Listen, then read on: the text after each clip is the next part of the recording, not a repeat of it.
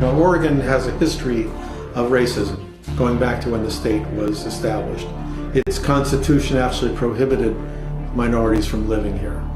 It was built by a white supremacist majority, and as such, it's taken a long time for them to try to face the reality of where they've been and what they need to do moving forward. The challenge here is that the cop watchers are people that keep us safe. When the camera's on, the police behave. This is a fact. I still can't tell you why I knew something happened, but there's just something in my gut that told me something's wrong. How do you think he made it from inside the house to this spot right here where we believe he was killed? He was called Moose because he looked like Bullwinkle when he was born. He was a very ugly little baby. He grew into his features. So you're going to see Eli Ritchie, who's being persecuted by the city of Portland for filming police legally, including the police chief, who by statute is on duty 24/7, 365. And then you arrested me for a probation violation to find out that I wasn't on probation, and then you said that I interfered. What we have going on right now in Portland is a cover-up, and the first line of battle is the cop watchers. Take this phone, leave it on speaker, so they can witness it. John Elfritz was inside City Team Ministries shelter, experiencing a mental health crisis, when 8 officers stormed into the homeless shelter with their assault rifles and weapons drawn and a police-trained canine dog. We just heard a couple of days ago that the 8 police officers that shot and killed him have been exonerated. Stefan was born in Israel. We absolutely need to be in the streets.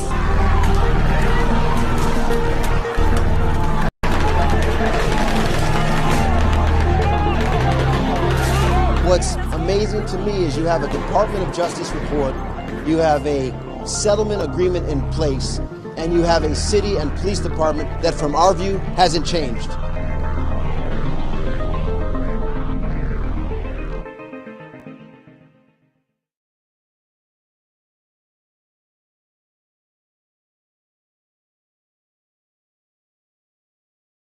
Is that somebody wants to sue me for slander, libel, because of what some drivers are posting on my channel about what happened to them and us speaking. Wait a minute, before, hold up, wait.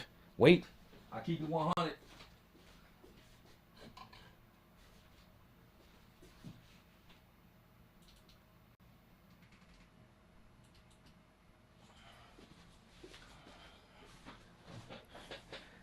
Now we lit. Let's get lit now. Now we lit.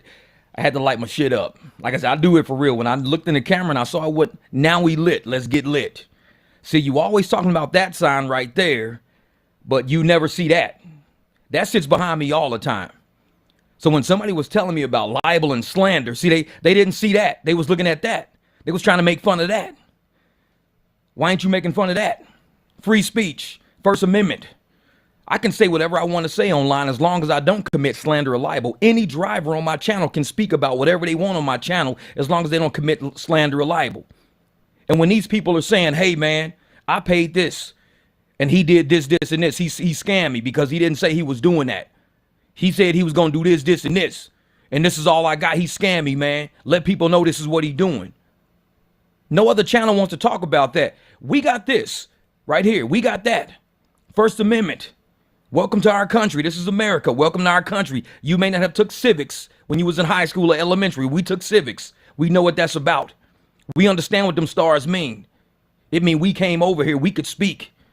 Anybody that got something to say it. Anybody that want to censor you, block you, ban you, flag you, they trying to do that for a reason. Hush you. Always talking about, oh, I got attorneys. I got attorneys. What you got so many attorneys for? I mean, I can see if you was unhealthy and you had a lot of doctors and nutritionists around. If you was always in trouble with, people trying to get on you, then you got security guards all around. I got a lot of security around me, man. I'm always having security issues. But you got a lot of attorneys around you. You got a lot of legal problems? I ain't never seen so many people with that. So many people that got all these attorneys. Oh, I got attorneys, man. I got all these attorneys around me. My attorneys. If you in that many legal issues and legal problems, because I ain't never seen nobody on your channel talk about how your attorneys ever helped them. Hey, did you get the Google Fi phone plan yet? Not in time, Alice. We're ping-ponging. I just thought we're ping-ponging siblings. We're always calling about ping-ponging and texting about ping-ponging. Maybe it's time we got on a family plan together. Only $20 per line. Thing is, I'm still... I always hear you talk about how you got all these attorneys. Are you in a lot of problems? Do you not understand the Constitution? Do you not know what the laws are in this country to where you always got to go get an attorney to help you understand something? Is that what the problem is? Because apparently you don't know something. And you always have an attorney. Oh, I got an attorney to help me. I got an attorney on deck right now. I mean, anybody with an attorney on speed dial. No, I'm not fucking with you. No, you got attorneys on speed dial. I'm not fucking with you. I don't know what your deal is. See, I got that. I got that on speed dial. That flag right there, that stay on speed dial. When I want to say something, I say it. A lot of channels don't like that. That's their fucking problem. That's the Constitution right there. I can speak my mind if I feel like it. Why do you think I created this channel? So I can have a bunch of other channels tell me how to speak, when to speak, what to speak about, why to even speak about it. Dude, I got the flag hanging behind me. I had to light that shit up because y'all apparently don't even see it. I put it behind me almost every podcast I do from my room to let you know this is about free speech. I'm protected by that flag back there. So if you want to sue me, you got to sue every driver on my channel that says, hey, Jeff, I got scammed. I'm like, how? What happened? Oh, damn, so he's scamming people like that? Jeff, my friend got scammed. How? Oh, he did that. Oh, damn, like that? So if you're going to try to sue me for slander, you need to first prove that I'm the one who said I got scammed. You got to prove that. You got to prove that I have information that you got scammed when all these drivers are the ones who saying they got scammed and they have information that they got scammed. So you going to sue me? That's like, imagine walking into a McDonald's, a bunch of us walking into McDonald's, and we go, oh man, the professor scammed me. And the manager of McDonald's would be like, what? He scammed y'all, the professor scammed y'all. What you gonna do, sue McDonald's because the manager who runs the building is now speaking about what people in the establishment are talking about? My channel is the establishment where people are talking about it. I'm just saying, hey man, that's fucked up. If he doing you like that, yeah, that shit it sounds misleading to me. Because you can't even have an attorney in small claims court. So why is this dude telling people, pay me money, I'm gonna have my attorneys do this and do that and do this. And then all you get is, oh, you got to go to small claims and file for yourself. Well, so you paying me all that money to tell me some shit like that? That's misleading. That's a scheme. That's a scam. That's what that is to me. Because I would feel scammed if that shit happened to me. The next person might not. Just like how it is in the real world. I might look up at the sky and I might say, damn, it's a nice day today. It's blue. It's nice. The sky, the wind is blowing, the palm trees are blowing. It's nice where I'm at. Somebody in Ohio might look up and be like, man, we got gray skies. It's fucking raining. See, we woke up the exact same day. We both looking at the exact same sky, but we see two different things. See, I'm seeing what I have over my head. I'm seeing my reality. They're seeing their reality. So maybe in your reality, you ain't scamming nobody. Maybe in your reality, you see it as a good way to get money off of people. Maybe you see it that way. So you don't call it a scam or a scheme. You call it doing good business to tell people shit, mislead them, get money out of their pockets, and then start blocking them, banning them, flagging them, won't letting them talk to you about, hey, man, I thought you said banned. Hey, man, you told me you flagged. Hey, man, I don't blocked.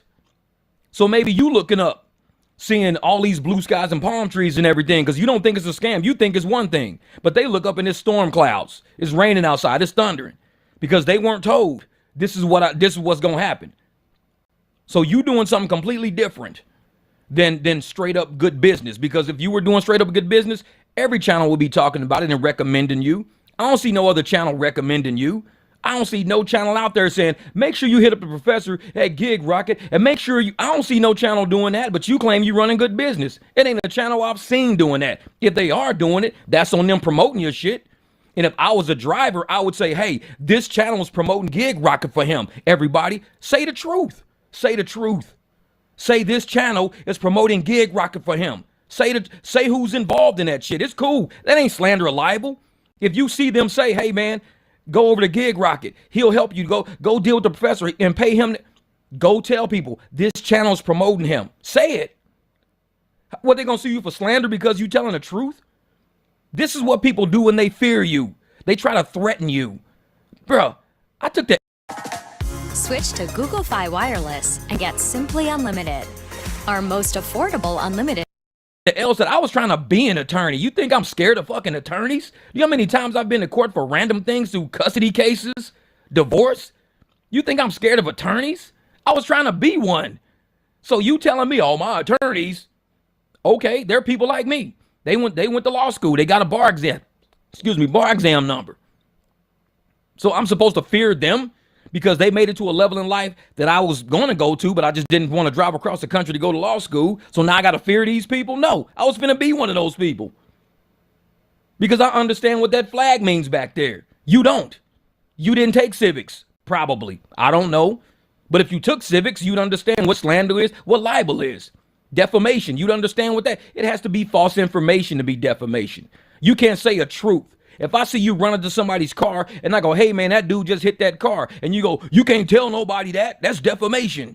You can't be telling people I hit that car. That's defamation. But you did. I just saw it. You just hit that car. That's I'm going to sue you for slander and libel. That's what the professor is doing. Because everybody on my channel was like, dude, he scammed me. He schemed money out of my pocket, man. Oh, he took me for this. Oh, he got me for this. And you sitting there, oh, and I'm just saying, hey, this is what they saying. Oh, Jeff, that's slander. That's defamation. Hey, you can look all up and down my channel. Look all up and down my channel. You see everybody saying it. So you going to sue all of these people too? That's what you telling me? Because all these people want to talk to you. You the one that don't want to talk to them. You avoiding them.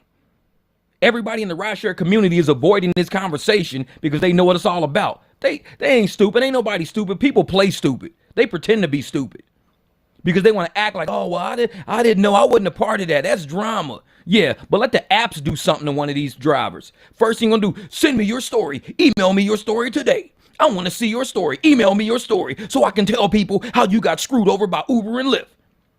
But it's like, hey, man, I'm going to tell you what the rideshare professor did to me. Oh, I ain't got nothing to do with that, man. No. But I'm a driver, though, man. Somebody got me for some money. No, man, I ain't messing with that.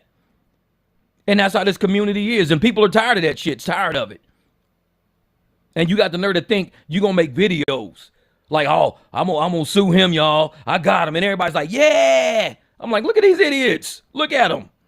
They don't even understand what slander and libel is, what defamation is. They don't even understand the situation. They never went and saw my video to see what this dude is doing and what people are saying what he's doing. They just hear a word out of his mouth and they're like, yeah, professor, go, get him. Try me. I can countersue.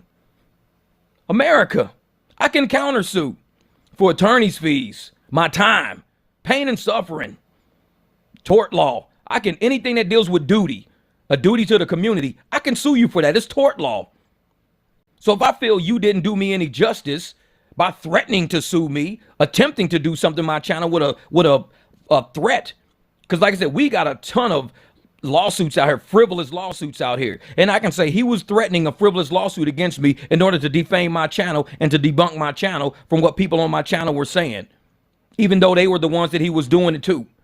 I mean, look at Tony the Closer. He was threatened by DJ Envy. He was threatened. I'm going to sue you, Tony. If you don't quit saying I'm scheming people and scamming people, I'm going to sue you. What happened to DJ Envy? He was found out to be scamming people. So he's probably going to jail. His partner already in jail.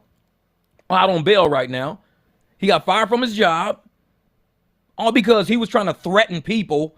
Don't say that about me on your channel, man. I'll sue you. I'm going to sue you for defamation. I'm going to sue you for slander and libel. Tony the Closer started laughing at his ass. It was like, bruh, I'm just letting you know what people are saying about you in the community. You going to sue me for you screwing people over, them saying they got screwed over, and now you mad at me for saying they got screwed over. Bro, you gotta, I can countersue. I'll countersue your ass. And guess what? Who will win that battle? You tell me. Because my attorneys would have a field day with it. And you say, oh, you got attorneys, Jeff? Shit, I'll find one. And this is an easy case. This ain't even hard. This is easy because all this shit's on the internet. It's all recorded. Everything's recorded. So I ain't even got to do nothing but say, hey, man, let me copy this for you, paste this for you, sing in this video, sing in that video. Damn, Jeff, I ain't got to interview nobody. Nope. These guys will email you everything they need. Professor, he runs his mouth so much, he has no idea what he's even saying. This is a cakewalk. Well, let's countersue his ass. Cakewalk. Try me. I'm one of them kind of cats.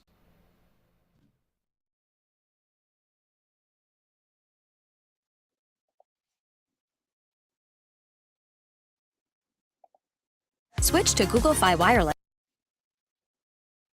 Well, good morning. It's Dad Dash Monday morning. It's Dad Dash Monday morning. We started off the show with our usual music from my 28-year-old progeny. prodigious progeny. I'm a prodigious progeny top fucker. My son, Ryan Black, Ryan Thomas Black, technically, if you want to be technical about the whole thing, played some great music for us. Then we went to the trailer for my documentary film Moose. I'm the producer and the writer, and my partner in filmmaking is named Hilton Ariel Ruiz. He makes horror films and documentaries. He's been on HBO doing all kinds of things.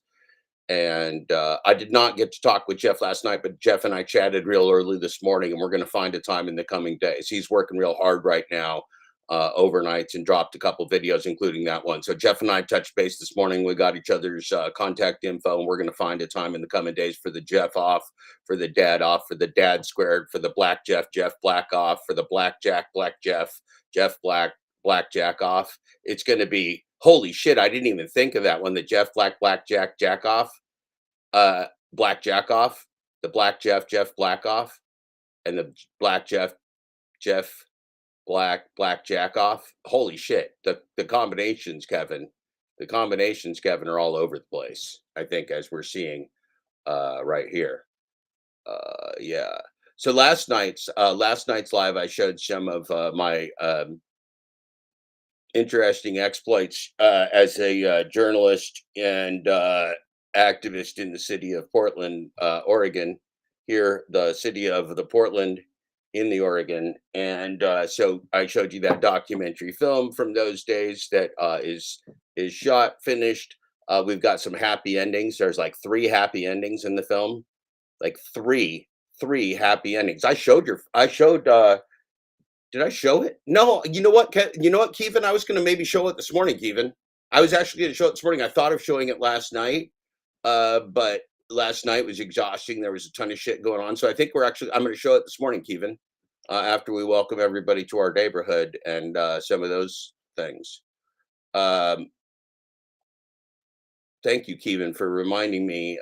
Good job on the DT. Good job on the DT. Never a DTTP. Bigfoot Dasher, wonderful to see you. Wonderful to see you. We're going to watch it again because it is fucking hilarious. But remember, first, we have to celebrate the fact that we are a community, we are a group, we are a team. We are the people who love truth and transparency. We are the people who love love. We are the people who love peace. We are the team going in for the big win, for the world, for the people, for our children, for the future. That's why we're here. That's why we have a neighborhood. That's why I'm here. That's why you're here. If you're not here for that, well, maybe you will be soon. Let's find out. We're going to start a song. This is how we do our special mornings.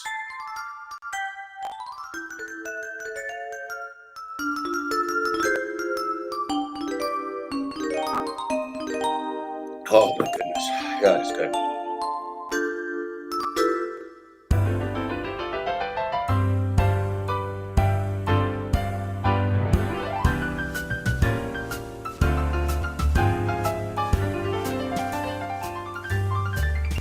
It's a beautiful day in this neighborhood, a beautiful day for a neighbor. Would you be mine? Could you be mine? It's a neighborly day in this beauty wood, a neighborly day for beauty. Would you be mine? Could you be mine? I have always wanted to have a neighbor just like you. I've always wanted to live in a neighborhood with you. So let's make the most of this beautiful day. Since we're together, we might as well say, would you be mine? Could you be mine? Won't you be my neighbor? Won't you please? Won't you please? Please, won't you be my neighbor? Well, howdy, neighbors. Welcome to the official start of the show. Welcome to the official start of Dad Dash's They Call Me Glitch Dash, Glitchgate Support, and 2 for Tuesday Special Re-Education Camp. This is Dad Dash's They Call Me Glitch Dash, Glitchgate Support, and 2 for Tuesday Special Re-Education Camp. If you're here, we will re-educate you. Well, you never know. You never know. You never know. All of the things will happen. But in my world, no means no. No means no. No means no. Don't be a stalker. Don't be a weirdo. If somebody doesn't want to be in love with you, if somebody doesn't want to date you, if somebody doesn't want to spend time with you, just no means no. Just go away. You don't have to like talk about them or stalk them or be weird about it or claim that they trolled you or anything. It just no means no. You just go away. That's how you do it. For anybody that's wondering, how do you detach from an online relationship from somebody that doesn't want to be around you anymore? You just detach. You just detach. You don't have to make videos about them. You don't have to claim they trolled you. You don't have to whine about it. You don't have to pretend that somehow you had a relationship with them and now you're disappointed. You don't have to do any of those things. All you got to do is just go away. No means no. And see, if you're working with other people and you're trying to help other people in your life, one of the great things that you can teach a child or that you can teach an Eli is that uh, no means no. I'm going to put it on the screen. No means no.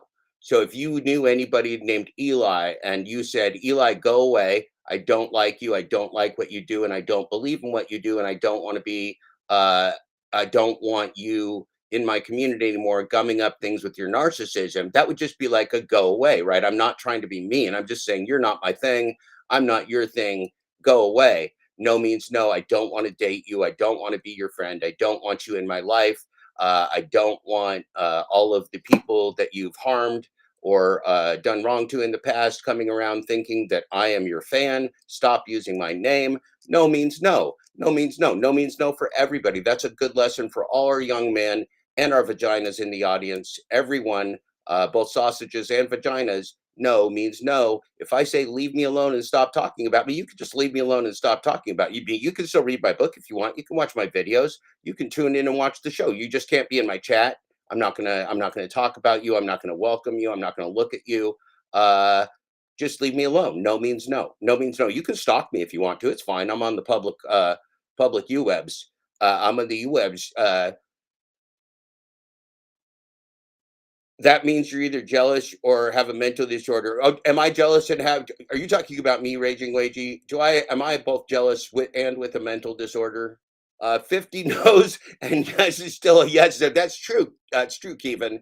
If somehow I get swayed into a yes, if someday I fall back in love with the person who can't take no for an answer, if someday I fall back into friendship with a person who can't take no for an answer and who won't go away and who won't stop talking about me, even though I said, be well, go fly, be free, be part of the community. I'm not shunning you from the community. I just don't like you personally and I don't want to be around you personally. Like that's just okay, right? We have to be able to choose like who cannot be inside us.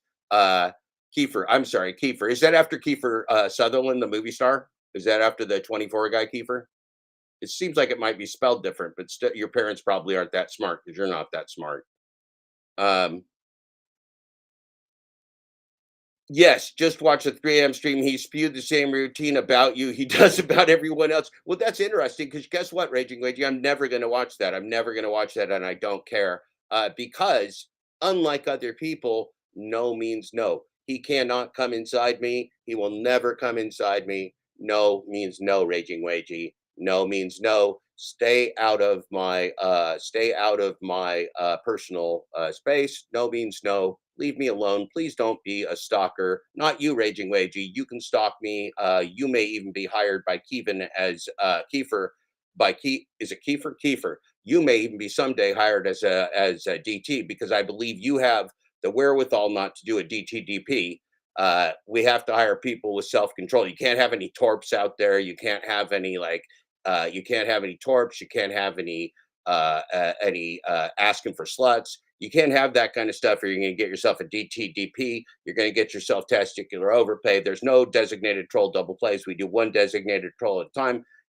Kiefer, like Kiefer Sutherland. I think he was named after the great actress from 24 who loved to torture people. A great example of a great American, Kiefer Sutherland. Kiefer the gig drive and thud, the gig thud and chud specialist. Let's watch it. Let's watch a show from Kiefer. Kiefer is a truth teller. One of the things we love about the Kiefer named after Kiefer Sutherland from Gig, Chud, and Thud. Gig, Chud, and Thud is a special individual. He's a special individual. And I've personally subscribed to Gig, Chud, and Thud because Gig, Chud, and Thud. Excellent. Okay, I think I got the channel Gig, Thud, and Chud. Let's see here.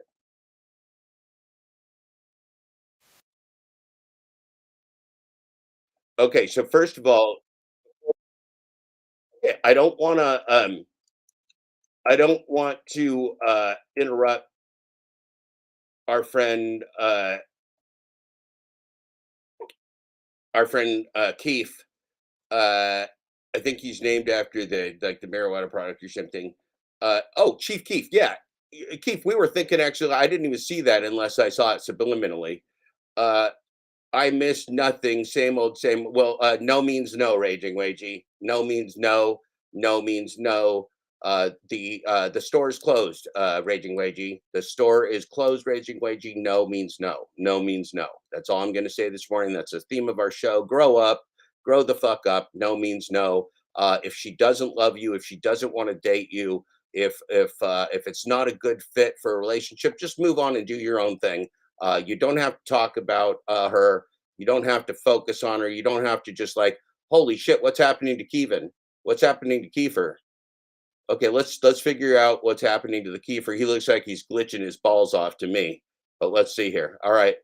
Kiefer, good luck with this. It has been good knowing you. I will probably kick you off the show when we're done with this because I'm losing confidence in you by the minute.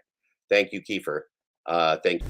So I got a video for everyone today. We are gonna do a lunch rush.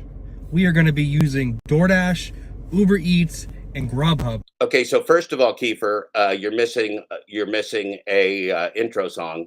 You got no intro song. You got nothing going on there. Your hair looks fabulous. Shit, man. First of all, this shit is like off the fucking charts on the scale of like 1 to Kevin, 1 to Kiefer. It's like you're like, remember, it's like a 1 to Kevin scale, like, and 69 is the Kevin. You're a 69. You'd like knocked it out of the park. It's too bad 69's the top of the scale, because if there was a 70, I would give you a 70 on the hair right here. Obviously, the hair had something to do with the algorithm while you were doing this, because nobody with a hair game like that can be ignored by computers. That is even computers sense a hair game that's natural. Kevin, are you telling me there's no putty in there? Kevin, are you asserting, I want to fact check. Are you asserting there's no putty, there's no product in this hair, this is natural? Are you asserting this is natural, Kevin? Because I think we got another liar. I think we found your first lie of the day, Kiefer. Okay, we're going to keep watching, but we're going to keep an eye on the hair. We got to keep an eye right up in this range. Keep an eye on Kiefer's hair up here, because I'm going to call bullshit. I think this is like an asking for sluts. Oh, now the truth comes out. Kiefer's been juicing. There is putty on the hair. Kiefer lied in our interview, much like the asking for sluts. Thank you, Kiefer. You've lost all credibility. You are no longer welcome in my inside me, Kiefer. You may no longer come inside me. I've got 8 in my box right now, Kevin. Sorry. I wish it was you. I wish there was 7 and you were not in my box. And we are gonna do our best to have our best day just for lunch. This is a video for all the haters who don't think you can make money on these platforms. Let's get into it. I hate you, Kiefer. I hate you, Kiefer. Welcome back to Gig Drive and Thrive. This is Kevin, and today we're gonna make some money. Let's go do some DoorDash, some Uber Eats, and some Grubhub. Let's go. All right, we are starting our day off well. As soon as we turn the app on, all the apps, we got this order right here. It is $94.72, going just under 18 miles. Now, normally 18 miles is not something I would take. That's a fucking unicorn. I don't mean to use bad language this morning so early, but that's a fucking unicorn right there. I'd bang the shit out of that unicorn, Kevin. But I got this order legitimately, and it is time to go make this money. Let's go. So I don't know how you guys' day is going so far, but mine is going good. Got that one order started. And this guy, I don't understand why people don't think they can make money.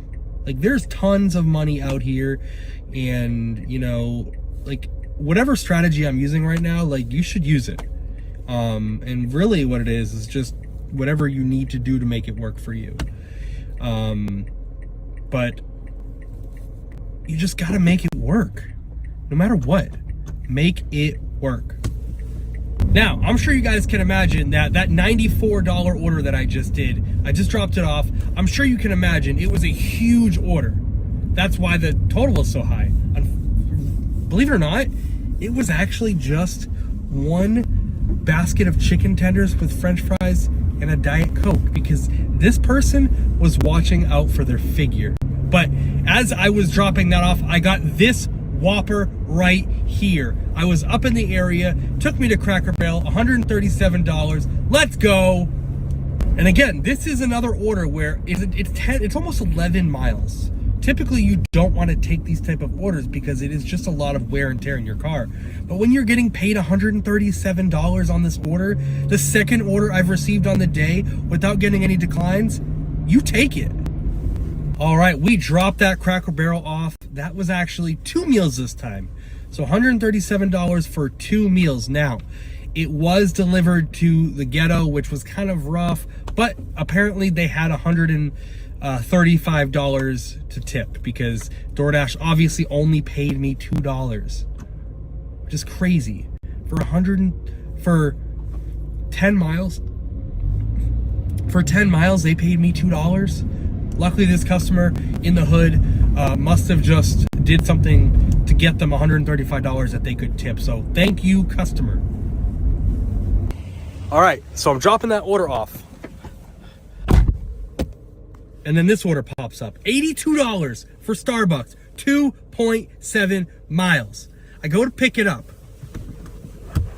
Listen, I go to pick it up, and I don't know what's happening today. Maybe I did something crazy that allowed this to happen. I go to pick up this Starbucks order, and you'll never guess what happened. First of all, no traffic. None at all. No wait in line. Even though the whole store was packed full. They said, "Are you Kevin?" I said, "Yeah." They're like, "You got a DoorDash order?" I'm like, "Yeah." They're like, "Well, I've got this one coffee." And I'm like, "Wait a minute. Are you sure you have the right order?" And I told them the customer's name. I said, this is all? They go, "Yeah." I said, "Okay."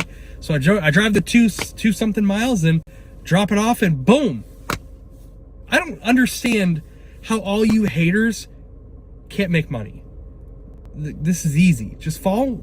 Just follow what I'm doing. Super easy. All right, I'm gonna be honest with you. This one's not as good. It's only 67 for 13. Miles to money ratio isn't really what I wanted it to be, but I'm gonna take it and hope that it brings me to a better area. You know, sometimes you have to take these other orders that you don't want to take, especially. I think this is the 4th order in a row I've gotten, and it's only been about 35 minutes. So I know, it's like literally first world problems. I'm sorry for complaining, but you got to do what you got to do out here. All right, ask and you shall receive. I get a Grubhub. Check this out right here. $258 for 8 miles. Guys, this is too easy. Lunchtime on a Monday. What are you guys doing wrong? This is ridiculous. Best day ever so far. And I still have a couple. Again, this is like my 5th order in a row. No declines. It's crazy. All right, now this is what I'm talking about. That's the miles to money ratio we're looking for. We got a $63 for 3 miles on Uber Eats. Let's go. And then I got this add-on right here, plus 44 for 6.8 miles. Never mind that I don't have a DoorDash order. Don't pay attention to the details. But I had the Uber order. I got the plus on the DoorDash because math, and let's go. All right, so we've been sitting here for about 38 seconds after that last drop-off, and I'm starting to get worried that I'm not going to hit my goal. There's been no traffic today, no wait in stores. Every customer's Nobody's tipped me any extra. Not gotten any cash. I dropped those other 2 orders off. No tip extra. Like, I don't get it. What am I doing wrong? But we're gonna continue. I'm gonna probably take one more order, and then we'll kind of see where we end up on the day. All right, guys, we only got about 15 minutes left of lunch, and I don't know if we're gonna meet our goal. I was trying to reach $1,000 by during this lunch shift, and I'm still many hundreds away. But I mean, we'll see. I mean, you know, anything's possible. But I'm gonna have to try really hard over these next 35, 60 minutes to actually make what I want. All right, so got this one right here, $68 for 2 miles. Now, this customer looks like they would tip cash. As we know, most customers from McDonald's like to tip cash when you get there. So I'm gonna take this order on the off chance that I get a cash tip. And I'll let you guys know. This is the last one I'm gonna take because I do wanna go home, because I do have to go swim in my room full of gold coins. So, you know, you just gotta do what you gotta do. All right, we have dropped that off, and I have to show you guys something. I said when I accepted that order that customers from McDonald's typically tip cash. And I'm gonna tell you, what do I have over here? Cash. Ask and you shall receive. So I'm gonna tally everything up and see where we're at. We got $200 in cash tip on top of the 68. So for those 2 miles, for those 3 Happy Meals, we made $268. Come back with the total in a second. All right, so in app, during our lunch shift of 1.5 hours, we made $816 in app. And then our last customer tipped us our $200. So that puts us at $1,016 in 1.5 hours. Listen, everyone's always talking about how they want us to show proof that we're actually making the money. I just did that. In this 9-minute video, I have shown you how I made over $1,000, one with 3 zeros, in an hour and a half. And so, you know, to Jeff Thomas Black, to Brian DoorDash Sucks, Gig Economy Police, and to that bastard Glitch Dash Thomas Schubeck, I know you. I know who you are. I know you are probably gonna, on your stream, you're gonna watch this and you're gonna talk a bunch of crap. You're gonna say, oh my God. And you know what? You do that, I swear, I will report you for reacting to my comments, reacting to my video. And you know what? Because I don't want any positive attention or negative attention. Actually, you know what? Don't watch my videos at all. They're actually pretty boring. So I want you to stop it. You're a bad boy. Bad. I don't like it. So please don't talk about me, cry, and then I'll report you and claim copyright strike. Also, I don't want any negative comments in here. I will flag them. I will ban you. And then I will be very upset with all of you. So, yeah.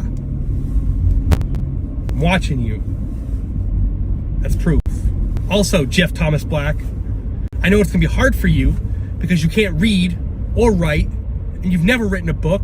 There's nothing nothing. There's no Substack, anything like that. So don't even watch it. I know you can't read anyways. So, that's all I got for today, guys. Hope you have a great day. And listen, I made this money. You can obviously make $1,000 in an hour and a half. It was super easy. I just got really good at using Photoshop. So, I mean, it's really good. So, till the next one. Later. All right, guys. If you got butthurt, I don't apologize. It was a joke. The internet's a joke. YouTube isn't real. So, if you do get offended by this, I've said this many times, go for a walk, get some exercise, love your wife, love your kids, whether real or fake, and just enjoy life. YouTube is not that serious. If you took offense to this, you might be the issue.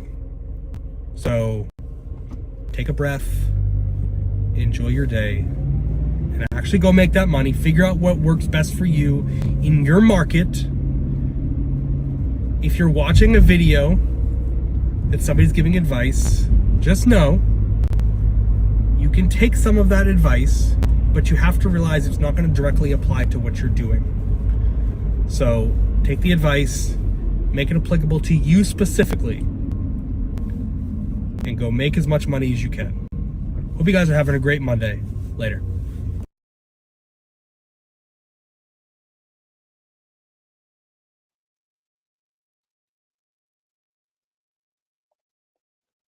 Well, that was hysterically, Kevin. That was hysterically. Catch up, Kevin. Do you want us to pause while you catch up? Oh, I'm sorry. It's not Kevin, is it? Anyway, Gig Chud and Thud. I believe it is Gig Chug and Thud. I'm sorry. It's Gig Chug and Thud in the chat. Kevin, that's him right down here. We'll post him up there. Gig Chud and Thud. Gig Chud and I'm not positive what it is. I'm not really positive. What is the name? Anyway, this is Dad Dash's, they call me Glitch Dash, Glitchgate support, and 2 for Tuesday special re-education camp. Now, why is it 2 for Tuesday? Because Tuesday is 2 for Tuesday. Now, yesterday actually was Monday, which normally would have been the only day of the week for which we can get motivated. It's the only day of the week. It's the only day of the week that allows for proper motivation. It's called Monday, and it starts with an M, so it's motivational. When we do our Monday motivation, sometimes things happen that are demotivational. And so yesterday was more of a motivational, demotivational Monday. In fact, I don't think I ever even got to the motivational part. I think it was just demotivational, just woke up with the demotivational clusterfuck of the Torps, of the Eli's, of the Askins for sluts. Just a nightmare, just a cavalcade of dipshittery, fakery, troll farms, bad videos, copyright claims, and dick bags that do not know. The theme of our show this morning is no means no. If somebody says, please leave me alone, you can just leave them alone. You can just not talk about them. You can just leave them alone. It's actually possible. Remember, our commercial, our broadcast today is sponsored by No Means No. Thank you, No Means No. It's wonderful to have you as one of the sponsors today. No Means No. And so our first poll of the day is going to be, we're going to call this the Eli poll, where it's the Eli Memorial Community Poll. Eli, I'm going to share this with you because it's exciting. I like writing these things for you. It's going to be fun. You're going to like it. I'm going to like it. We're going to vote. We're going to make our streams heard. We're going to make our streams heard in the world. This is the Eli Community Memorial Poll. We thank him for his service. And so, what does no mean to you? So this is a test. And so what does no mean to you? We're going to add an option that is like not sure. And then we'll add more on options like I can't hear you. Okay. So that's a good one. So we're going to start poll. So we got yes, no, not sure, and I can't hear you. We're going to start the poll. Please, you must know this is the most important poll of your lifetime in the history of the world of your lifetime, all the way up to this very point right now. This is literally the only poll you will consciously take at this very moment, making it the premier poll on planet Earth for you in your own personal game. Blows your mind. That's consciousness. This is the Eli Memorial Community Poll. It's a poll that's hard. It's a poll that's stiff. It's a poll that goes one direction, exactly where it needs to go. to the point. It's a poll. It's a polling. It's a hard poll. Eli Memorial Community Poll. What does no mean to you? This is a test for you. This is a test for you. You get to decide what no means. Does it mean yes? It could mean yes. It could sometimes. Maybe. I'm not sure. That's for you to decide. Could no mean no? It could mean no. No could mean just no. No could mean no. Somebody could tell you, like a pretty girl could tell you, I don't want to date you. I don't want to date you. My name. Let's imagine my name is Kiefer Sutherland. My name is Kiefer Sutherland. I'm an actor. I'm on 24. I like to torture people on TV. I'm an American hero. I torture people. I get the truth out of them. My name is Jack Bauer. Jack Bauer, I think. So my name's Jack Bauer. And so somebody's like, hey, Jack Bauer, I don't want to date you. And so I'm like, what is this going on over here? This is like my control panel or something. It's weird. Somebody's like watching a double show. We got a glitch in the matrix pants over here. We only got 3 votes so far. That's a pathetic performance by the 10 of you. A pathetic performance. I'm just going to be honest. I'm just going to be honest with you. It's not a good performance by you. You need to step up the game. This is an important poll. It's the most important poll of your lifetime. If you need some time to think, that's fine. Oh, jealousy. I never thought of that. My ego is sometimes not big enough to think like people with egotistical problems, raging, waging, and I am sorry about that. They're illiterate because their brains are cooked. Well, brains are cooked. Do I have a cooked brain? Raging, waging. Is this my brain on drugs? Is this my brain on drugs? Should we have a sizzling sound in the background? We could. Let's see. Thunder says, not sure no means no, but I'm not, no means not sure. Okay, yeah, something like that, Thunder. I think you're thinking it through. You're going through the heuristics of the process. Yeah, think about it. Think about it. You got it. It's a process. You got it. It's a conscious process to go. Right. Pretty girls always chase you. Never say no. They always say yes. That way you don't have to learn to take no if they always say yes. That's a key. Look, if you got hair like Kiefer Sutherland or our friend Kiefer from Gig Thud and Chud, if you got Gig Thud, Chug and Thud hair, you're not going to hear no very often. But he married somebody. He's a very dumb individual. He's not a very smart individual. He took that gorgeous hair and he wrapped it up. He pledged it to one woman, which is really dumb. Really dumb. The wrong thing to do. As you can see, I am a single dad dash. I am now a single dad dash. The single dad dash, man, it's the way to go. Kiefer doesn't know what he's doing, especially with hair like that. If I had hair like Kiefer, I would probably just go on tour. I would just go on hair tour. I'd just drive around the country going to locations wherever there were pretty women, and I would just show off my hair. I mean, it's just all I do. Okay, you went with no, Thunder. All right, that's fair. It's fair. It's fair. I appreciate. Look, I'm glad the 10 of you didn't rush to hasty decisions, and only 5 of you have voted so far on what no could mean to you. Only 5 of you have voted, so 5 of you are still thinking about, like, if somebody tells me no, what does that mean to me? If somebody says no, I don't want anymore, should I keep shoving myself at them? Like, should I? If somebody says no, should I keep going? Should I not keep going? Should I pretend that I'm deaf? I can't hear you. Should I say I'm not sure what that means? I don't speak. No hable. No hable. No. I don't understand the word no. How does this work? How does this work? It's our question of the day. It's our question of the day. Oh, goodness. There's so much. See, this is the thing about the gig economy. You think you've got answers to the questions of your life and the world, but you don't. You don't have those questions. You don't have those answers. You don't have all of the things that you might think that you have because in this world, apparently, some of the words no longer mean what they used to mean. We're switching the meanings of words, and it's a special so shop. You got to think about that. Oh, excuse me so much. Excuse me. So now, as you know, right? Yeah, no could be not sure. That's a good point. That's not a point. Now I'm going to do something for you. So last night, I gave my full in a performance of, let's say, a short morality play, a short morality song, if you will. It was only, actually, it might have been by then actually Tuesday. I'm not sure. I think it was still Monday. I'm pretty sure it was Monday. It wasn't motivational because yesterday's motivation was pretty demotivating. And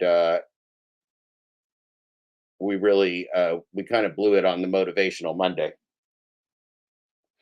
But we're going to make up for that. We're going to make up for that. Now, I do understand. Yeah, it took a while to get it right. You got to think about it. It's taken Eli like 6 years on YouTube, Thunder. He's still working through it.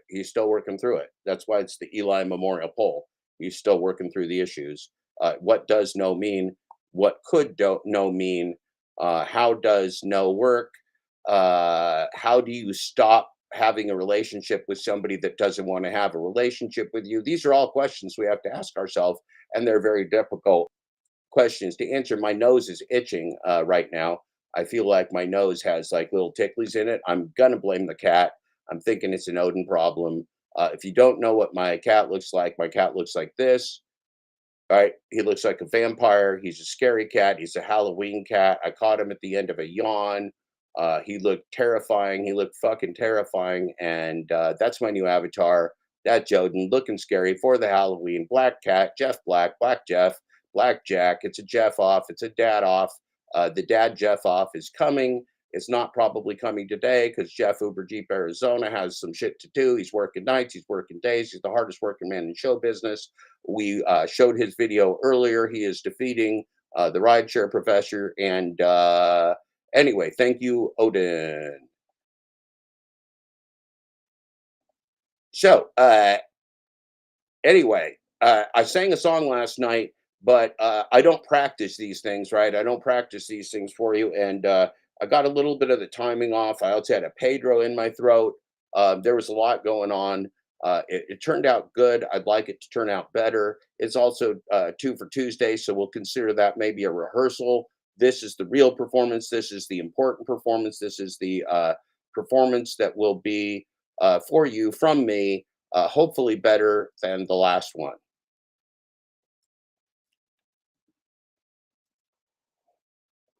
And remember, this is coming to you from the Real Dad Dash. I am the salt of the earth, sponsored by Kroger brand iodized salt for the salt of the earth, for the Real Dad Dash. And remember, I'm the only Real Dad Dash. I'm the only one salt of the earth. And Kroger is selling your information for billions of dollars. If you ever had a Safeway card or an Albertsons card or a Kroger card, or you still have one, they have all your information, all of it, every single bit of it, and they're selling it to companies for any price to anyone, all of our information for the entire monopoly of groceries. Thank you, Kroger iodized salt from your Dad Dash. Excuse me. Those Pedros in the morning, Okay, so let's get going on this. This is a serious business. It's a serious song. It's a great song. It's a seriously great song. It's called "When a Man Comes Around." It's kind of biblical. It's kind of intimidating. It's low. It's got deep testiculars, which I appreciate. And I should give you, just for the sake of warm up, I'm going to go ahead and give you, let's say, the Dad Dash Tuesday morning song. It's a Dad Dash Tuesday morning. It's a Dad Dash Tuesday morning. It's Dad Dash Tuesday morning, and our testiculars are low. It's a Dad Dash Tuesday morning. It's a 2 for Tuesday morning. It's a Dad Dash 2 for Tuesday morning, and our testiculars are low. Okay, that was, I thought it felt good. Let's see. Gig Chud and Thud says, has Jeff from Uber Arizona made $1,000 in 1.5 hours? I have no idea. Jeff is pretty badass, but Jeff is also very transparent. in how he does it, what he does, what other people can do. I mean, rideshare is a very different game, right? Rideshare, you're not capped off on your earnings like the bullshit of the last mile delivery, right? Rideshare is just a new model for cabs. You can only fake a cab so much because you got to have a cab driver until we have self-driving cars. Then we can, then we can kill all the humans. That'll be great. Get ourselves some self-driving cars. We won't be needed anymore. We will have nothing to do but be dead. It'll be wonderful. We can all be dead together. Can't wait. Hope you can't wait as well. Till the human race is no longer needed, there will be nothing more enjoyable. I guarantee it. That's a dad dash guarantee. Let's sing a little song. It's a morality song. It's a morality play. It's a song. It's a morality song. It's a little religious, but not really. I mean, it just kind of is, but only in a creepy good way. Only in a real creepy good way, in my opinion, as a person that did not grow up with the religious musicals.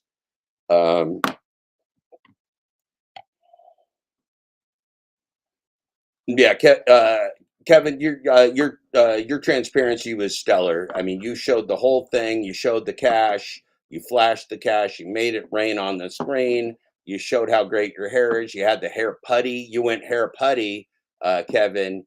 After saying you were going clean, you went hair putty, which is suspicious to me, Kevin. You obviously went with the putty to put out more propaganda for both your hair and for the global gig economy corporate cabal. Kevin, we got you smoked out as another bad actor, but Kevin, we still like you. You're an excellent DT. I have yet to be DP'd, and I credit that to you, Kevin. Let's get going with the musicals.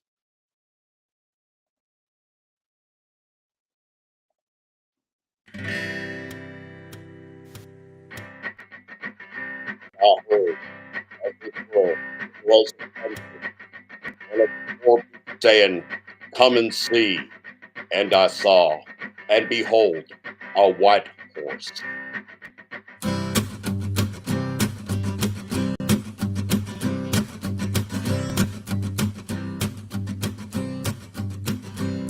There's a man going round taking names, and he decides who to free and who to blame. Everybody won't be treated all the same. There'll be a golden ladder reaching down. And the hairs, gosh darn it, the hairs on your arm will stand up at the terror in each sip and in each suck. For you partake of that last offered cup, or disappear into the potter's ground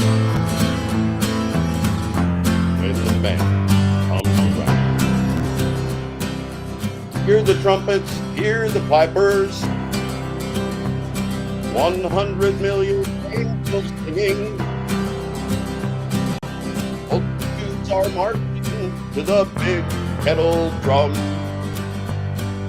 Voices calling, voices crying. Some are born and some are dying. It's Alpha and Omega's kingdom come.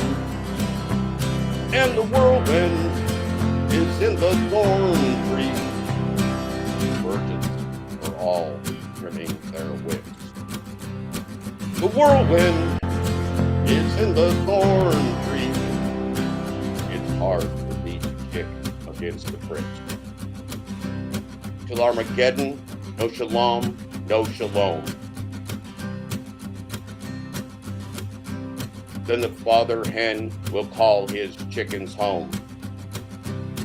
The wise men will bow down before the throne, and at his feast they'll cast their golden crown. When the man comes around.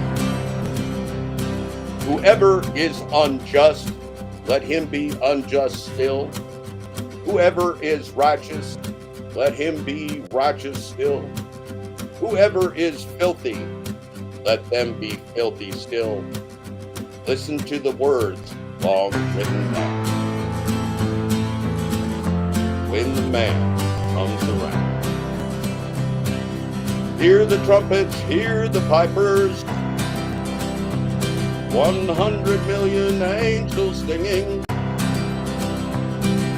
Multitudes are marching to the big kettle drum. Voices calling, voices crying. Some are born and some are dying. It's Alpha and Omega's kingdom come. And the whirlwind is in the thorn tree.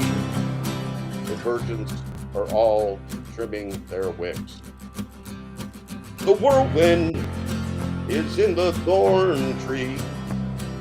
It's hard for thee to kick against the pricks. In measured hundredweight and penny pound, when the man comes around.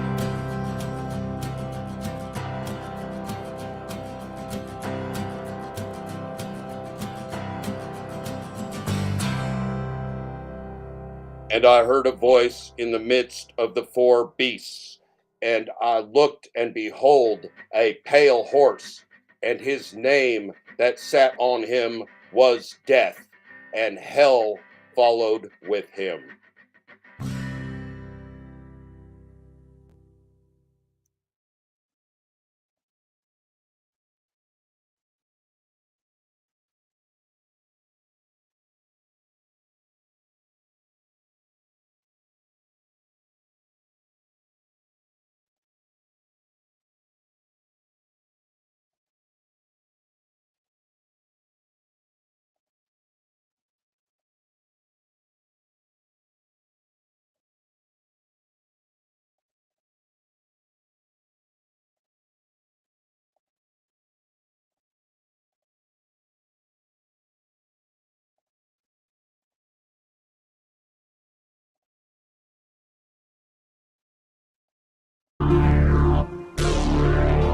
Now, Oregon has a history of racism going back to when the state was established.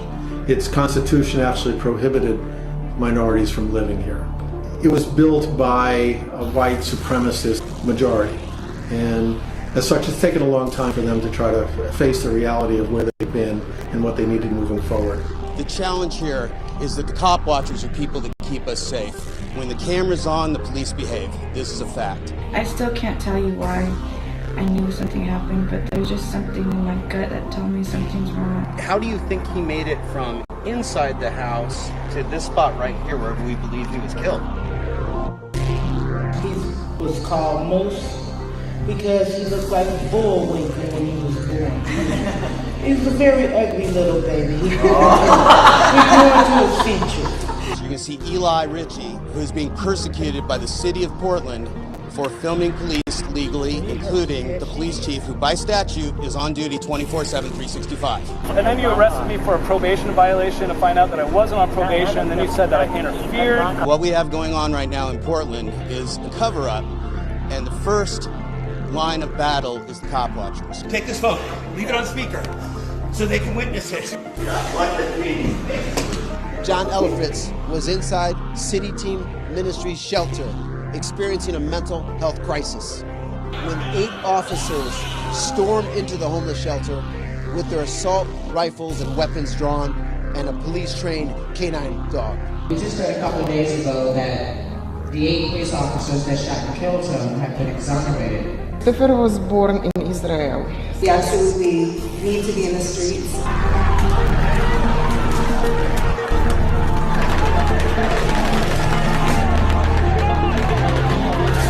What's amazing to me is you have a Department of Justice report, you have a settlement agreement in place, and you have a city and police department that, from our view, hasn't changed.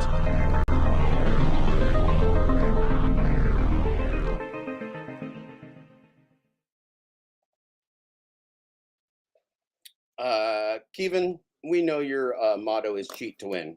Hair putty. Let's see, we got the Kevin, we got the hair putty, juicer, cheat to win. It's Kevin's motto. He's a hair putty juicer. He cheats to win. He's not a person that you can trust. Do not follow Gig Chud and Thud.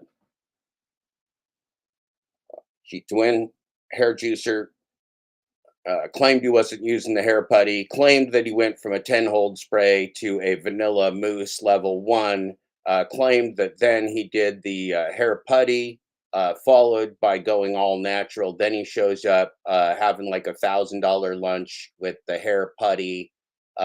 Makes me sick too, Mary Poppins. There are people that are cheating the system using hair putty when they say they're clean. No means no, Kevin. No means no, Kevin. I'm not trying to bias the poll, Mary Poppins, if you haven't seen the poll.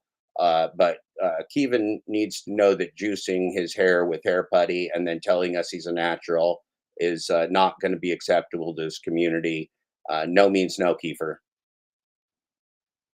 Yeah, a $258 Grubhub is because of your hair, dude. Look, man, don't. First of all, yeah, you say you're natural. Have you been tested, Kevin? Have you been tested, Kevin? You say you're natural. Why would we believe you, Kevin? Why would we believe you now, Kevin? I'm natural today. Yeah, yeah. And my testiculars are low today, too, Kevin. And my testiculars are low. You're natural. Everything's perfect. It's all a wonderful world. There is no war. There is no poverty. Everything's good because Kevin's hair is a 10, 69 out of 1 to 69 rating. Are you really getting a haircut today, Kevin? Will you come on live? Will you come live on the show when you get your haircut to update the people? And then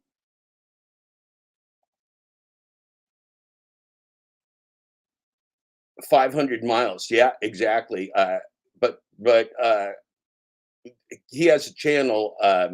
He has also Mary Poppins. He has a loan sharking channel called Kevin Drives Fast, where he sells payday loans. Kevin Drives Fast is a fast growing network of payday loan affiliates. Fast growing network of payday loan affiliates is called Kevin Drives Fast. I don't know why he calls it Kevin Drives Fast because I believe his name is Kiefer. But anyway, he calls it Kevin Drives Fast. Kevin Drives Fast, the best hair in the gig economy game, better than Matt, who is Mike. Mike's retired. Mike is at the pool. Mike's sleeping off the party times. Matt is Mike. Matt is Mike. If you watch Mike, you're watching Matt. Remember, Mark is in the closet. Mark, the third of the Wonder Tins of the Matt, Mike, and Mark. Mark is in reserve. We do believe someday that Mark will be the best Mike yet. Right now, Matt's got it covered. Mary Poppins. Matt's got the mic covered right now. Someday, Mark's going to step up and have his one shining moment, much like Torp does. Much like Torp. If you haven't seen, let's watch Torp's one shining moment for a minute, just because it's 2 for Tuesday, and I have to go do a pee glitch. So I'm going to let you watch our good cartoon friend, our favorite cartoon character of the gig economy, the one, the only, the torquiest of the torquey, the twerpiest of the twerpy, the trolliest of the trolley, the Torp, the cartoon character that we've all grown to both love and know. His name is Torp. His name is Torp, and we love him. We think about him. We dream about him. Someday, we hope that he joins our community and brings more characters to us. Right now, we just have to take the Torp, but the Torp is many people, right? He's in one cartoon character. You got a lot of value. You got a lot of entertainment value for the one Torpino character, and we don't want to take for granted the Torpino that we have today in hopes of the Torpino that we'll get tomorrow. We don't want to take advantage of the Torpino. We don't want to take our Torpino for granted. Now, first of all, before I give Torpino the highlights, we're gonna go ahead to my cat with the drinking problem. I have a cat. It's got a drinking problem. I'm not ashamed of it. He's not ashamed of it. Often people will ask, does he have a drinking problem or is he drinking genius? That is for you to decide. I do not try to bias these type of things, even though I obviously have a dog in this cat fight.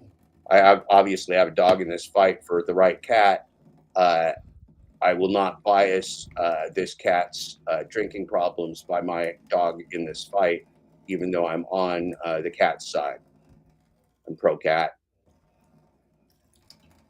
See, he starts left and then he starts right and then goes left. He's ambidextrous.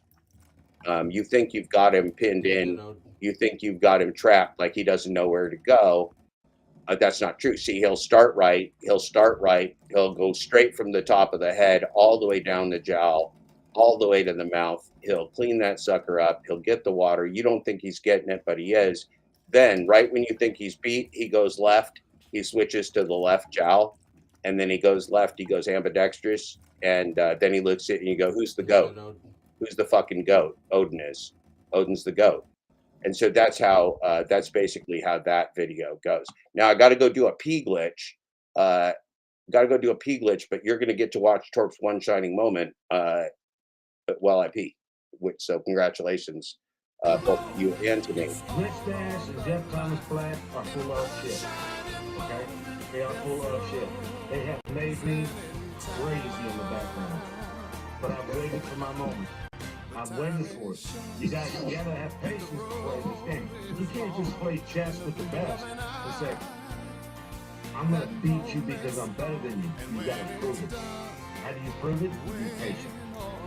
They have blasted their ass all over fake views, all over subscribers, talking about how good they are and how much facts they got and what they're looking at and how they're going to tell you they're going to change the world, but they need your help. You want to change the world, you don't need anybody's help. You don't need to protest. You need a viral fucking video, which neither one of those little fuckers have. Neither one of them have that. Jeff Thomas Black is going to get his fucking butt hurt tonight. And so is Rich Thomas. I'll tell you what. I watched this. Rich Dash and Jeff Thomas Black are full of shit. Okay? They are full of shit.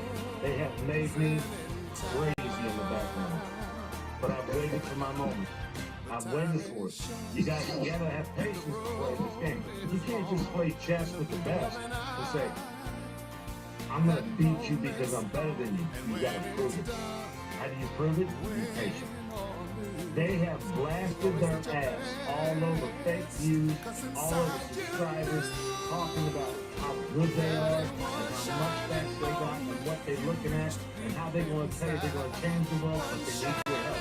You want to change the world, you don't need anybody's help. You don't need to protest. You need a viral fucking video, which neither one of those little fuckers have. Neither one of them have that. Jeff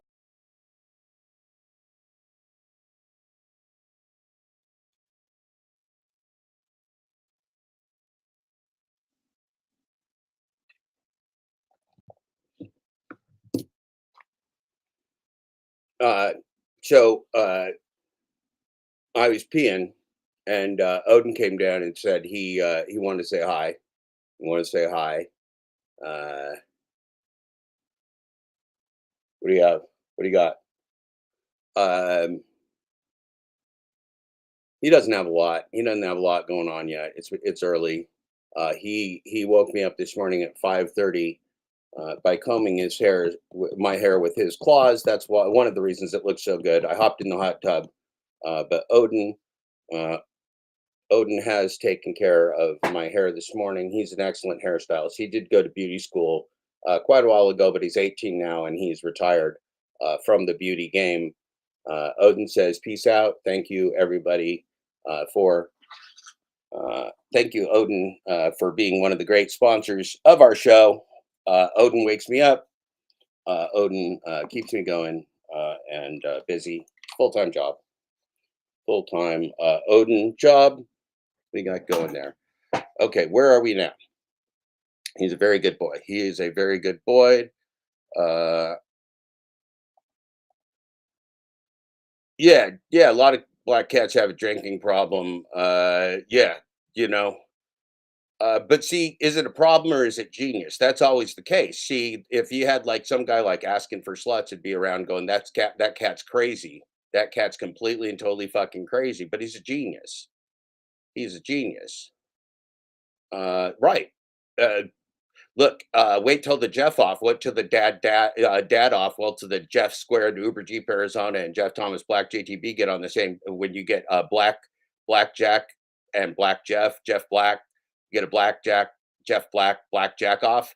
Holy crap! It's going to be insane. There's going to be people scared, and my suggestion is that you start a motherfucker drinking game, because that Uber Jeep Arizona Jeff can drop them bombs like nobody's business. And I plan to get into the spirit. It's going to be a no hold barred cavalcade of Dad Squared, Jeff Squared, Black Jeff fun. So it's something to look forward to. That's going to happen as soon. Uber Jeep Arizona Jeff and I were touching base this morning in the chat of the Rev, who is doing a live stream. Hello out there, Rev. We all love the DoorDash revolution. So Uber Jeep Jeff and I were talking, and he's a busy guy right now. Well, we'll talk about that. We'll talk about that, Raging Wagey. For some people, there is. It's just not you. It's just not there for you. But for some people, there is. Yeah.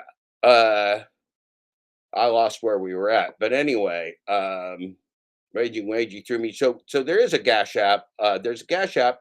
It's just not for the sausage party of our variety. The Gash app is more if you're familiar with, if you've got any male friends who are of the homosexual persuasion, fine. Some of my closest friends are gay. They got a thing called Grindr, and let me tell you, Raging Wagey, it's like GRINDR. If heterosexual men had Grindr, there would be no war in the world. There would be no war in the world. They would just be getting whacked off all the time. If there was a Grindr for heterosexual men that actually worked, there would be no problems in the world. There would be world peace 24 hours a day, 7 days a week, because everybody would just be grinding with their heterosexual Grindr. But that's not the way it works. That's why gay men have more fun. If you're a straight man, you're definitely missing out on the best parties. I have determined that over 55 years. I've never been gay, but I certainly wish I was. They seem to be having a much better time than me, almost always. Yeah. Let's check in. Let's check in on our Eli Memorial poll. Our Eli Memorial poll, the most important poll of your lifetime ever in the history of the world, up to this very moment. It is literally the only poll that you can take right now, today, at this literally very moment, and that makes it special. Okay, Eli Memorial Community Poll. It is a Memorial Community Poll. What does no mean to you? This is kind of a test. You're not supposed to guess what no means to somebody else. It's what does no mean to you? What does no mean in your life? If somebody says, no, I don't want to be your friend. No, I don't want to date you. No, I don't want to meet you on Grindr. No, I don't want you to come inside me. No, I don't want you in my box. No, I don't want you to come in my box. Any of those things, if somebody says no, what does that mean? Okay, so 23% of you are extraordinarily slow learners. We appreciate that. We love you in this community, even if you're a slow learner. 23% of you say that no, in fact, means yes. And so I'm guessing that you might be coming over and joining us from some other parts of the community on YouTube. For 23% of you, no means yes. Now, 8% of you are not sure. You're still figuring it out. That's not great. It's not great. It's not great, but it's better. It's better than yes. It's not great. If somebody, let's say you like some young lady and you favor her, and just she's the most beautiful. Let's say she looks like Gazelle Bündchen. Let's say she looks like the Gazelle Bündchen. You like this Gazelle Bündchen. She's beautiful. She dates quarterbacks. She's Tom Brady's ex-wife. She's gorgeous. She's rich. She's a supermodel. You really like that Gazelle Bündchen. I like the Gazelle Bündchen, right? If Gazelle Bündchen is available, she's tired of the Tom Brady, she can come give me a call, right? I'm available to the Gazelle Bündchen 24 hours a day, 7 days a week, 365 days a year, availability for Gazelle Bündchen. That's not the point, though. That is not the point that we're making right now about the Gazelle Bündchen. You got to stick to the point. You got to stick into the point. It's not about Gazelle Bündchen. I've done all the research possible, much like Kevin of Gig, Thud, and Chud. I I, as a member of the Sausage Party, have done full research on Gazelle Bündchen, full background check, opposition research, the full deal. I have determined she's gorgeous, and I've determined that she would probably like me if she knew me better. Both of those things, she's gorgeous, and she would like me if she knew me better. Now, I don't want to say that she doesn't like me now. She just doesn't know me well enough yet, is the problem.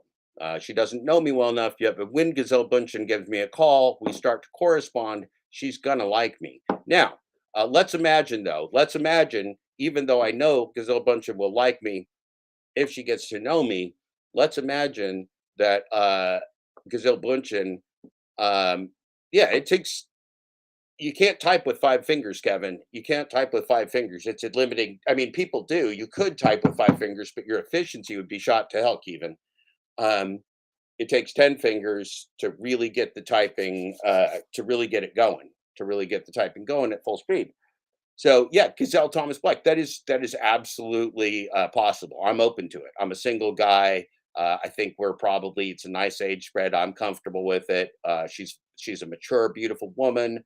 I think that we have a lot in common, and she would really like me, probably enough to marry me and take both my middle and last name. So that is the working theory, Pedro.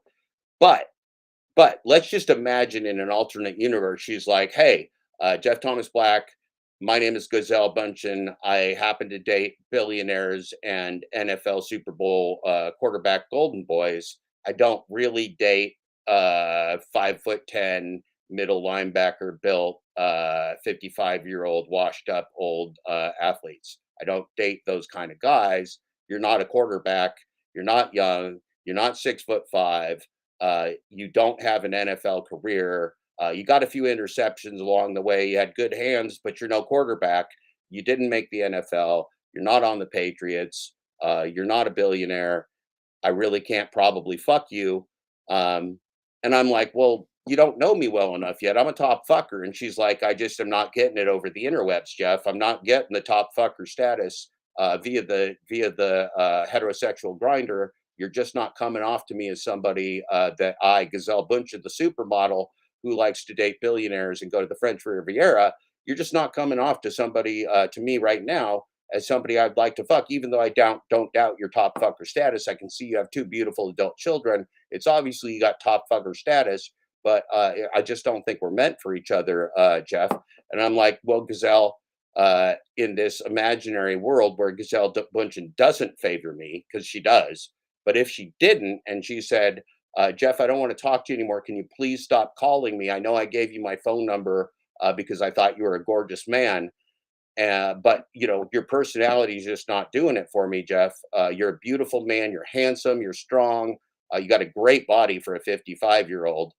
Beautiful penis. A beautiful penis. I saw your penis, and I was like, hey, that's a great looking penis.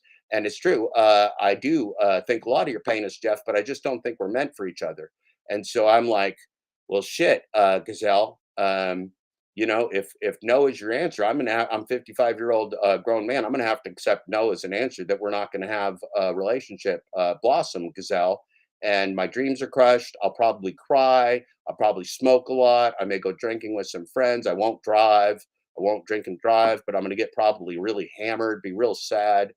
Gazelle Bündchen supermodel, Tom Brady's ex-wife, so hot, so beautiful, so perfect for me. So absolutely made for me. She told me no, and I have to accept that as a no, even though I love her more than life itself. And if she knew me, she would love me more than life itself. I just have to accept no. I know it's a long explanation. It's a long explanation. But this is the gig economy. This is you, Rube. Sometimes you got to just go like the full shard explanation. You got to go like the full animal husbandry explanation. You got to go absolutely full Robert Reese. You got to just draw out the details. If you got to put your hand on a dog's penis, that's just what's in the story. That's what has to happen. I don't like it. You don't like it. It's just the way that things are. Gazelle Thomas Black has a lovely ring to it. Gazelle Bündchen Thomas Black. Hell, look, man, I'll take her last name. She can make me Gazelle Thomas Bündchen, and I'll be just fine with it. Gazelle Thomas Bündchen. I surrender, baby. Gazelle Thomas Bunchen, I'm in. I will take your last name, you beautiful famous woman. You've got better branding than me. You've got better legs than me. I will submit to your naming. No, the Glitchgate community didn't give. I gave him the boot. It's just personal. I'm just tired of him. I don't. He wasted my time. I think he's delusional, dishonest, and he doesn't know how to. He doesn't know how to take no for an answer, which is why we have a poll today. Thank you for asking, Joe Schmo. The poll is the Eli Memorial Community poll. Notice how that's spelled. Eli Community poll. Eli Memorial Community poll. And this is not asking Eli, this is asking you. This is a test for you about your thought processes, but it's named in honor of Eli, who's no longer part of my community because he wasted too much of my time. Now he's going on the Pedro and Hannibal's show, gang stalking show, to be more of a spectacle, and I just don't care anymore. He lost me completely and totally. I was never his friend. I never talked to him, everything, but he's part of the community. I love everybody in the community. I love you, Joe Schmo. I don't even know you yet, but I love you. I love Kevin. I love Kevin. I love everybody. I love Wage and Wagey. That's not the issue. The issue is I don't allow anybody to come into my community where I'm trying to accomplish something and just waste my time. And Eli is I've never met online a bigger waste of time than Eli. And that's just my personal judgment. I'm not trolling him. I don't not like him. He wants to be trolled. He wants to be not liked. He wants to engage. He wants me to do things about him. He wants me to watch him. None of those things are happening. I don't care. This is the Eli Memorial Community Poll. And remember, there's 4 choices. What does no mean to you? No could mean yes. No could mean yes. 21% of you think no might mean yes. And you could possibly have a potential answer in yes.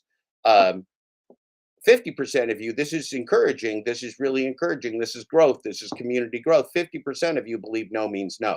50% of you believe that Gazelle Bunchen could metaphorically reject me as her loving partner for life, and I would have to accept that as a no.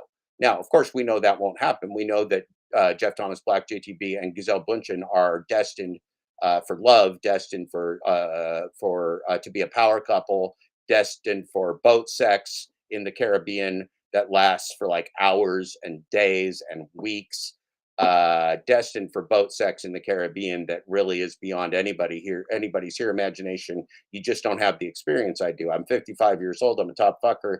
Believe me, if I get Gazelle Bunchen in the Caribbean, you may never see us again. You may never see us again. It doesn't matter. I just don't care anymore.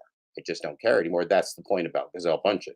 Now, 7% of you are not sure. 7% of you are not sure. Like if somebody says no to you, if Gazelle Bunchen said no, I don't want to date you, or if Eli said, if you said, if I said to Eli like, no, I don't want to be your friend, that like either Eli or Gazelle would have to like, you're not sure, would they have to accept that, or could they keep stalking you? So 7% of you are still thinking about it. Would you like to become a stalker? And it's worth considering. There's some people say there's lucrative career in stalking on the YouTubes or on the internet. I think some people have made a living off it, quite frankly. And then 21% of you either have a hearing disability or a reading disability, or just don't want to pay attention because you're delusional. 21% of you can't hear me, and that's okay. That's okay. It's it's a process. It's a heuristic. It's a process. You got to learn. Yeah, Eli and Gazelle are going nowhere. Gazelle is my true love, not Eli's. Let's not get confused, Pedro. Let's not get confused about who loves Gazelle and who Gazelle Bunchen loves. Gazelle Bunchen clearly is destined to be in love with me. We do have 14 votes now. That's great. We got 14 votes, and only 11 of you have come in my box. Only 11 of you have come in my box. We got 14 votes.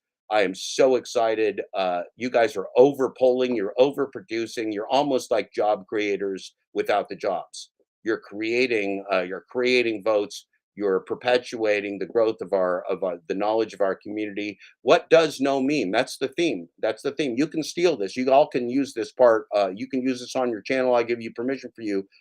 What does no mean? Let's ask ourselves in the gig economy, corporate cabal, in the gig tubers, in the Pedro DoorDash Glitchy Pants Poopy Pants Defend Santiago, Mr. Bet on You, Mr. Double Down, the Lion King Santiago. What does no mean? What does no mean in the world of the Pedro? What does it mean? We don't know. We don't know. It could mean yes. It could mean no. It could mean not sure. It could be I can't hear you. Now, see, in the world of the Pedro and the Hannibals, yes and no must mean different things because they flip flop all over the place. Same thing with the Eli. Yes and no. Who knows? Who knows what yes means to Eli? Who knows what no means to Eli? I don't have a fucking clue. I don't know the man. I don't know the man. I'm never gonna know the man because he don't make no sense to me. He completely lost me on the plot. You defend the guy against gang stalking and you defend his freedom of speech even though you don't know him, and then he goes on the gang stalking show and whacks off the Pedro and Hannibals. You lost me. You lost me. You just lost me. Yeah, don't even put Eli and Gazelle in the same page. Gazelle is mine. Gazelle Bunchen is mine. Somebody put the correct name up here. Let's see. Where's Jeff Thomas Bunchen? Yeah, Jeff Thomas Bunchen. There it is. I am willing to become Jeff Thomas Bunchen.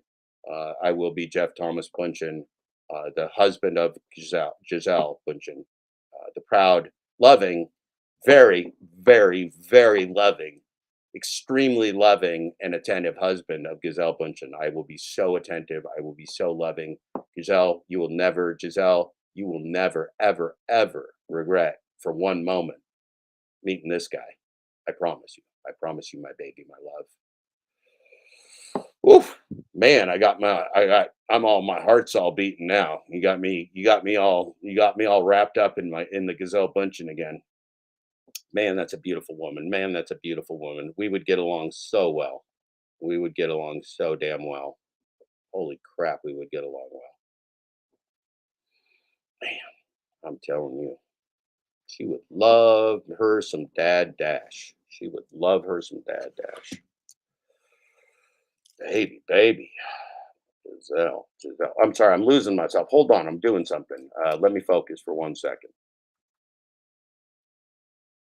All right. Let's look at some breaking news flashes of the let's look at some breaking news flashes from last night. I know that we had a big few days. It's been crazy. We've been paying attention to all kinds of crazy thing. Okay. Well, that's just fascinating. Eli should call Dr. Dad Dash and get on Dr. Ask Him for Sluts show, and they can do mental analyses of people on the interwebs because no means yes and yes means no. Don't forget, this is the global gig economy. We are all confused douchebags. Okay. Now, we're going to go to something exciting now. This is going to be good. You're going to like this. This is from our good friend, my good friend, one of the two, one of the three of the two, our favorite special friend, the gig economy police, keeping law and order. Yeah, we'll work it out. We'll work it out. We'll work it out, Cerebus. Look, uh, Giselle and I have things to work out, but we're going to be okay. There's love here. There's love. Yeah, well, yeah. Um, that individual is a strange individual. I'm going to give you that. I'm going to just let that go. So now was from last night. I'm going to restream on Restream. My good friend, DoorDash Gig Economy Police, also Gig Apps Exposed, also DoorDash Sucks. The Brian from Boston. He rides around in a car. He loves you. He loves me. He loves the Lord, and he is a great, great man. He also supports our good friend Glitch Dash. Remember, this is Dad Dash's Glitchgate support and Tuesday, 2 for Tuesday, special re-education camp. That's what this is. This is Dad Dash's, they call me Glitch Dash, Glitchgate support and 2 for Tuesday special re-education camp. What re-education camp would be complete without a visit from the local constabulary? This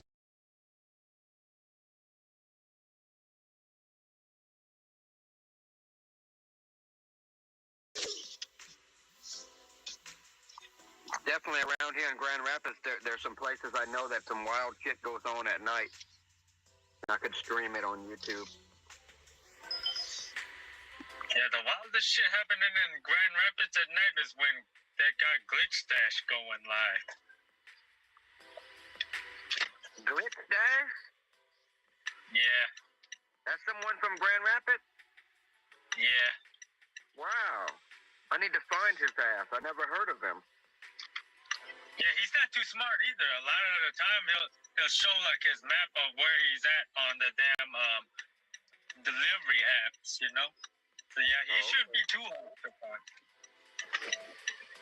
He's always at damn Walmart doing Walmart Spark. So yeah, maybe if you can run into him while he's on the stream. And you're like, oh yeah, there's only a couple Walmarts in Grand Rapids. So maybe you can run into him at a Walmart. Yeah. I'll have to figure out who that is, and maybe I'll bomb his ass on his stream. Yeah, he's live like every single day, but 90% of the time he's just watching some people. Like 10% of the time you'll find him actually working. Oh, okay.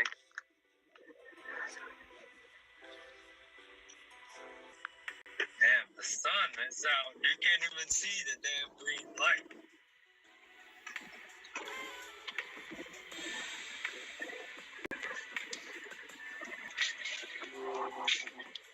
There's no sun here, bro.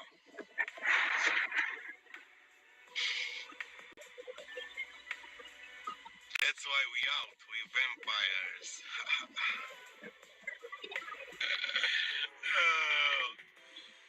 Sam, can you see the chat? What? Jeff Thomas Black said, Sam is a shitbag.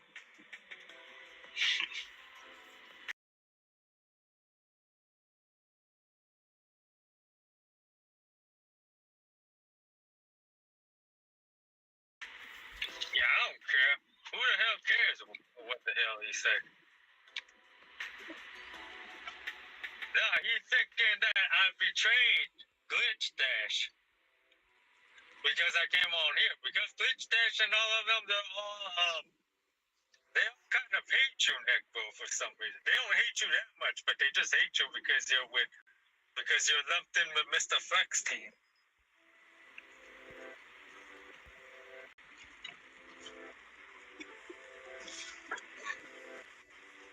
But I'd rather be here than damn Glitch Dash channel because they know too many people on Glitch Dash channel like me anyway, so. The only reason why I like being on Glitch Dash channel because I can't even say whatever I want. A lot of the time, he fucking put me in timeout for a day for saying some shit. I'll be right back and to jump off this medication. Fuck shit.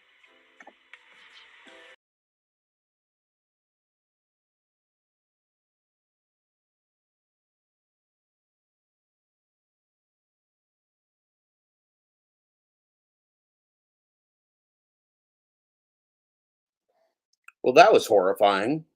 Who are these douchebags? Where are these people coming from that we have never heard of before that all of a sudden need to know our exact locations and talk about them with dipshits like Sam Lee? Who are these people? What are they doing here? Why are they here? Why are they in our lives?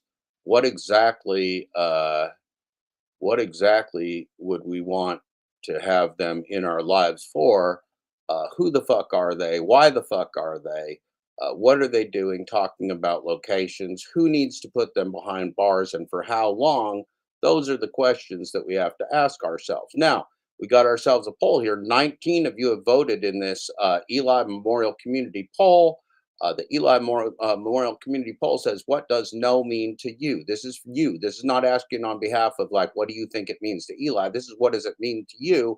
What does no mean to you? No could mean yes. No could mean yes. If you say, leave me alone, I don't want a relationship with you, that could mean, yes, please keep bugging me. I want to be your friend, or I want to love you and have sex with you. That's what it could mean. It could mean yes, but it also could mean no. 47% of you believe no means no. 5% of you are still thinking about it. Not sure. No, could mean yes, could mean no. 32% of you just can't hear the whole question. You're not sure what it is. You can't hear either by choice or by coincidence or by disability. You cannot hear, you cannot read, you do not know what is being asked of you. We will not judge you for that. We love you anyway. 32% of you need to get the communication in a different way. Yes, Thunder, that was very sketchy, very sketchy. Our friend Thomas Glitch Shoeback, very upset about people talking about the whereabouts of him and his family. A very bad idea, bad idea. Don't do it.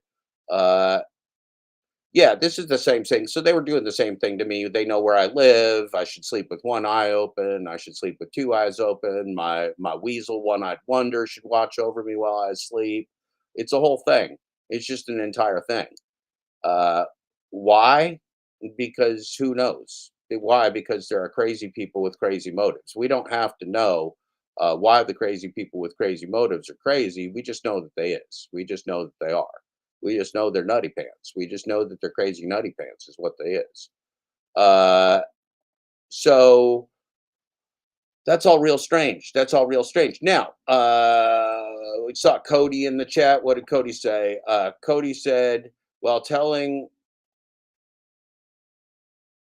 truth and exposing their gaslighting tactics and lies, they have nothing left but violence to resort to. And that is true. I'd say Pedro said, Granddaddy Purple looking like Dick Tracy. Yeah, definitely looking like a giant dick. Bad ideas asking for prison. That's my hashtag. I love to make me up a hashtag or two. Granddaddy Purple. Oh, Sam Lee. Yeah, Sam Lee is Sam Lee. I don't know if he has a channel or not. He's Sam Lee. He's called Sam Lee. He's a dipshit. He shows up lots of places. He ain't welcome here. He's a dangerous, mentally ill individual who was befriended and taken in by Glitch Dash and other people as a member of the community before he acts like a psychopath and talks about people's families and locations. Sam Lee is no longer. Cody, do you want to come on and do that now? Do you want to come on with me, or are you busy? If you want to come on and do it now, you just can. Or if you want to come on, you know. Oh yeah, Sam is a terrible, terrible dumb douchebag. So Sam was like 100% taking orders for DoorDash in Prop 22, California, making his money, acting like a psychopath, driving 24 hours a day. He doesn't sleep, he doesn't eat. He's just a weird dude. Everybody's supporting him as a weird dude. Then he gets deactivated. He got decapitated by DoorDash. We don't know why. Maybe something to do with Prop 22, maybe not. We don't know. He got decapitated. Now, Glitch Dash was teasing him, but Sam is such a psychopath. Sam doesn't even know he's being teased by somebody who likes him, kind of like Torp, kind of like the Torp cartoon character, but a little different. The Torp cartoon character just gets torqued. Sam, yeah, okay, cool. I'll ask. I'll be here. Anyway, Sam Sam's a nut job. Sam's a nut job. You don't want to have anything to do with Sam. You want to look out for the Sam. He's going to want to dox you or tell where you live or tell your exact location. This is real strange stuff. Real strange stuff.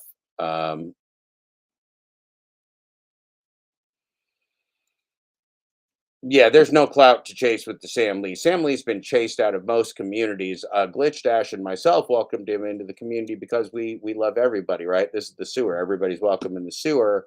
They're not necessarily welcome in my house in the sewer. I can't kick Sam Lee out of the sewer. I can't kick Eli out of the sewer. You're just not welcome in my house. You can go hang out in other parts of the sewer. I ain't going to come to your house. I'm not going to go to Sam Lee's house and Eli's house in the sewer and go knocking on their door.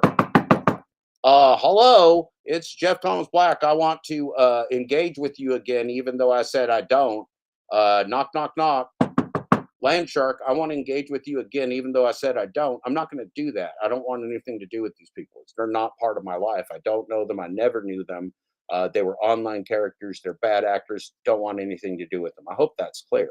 I hope no means no. I hope Eli can learn that no means no. No means no, Eli. It just means no. You can't have me. I'm not here for you. We're not going to have a relationship. I don't love you. I don't love you, Eli. You're not my kind of person. You're not attractive to me. You're just not my style. I'm not your style. You're not my style and I'm not your style. It's okay. Go be free. Fly and be free. You should go hang out with the Pedro and Hannibals. Maybe you have new friends. Maybe you got another community to drag yourself into and play in. It's fine. I'm not going to chase you down. I'm not going to troll you. I'm not going to stalk you. I'm just moving on with my life. No means no, Eli. I'm breaking up with you. I'm breaking up with you. We met online. I'm breaking up with you. It's not you, it's me. It's not me, it's you. It's not me, it's you, and it's not you, it's me. I'm breaking up with you, Eli. No means no. Stop talking about me. No means no. Now, if you go on the Pedro and Hannibal's show and you go, oh, Jeff Black is trolling me, see, that's not true. I've never trolled you, Eli. You run around telling people are trolling you because you just think you're being trolled all the time because you're a crazy person. Stop being a crazy person, Eli. I'm not trolling you. Leave me alone, Eli. No means no. No means no, Eli. You can't come in my box. There's 16 people in my box right now. You are not welcome to come in my box, Eli. No means no. Don't come in my box, Eli. No means no, Eli. Stop talking about me. I'm not trolling you. I'm not in your community. I'm not inviting your trolls into my community. I'm not trolling the Pedro and Hannibals. I'm not doing any of that. Eli, I'm breaking up with you. Don't call me anymore. I'm blocking your phone number. Now, we've never talked on the phone. This is metaphorical, but don't call me anymore, Eli. Stop asking me out. Stop telling me how attractive I am. I know that you like the way I walk. I know you like my hair. I know you like my book. It's all fine, Eli. You can look at me from a distance. I can't stop you from doing that. But just it's a no. We're not going to have a relationship. No means no, Eli. No means no. No means no. Stop it, Eli. No means no. Eli, you are a coach. You talk to young men. You talk to young men. They're so horny. These young men are so fucking horny, Eli. They got cum streaming out their ears. They got cum leaking out their anus. They got cum coming out their eyeballs. These young men are so horny, Eli. They're so fucking horny. They're so goddamn horny, Eli. And you don't know how to take no for an answer. You're their coach, and you don't know how to tell these horny young men that no means no because you can't fucking take no for an answer. That's a bad coach, Eli. Grow the fuck up, Eli. No means no. No means no, Eli. Have I mentioned that no means no? If you're a coach for a young man, you got to know no means no. You talk about women all the time. Well, what's the number one thing a man has to deal with women, Eli? Rejection, Eli. Rejection. Sometimes you just get rejected and shut down. Sometimes Gazelle Bündchen doesn't want to marry you. Sometimes, mostly she does. She wants to marry me. Gazelle Bündchen wants to be Gazelle Thomas Black, or I'm going to be Jeff Thomas Bündchen. It doesn't matter. But so Gazelle and I are getting married. But you see, that's because she loves me. That's because she loves me. If she said no, Eli, I'd have to let her go. I can't stalk her and go, but Gazelle, you have to love me. Gazelle, you're trolling me by not loving me. That's not how it works, Eli. That's not how it works, Eli. Get some coaching, get some help, Eli. No means no, Eli. You're a predator, Eli. They're right. You're a predator. Stop it. No means no. I'm not going to be your victim. Stop predating on me, Eli. Stop talking about me. No means no, Eli. Do you understand no means no?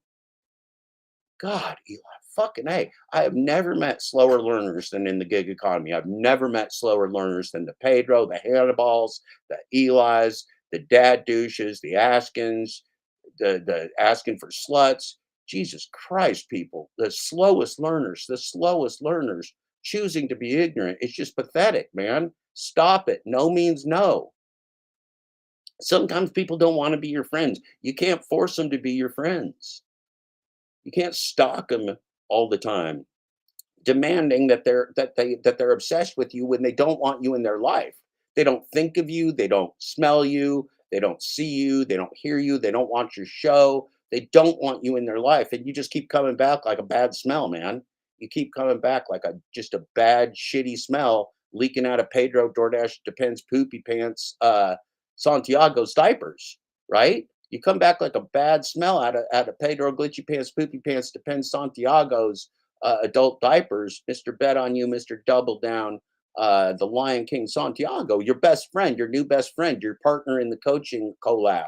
You and Pedro and the Hannibals got a coaching collab. It's great. I'm happy for you. I'm so happy for you. This seems like your dream come true. You wanted a coaching collab. You got yourself a coaching collab.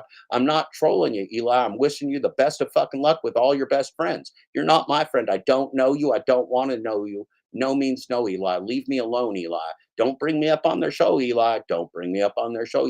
Don't bring me up on your show. Don't walk with purpose about Jeff Thomas Black. I'm writing a book. I'm a public guy, but I don't know you, man. Stop pretending I know you. I don't know you. I do not know you. I have never known you. You may not cream pie my box. You may not come in my box.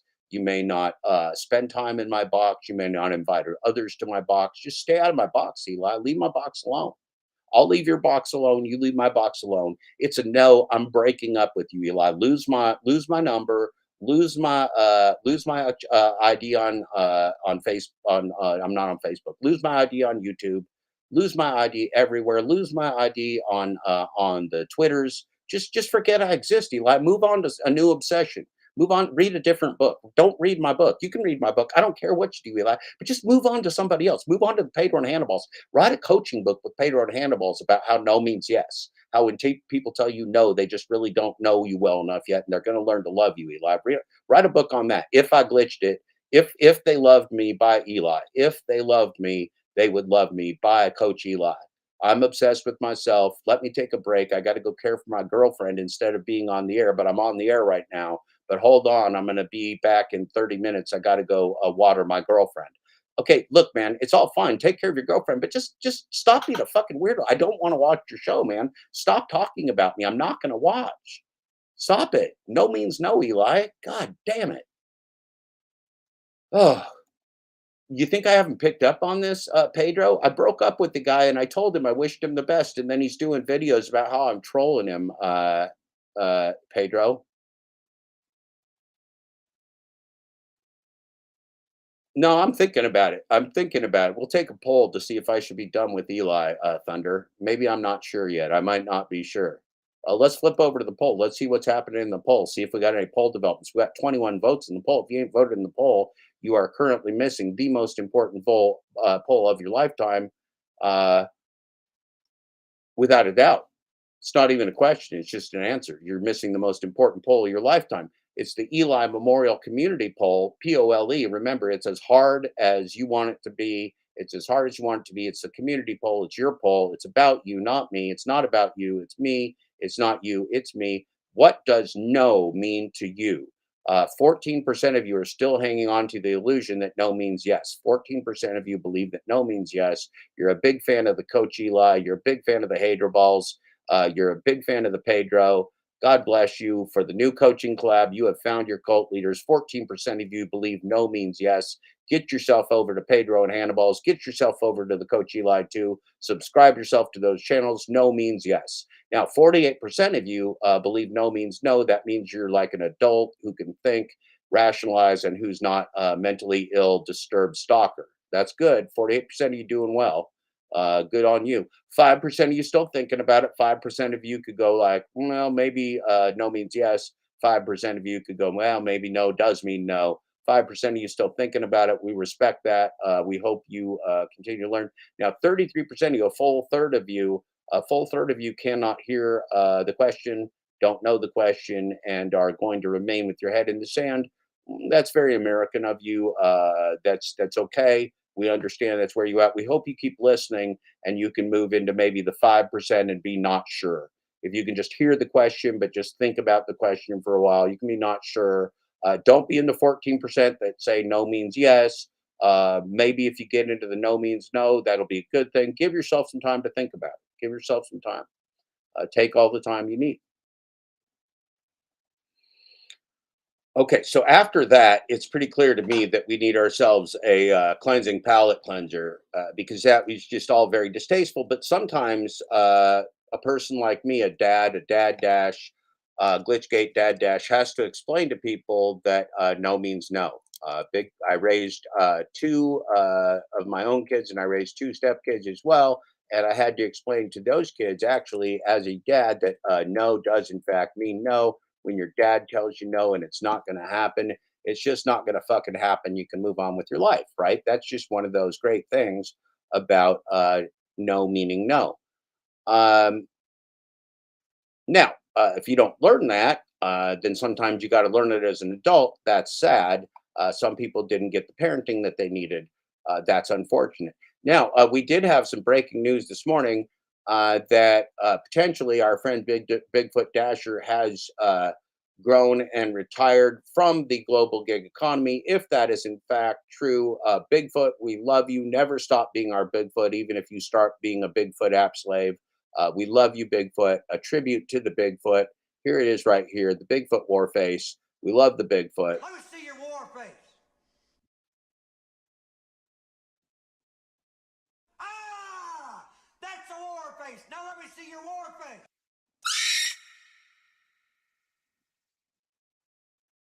You don't scare me. Let me see your war face.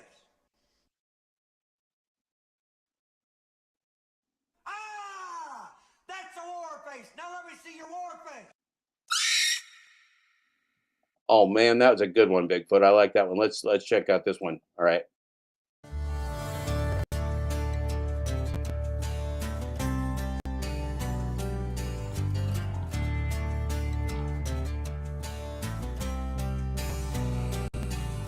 A night falls and I'm alone.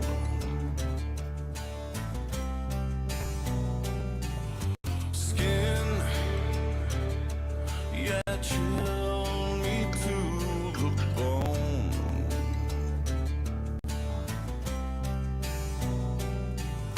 You turned and you ran. Oh yeah.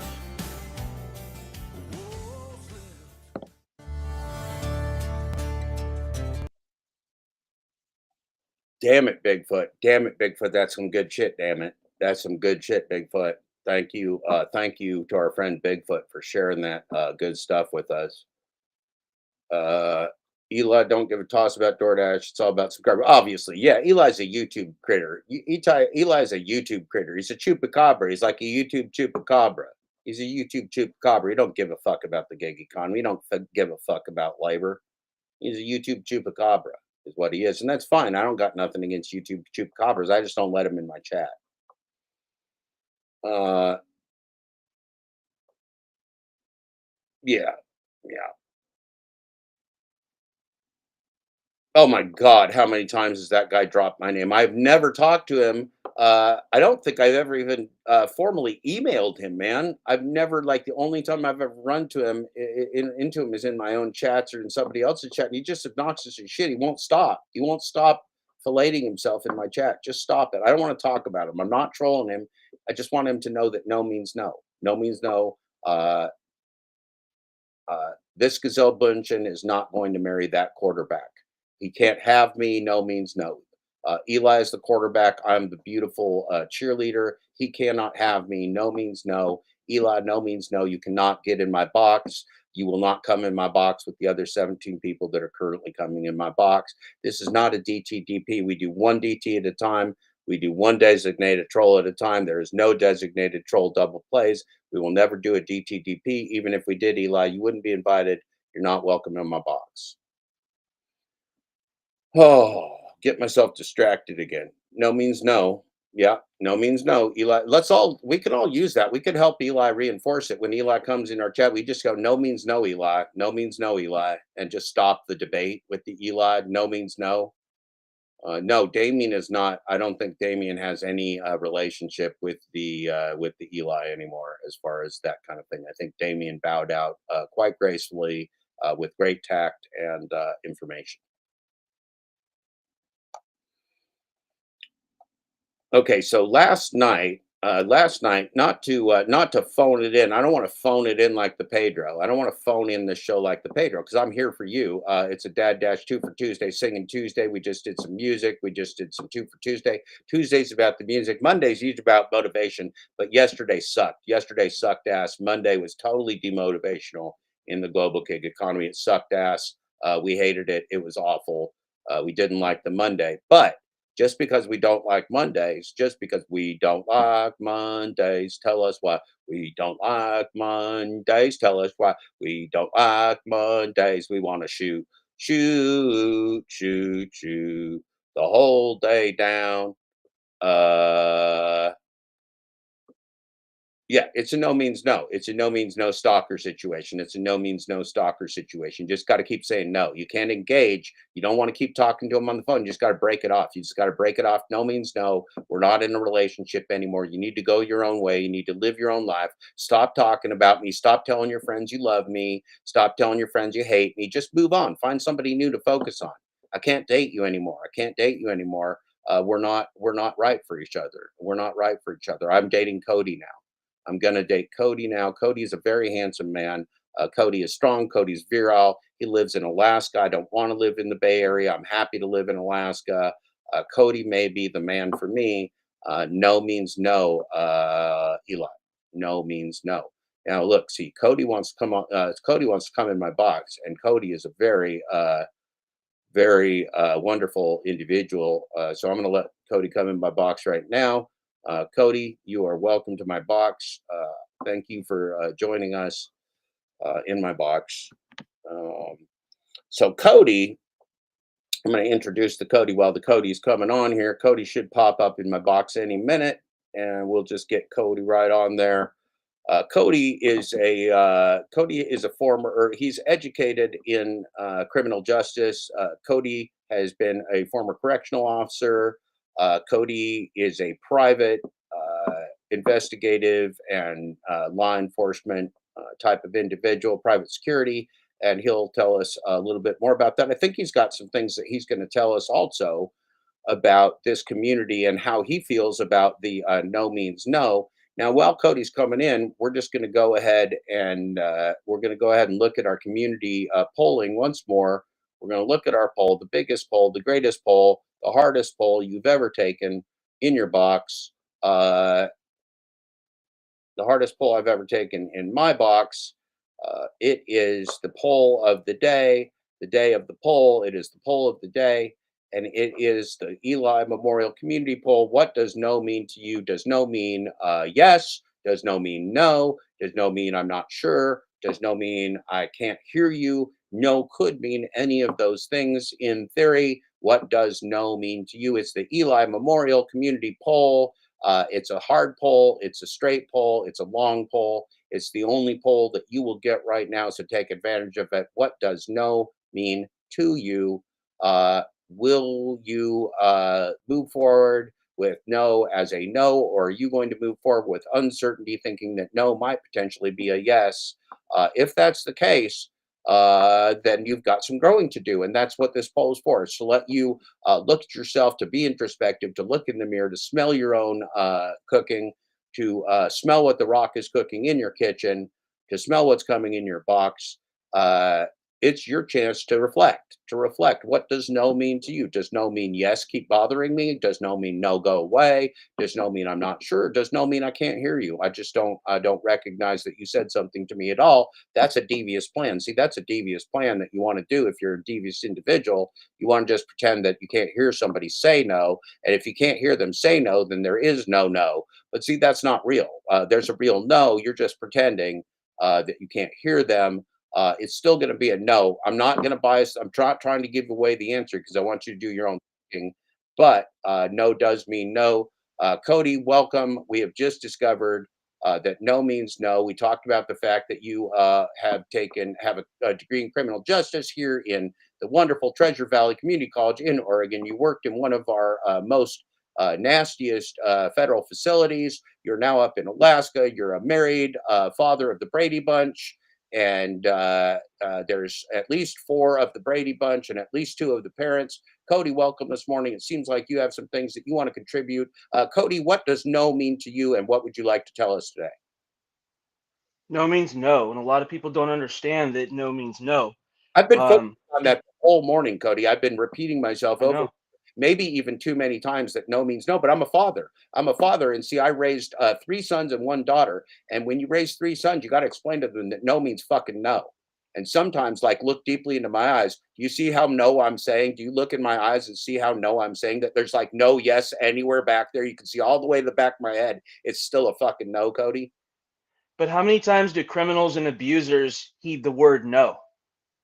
How many times do victims of abuse, victims of violence, seems like never. It seems like abusers just never want to listen to the word no. No, generally not. They don't know the word no. Then that's why we have things. That's why people have to go out and do certain things. They have to move. They have to seek refuge. They have to seek shelter. They may even have to go out and seek TROs, temporary restraining orders. For a while certain proceedings go through. I'll tell you something. In all the years that I worked in the criminal justice system, in fact, I still see it in the line of work that I do today. But I've run across many abusers on different levels, people that have done the most heinous, disgusting things to small children, to people that brutally beat their wives or even killed their wives. And the one that I want to focus on today are adults that mistreat their wives or their significant others, partners, whatever you want to call them. And there's so many red flags with these people. The number one thing that I learned, the number one trait, Jeff, that I learned that an abuser shares with a murderer and a sex offender is they tend to be really charming. At first, they tend to be people that seem innocent, very relatable. They seem like, gee, what's wrong with this person? I could go have a barbecue. I'd crack a beer open with them, because you don't know who these people are otherwise. You don't know what you don't know yet, sort of deal.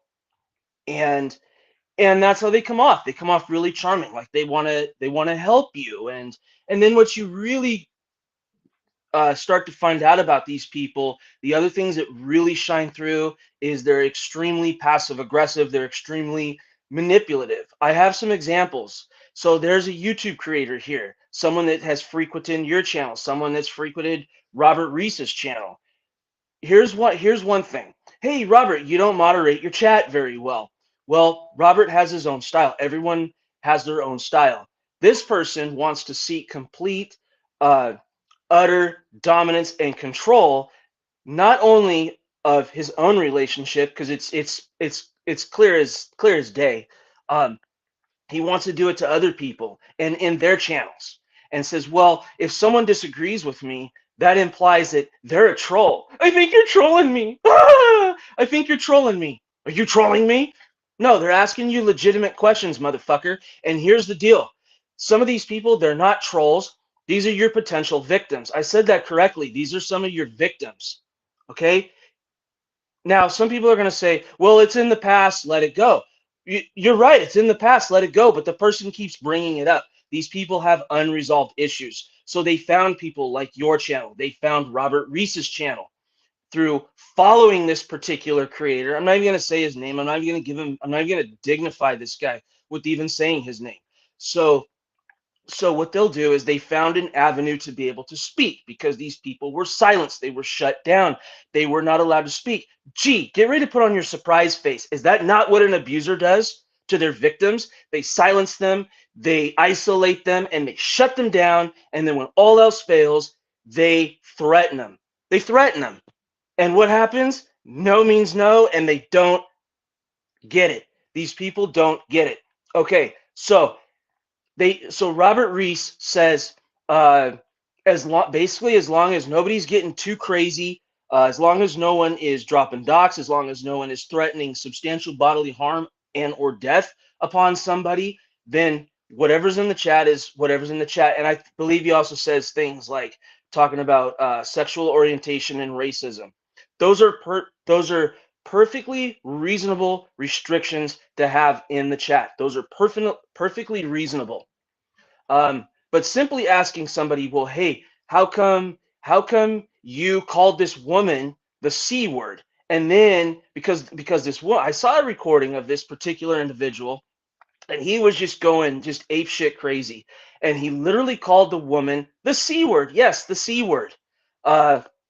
And then at some point he says, why don't you come over here? Why don't you come over here? Come at me. What kind of man challenges a woman to fight? Oh, I know. The man that started off as charming, the man that started off as relatable, the man that started off as I can help you, and the man that ultimately may be an abuser, right? How come it keeps circling back to all of this? All right, Damian Blaze. Damian Blaze is another perfect example of this. I happen to really like Damian.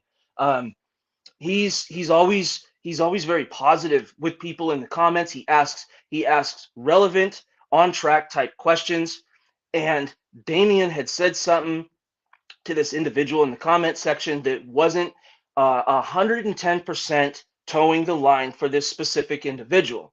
And he goes, and this person goes, Damien, we're all okay. I mean, I'm not going to take your wrench, Damien. We're still good. You still have your wrench. Do you see the power and control? Because he has nothing else over Damien other than, in this case, the wrench, right? So that's one way how he likes to manipulate people is, you still have your wrench. We're still cool. He goes and he takes his wrench. He's done the same thing to Robert. He's done the same thing to Torp. And he tells, Robert, it's nothing personal. I have no problem with you. And then 5 minutes or less later, stand by because this guy is going to trash you. Absolutely takes you to the cleaners and trashes these people. And he goes, and he's like, take their wrench. I'm gonna take their wrench away. So what? Who cares if they take the fucking wrench away? What kind of petulant little 49, 50-year-old adult thrives on whether or not someone has a wrench? If your biggest concern in that immediate moment is whether or not he's going to allow someone to have a wrench, the guy's probably got bigger issues to contend with, much larger, much more significant issues to worry about. Issues and things that are of such a red flag. I would not want my 16-year-old daughter around this personality type. I literally have warned my daughter about people like this. I mean, it's sickening. Using the wrench as a form of control.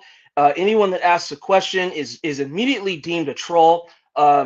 He had some followers apparently. A user by the name of Lily. Lily asks some legitimate questions. Lily gets shut down. Sarah B asks some legitimate questions, and she or he, whatever, they get accused of being some kind of troll. He says, "Are you trying to antagonize me?" So she questions him, and all of a sudden, "You're trying to antagonize me." What kind of reasonable person of any kind of average acts like that? Nobody does that. Jeff, he's even done it to you. This person has even most recently done this to you. So what are the typical traits of an abuser? Well, they tend to be charming. They tend to be very jealous. They're definitely manipulative, controlling. They're always going to be the victim. They tend to have a lot of narcissistic traits and personality disorders, whether it in appearance or an actual diagnosis. No one here can actually diagnose. Let's just put that out. I'm just some layman, outsider looking in. They tend to be very inconsistent in their messaging, such as, "Hey, you know what? We're all good. We're all good. You still have a wrench over here, Damien. You still have a wrench over here, Robert."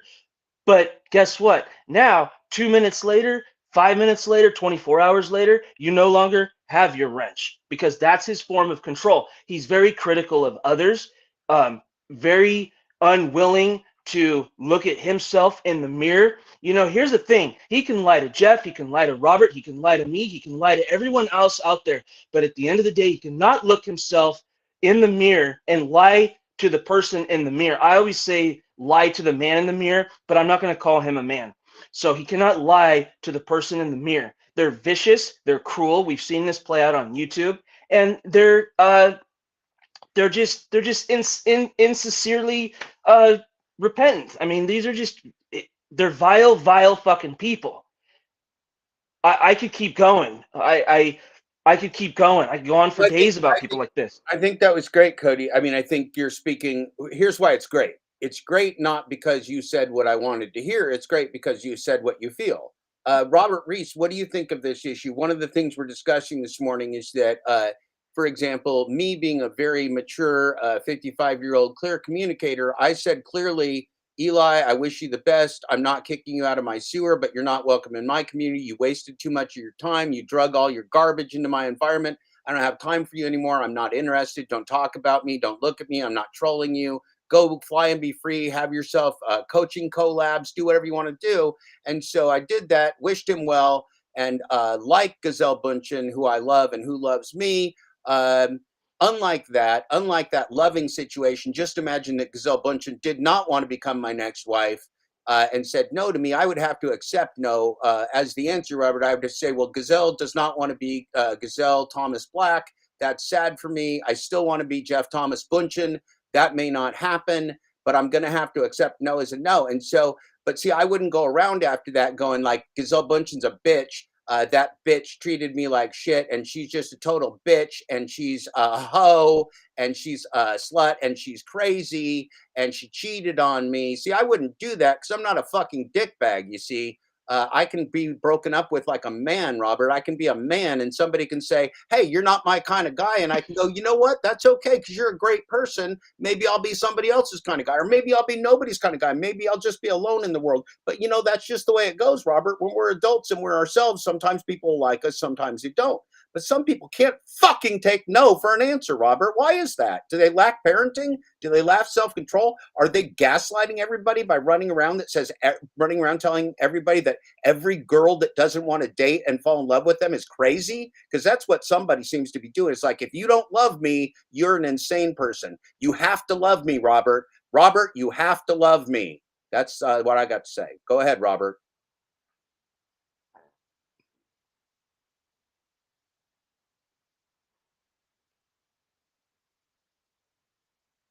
All right.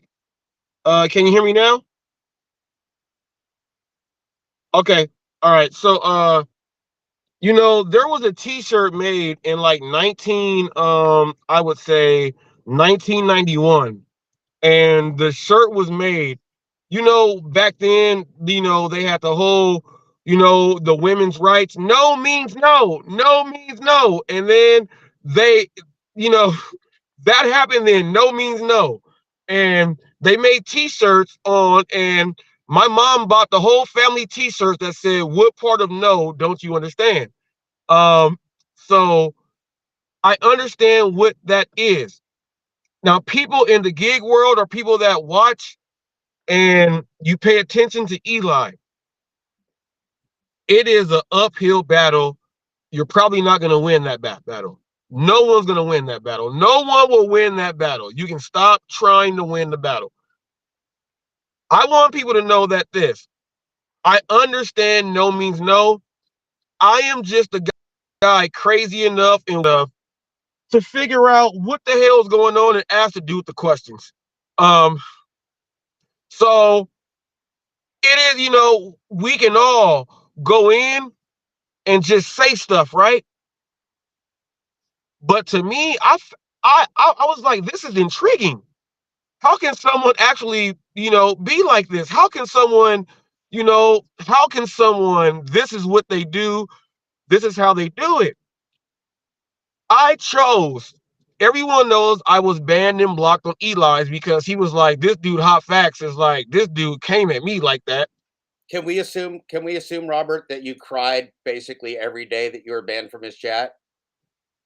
Look, when I get up there, I instantly know that just because when I say hello to room, fist to all, I'm instantly bringing on like an onslaught of like juggernauts of the most, the most infamous, like when Joker went to jail, you know what I'm saying? And he went to jail and all the dudes are like, that's the Joker right there. We go ride with him.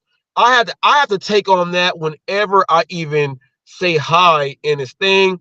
Whenever I go on other people's things and I say that I'm the official interviewer of Eli, once I say that, people are like, this dude, but now people are like understanding though.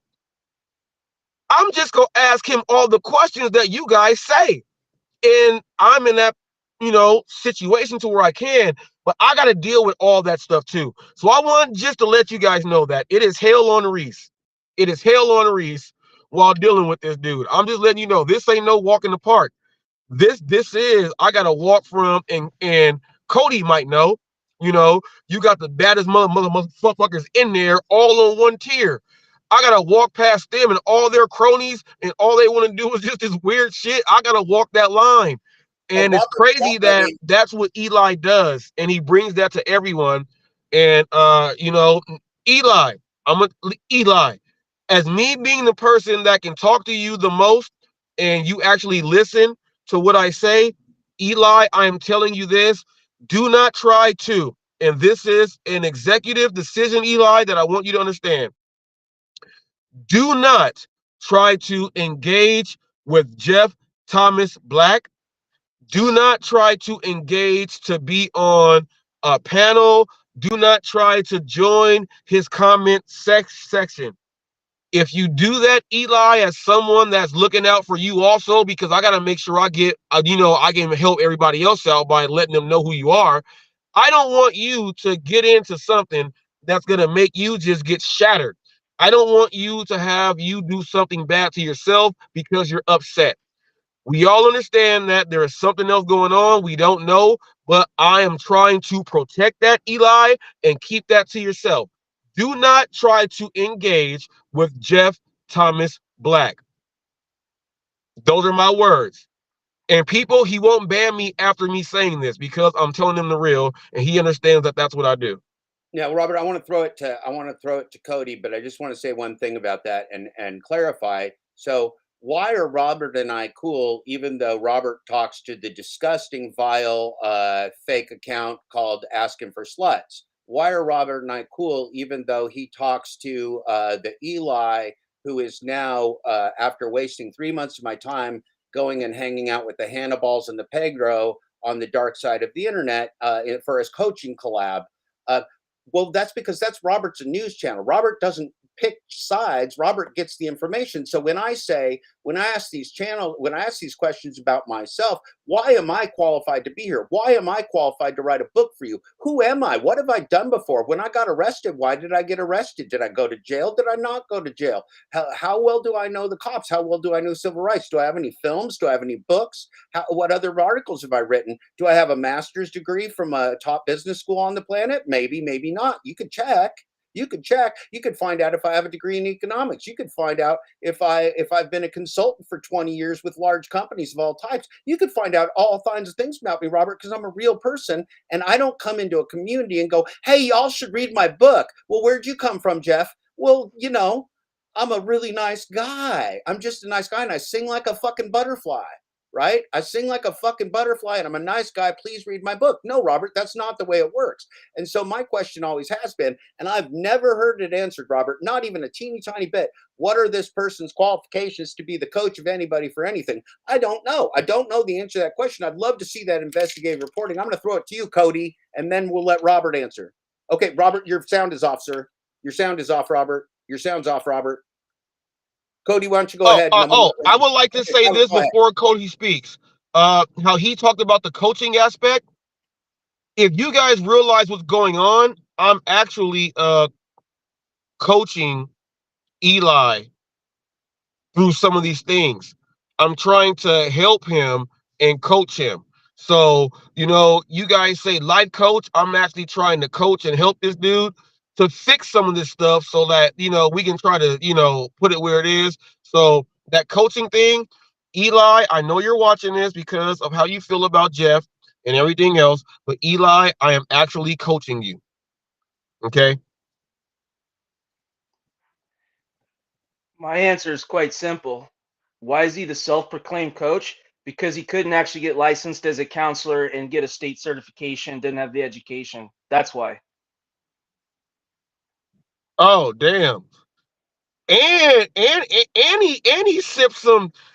And he sipped some. That's from Glocktober right there. That's Glocktober right there. So I'm just.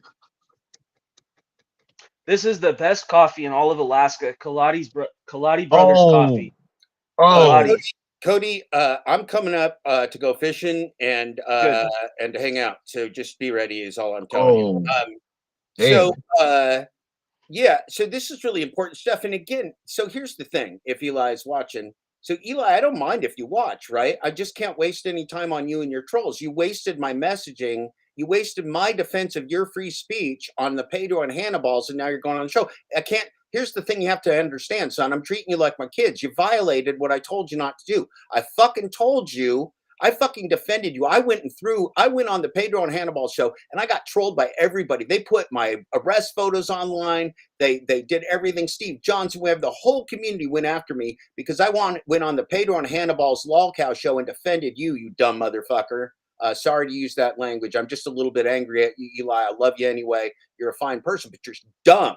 You're not learning. You need to listen to the hot facts. You need to get yourself some life coaching. You need to get yourself some counseling. Because see, you had somebody 55 years old, a free speech guy, a civil rights guy, standing up for your dumb ass, and you blew it. You blew it. Now you're going to go suck the Pedro and Hannibal's, and you lost me. You lost me, Eli. That's you. You broke up with Gazelle Butch. You had yourself a hot supermodel. You blew it. You blew it. You could have gotten laid, Eli. I would have gotten you laid. But you blew it, Eli, and now you got to just go away. No means no, Eli, and I'm not being mean to you. You broke the rules. You broke the rules of the Dad Dash, okay? You broke the rules. You wasted my time. If Robert did that to me or if Cody did that to me, I'd fucking kick their ass too, because I can't afford to waste 3 months on somebody's time. I'm trying to write a fucking book. I'm trying to teach people here. I'm trying to be a member of a community. I'm trying to broadcast for you fuckers 8 hours a day. Like I'm supporting Uber Jeep. I'm supporting the Glitch Dash. I'm supporting the Brian. I'm supporting the Wild West. I'm supporting truth and transparency and hopefully our children growing up.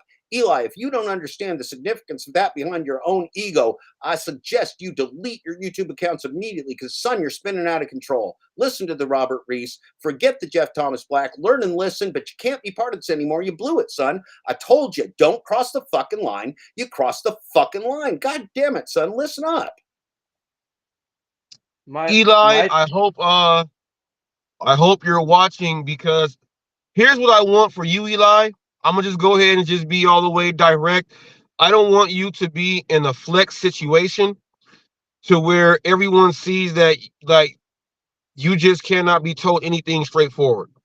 Flex is gonna have a rude awakening also, because on Necro last night, I'm gonna have every single person that was on that panel last night. Ricky Knight apologized to my wife twice. I had that happen live on the air last night. That happened twice. I'm gonna have all them over on Hot Facts, and they said we agree, and they're gonna speak about things. Eli, we're trying to fix and bridge gaps that need to be fixed, and we have to, Eli, as a whole, as a total community, we have to make the ones who are going to be what they call blood sucking. We have to keep them at bay and not let them cross the boundaries and the fence so they cannot come in. Now, you have a certain following of people in the gig world, Eli, that says no matter what, we're still going to watch you. We got to make sure that if you are going to be in the venue, Eli, listen to me. We got to make sure if you are going to be in the venue, you're not going to be trying to scalp tickets and everything else like that. We got to keep you at bay, and I'm going to help you get through this, or do the best of I can to help you get through this part. But we got to have some rules for Eli. We got to make up how they made up the Jordan rules. We got to make up the Eli rules. Eli, you have rules that are going to be dedicated towards you so that you can be who you are comfortable without overstepping anybody else. That's what we are going to do. Just don't go bark up the wrong tree. That's all I'm telling you. Don't bark up the wrong tree, because it's going to hurt you so bad. And I don't want to see nothing bad happen and be part of the movie or the book or the chapter that Jeff Thomas Black is going to be going ahead and writing if something bad happens to you personally by your own means. You know, I don't want to have it. Well, Hot Facts was his coach and he died. He killed himself. I don't want that, man. I don't want that. Robert, this is a really good point. If anybody thinks that I came into the Full Disclosure Project to write a book about YouTubers, that is not the case. YouTubers are my first and best and most important audience, because I'm one of you and you're one of me. So that's why I'm here, because I have less money than any of you. I absolutely guarantee it. I have absolutely no money in any bank account, and I have $11 on my dresser. I spent $3 that I showed you of the 14 last week on lighters. I don't even have or use money. That's me. So I'm not here to profit off of you yet. I would like to profit off of you soon. Please, God, let me profit off of you someday when I give you a book, but not yet. Now, I'll let you know when I'm going to go all predatory capitalist on your ass, and I'm going to. So predatory, so capitalist, so hard, so long. Books, movies, the whole thing. You won't believe it. Anyway, Robert, the important part here is that Eli is not in the book. I am not out to humiliate Eli now or in the future. I'm not out to hurt Eli now or in the future. Only Eli can hurt Eli. Only Eli can make a sad ending for the Eli story. This is not a sad ending for Eli's story. This is Dad Dash teaching Eli that he violated the rules and now he's going to be responsible for his actions, because nobody has held Eli responsible for his actions for a very long time, to my view. And I have been watching this young man and he may be almost 50. He's a very young man. I've been watching this young man struggle on the interwebs for about 3 months now, with a whole bunch of other people struggling on the interwebs for about 3 months now, with the subject of him being the subject. It needs to end. This man is a sick person. He's a sick individual doing sick things, hurting people, hurting himself. He is not part of the book. I'm not here to humiliate Eli. Eli, much like Flex the other day, this is an intervention. Eli, you need some fucking help. Eli, wake up. Eli, no means no. Eli, you cannot date Gazelle Bündchen. You will never date Gazelle Bündchen. I will marry Gazelle Bündchen. She's not yours. She's mine. Back to you, Robert. Yeah, and Eli on that, this is another one. Please, you heard the man again. That was letting you know, do not bark up the wrong tree. Just leave it alone. Just leave it alone, Eli. Just leave it alone. There will be someone else that you can that you can engage with, that you can get what you want to get out of it, Eli. Just leave Jeff alone. Just leave it alone. I'm just advising you, Eli. Just leave it alone. Just leave it alone. Look, Eli, they're gonna come and they're gonna go. Don't dwell on anything. Just let it float on by. Let it float on down the creek. Let it float on down the creek, Eli. You know, that's the best option for you to do right there. And that's going to make you not be OCD about Jeff Thomas Black.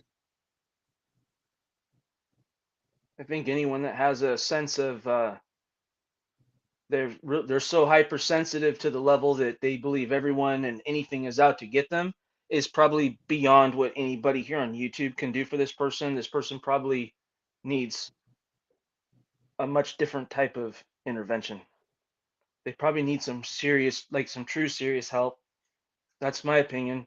Some things that really, and not one of the three of us is here to hurt anyone. I know that No. for an absolute fact, including the gentleman named Eli, who I don't believe any of us have ever met in person. This reminds me of what Flex's friends did for him in the lounge a few nights ago, when they all literally begged him to stop his obsession with Eli. Well, Eli's got to stop his obsession with the rest of the world, because Eli is a narcissist, just like Flex, who cannot see that he is not the center of the universe. And that's a very sad thing for a man of his age and broadcasting status.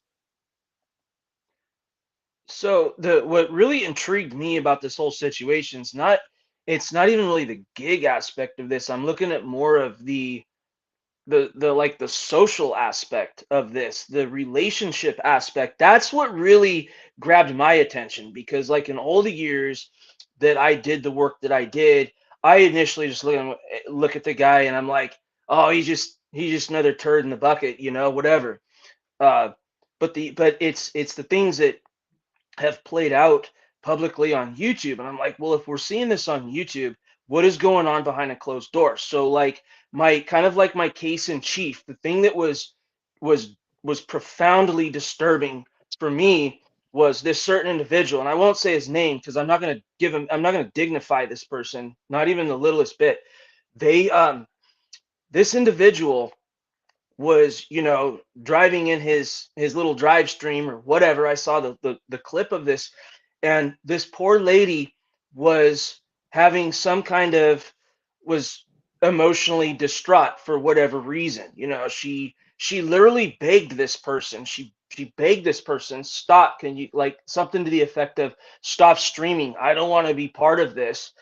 And he's like, but baby, this is content, this is raw, this is real, this is how we can help people, just completely humiliating this poor woman. And this poor woman, you could just tell the way she looks at him. She doesn't just give him a full-on stare, she just kind of glances over, looks away, glances over, looks away. You could tell this woman, at least in this particular case, was just completely hyper aware and just perpetually on eggshells, doesn't know what to say.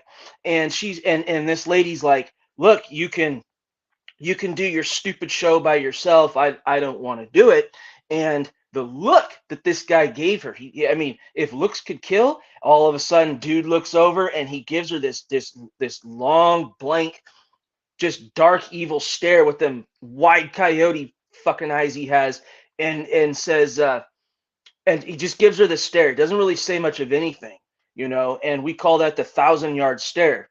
And that usually means nothing good. And my first thought was, wow. So if this woman stood up to him like this on the camera, on a live stream, and that was the reaction, what would have actually happened behind closed doors off the live stream? In that moment, I was like sick for the woman's safety. I don't even know this woman's safety, and you could just see it. There's the body language, his body language, and every time she would try to talk about her feelings, he always wants to redirect and make everything about himself. And everything's about him. And, well, these are my trolls. These people are attacking me. No, these people are calling out bullshit. They're calling out what they see, and then they're questioning you about it. That doesn't make them trolls. That just makes people, some of them are probably trolls. I'll give that person that. I'm sure he's got some legitimate trolls. But from the overwhelming majority of what I see are people that are concerned, people that are asking questions, and some of these people that he is dubbed trolls are not trolls. They're clearly his victims, and they finally got a voice, and they were able to speak. And you saw that in this woman, and it's just, I don't know how else to explain it. It's either if you know, you know, if you don't, you don't. And just through my time, through my training, through my experience, the guy is a huge red flag, and I would be sick to my stomach if my daughter ever in life ends up with somebody like this. Sick. So Cody, one thing that is that's popping into my head, which is absolutely true, as I've told you, as a director of a social services agency, I've been a mandatory reporter numerous times. And for what that means is that I know confidential private information about people's lives, families, and everything else, and that I am honor bound both to protect that information and to report to any authorities any abuse of that individual, often developmentally disabled individuals who can be abused by their family members and often have been abused by their family members. I am bound by duty and law to report any such violations. Now, here's one of the things we know about teachers, coaches, everything else. Many of them are some of the best people in the world. Many of them are also people that put themselves in positions to have access to their victims. I am not talking about anyone specific, and I'm even going to name the person I am not talking about. I'm not saying this is Eli, but we know in criminal justice, which you studied, Cody, and which I studied too, as a professional person who has studied police accountability, criminal justice, law, and business for 55 years or something. Like you, Cody, I wrote when I was a kid in grade school. I used to write. I wrote papers about Roe versus Wade and the right to our freedom in grade school. So I'm a weird kid, Cody. Okay, I've been dealing with this shit for a really long time. Okay. Now, here's the deal. People, this is what I know as a mandatory reporter and as a criminal justice expert who's not a criminal justice professional. I know for a fact that abusers put themselves in positions to get contact with victims. That's what I'm going to say. And so anytime, and that includes me, that includes Jeff Thomas Black, if I come into your community and I'm being all nimbly pimply and hiding my background, you might want to wonder, am I coming here to abuse you? It's fair to look into my background. You should look into my background. You should do your oppo research on me. Find out, should I read this fucker's book? Should I believe the things he's saying? Because they sound kind of crazy. They sound kind of wild. And, sometimes other people call him crazy because they call Robert crazy and they call Cody crazy and Brian's crazy and Glitch Dash is crazy. Everybody's crazy, crazy, crazy, crazy, crazy. Everybody's crazy. That's what I have to say. Back to you, Robert. You got to look at it like this too, Jeff, because Cody, you said that maybe you should go ahead and check. Cody knows that when someone gets on the block their first time, they go run them over a period of time to see if they can actually be up there on that block. They run them to see if they can actually live with that person. Is that not right, Cody? Is that not right? Yeah, there's an entire classification process that happens from the time they set foot into the facility to the time they either hit general population or protective custody. This particular individual that I will not name or give any fucking dignity to, I believe, in my professional opinion, he would be a candidate for protective custody because he's that guy that would be out snitching, telling on correctional officers. He'd be telling on the inmates. He's that guy that'd be at the microwave for an extra minute once count commences. And then he's that guy that would be telling on anybody and everything for anything for self gain. And then he's also that guy that we got to go and deal with because his celly is, saying, hey, get him up out of here or I'm going to do the thing. So, yeah, I don't think someone of his stature, and I don't believe someone of his mindset would be able to last in a general population main yard situation. 100% this guy would go to general population. 100%, I'm sorry, protective custody. 100%. Exactly. That's what I'm saying though. But that's what I'm saying, Cody. I'm saying that from that point, Cody, the actual prison will classify him, but he don't want to be classified by the inmates. The inmates have a different classification structure. Yeah, so the inmates, what they'll do is they'll just paper check you as soon as you come in. So let's say theoretically someone comes in and they have a crime against a child, any kind of crime against a child, they're gone. They get rolled up, or the thing just happens to them right there on the tier and they're done. Um, some people that commit certain crimes against women, they uh, they generally do not get to walk or live in general population. They also end up in protective custody. The inmates go by the inmate code, inmate politics. They can make shit happen. Now, I'm bound by the rules of administration and law. I can't necessarily make things happen now unless I believe there are extreme exigent circumstances. And for safety and security of myself, the institution, and the individual at hand, I can't just roll them up and get them up out of there and put them into segregated housing right then and there. So sometimes, in some limited cases, sometimes the inmate's solution is more effective. But yeah, but during the intake process, they'll go. Every person gets what's called a pre-sentence investigative report. Sometimes there's psychological evaluations, and it helps to determine what kind of housing somebody is either suited or not suited for. And then when they first come in, they'll sit in what we call the fish tank, and while they're awaiting classification. So anyway, really long story short, certain individuals that I've run across in life with similar traits and characteristics of what we've talked about today would not fare well in general population. 110%. They're going to protective custody. They're bringing that protective custody mindset, and they're coming here, and everyone else is the victim. Because remember, they're hypersensitive. Everyone is out to get him or her. So that means they're going to do whatever's necessary to make sure everyone else is the blame. They're completely they're completely absolved of any kind of wrongdoing, because it can never uh, be them. And if nothing else, and what's really scary about some of these things, not in all cases, but in many cases where someone or a significant other is abused or appears to be abused, sometimes when the relationship takes that vicious and cruel turn, it also takes on this, well, if I can't have you, nobody else is going to have you. Well, what the hell does that mean? To what degree?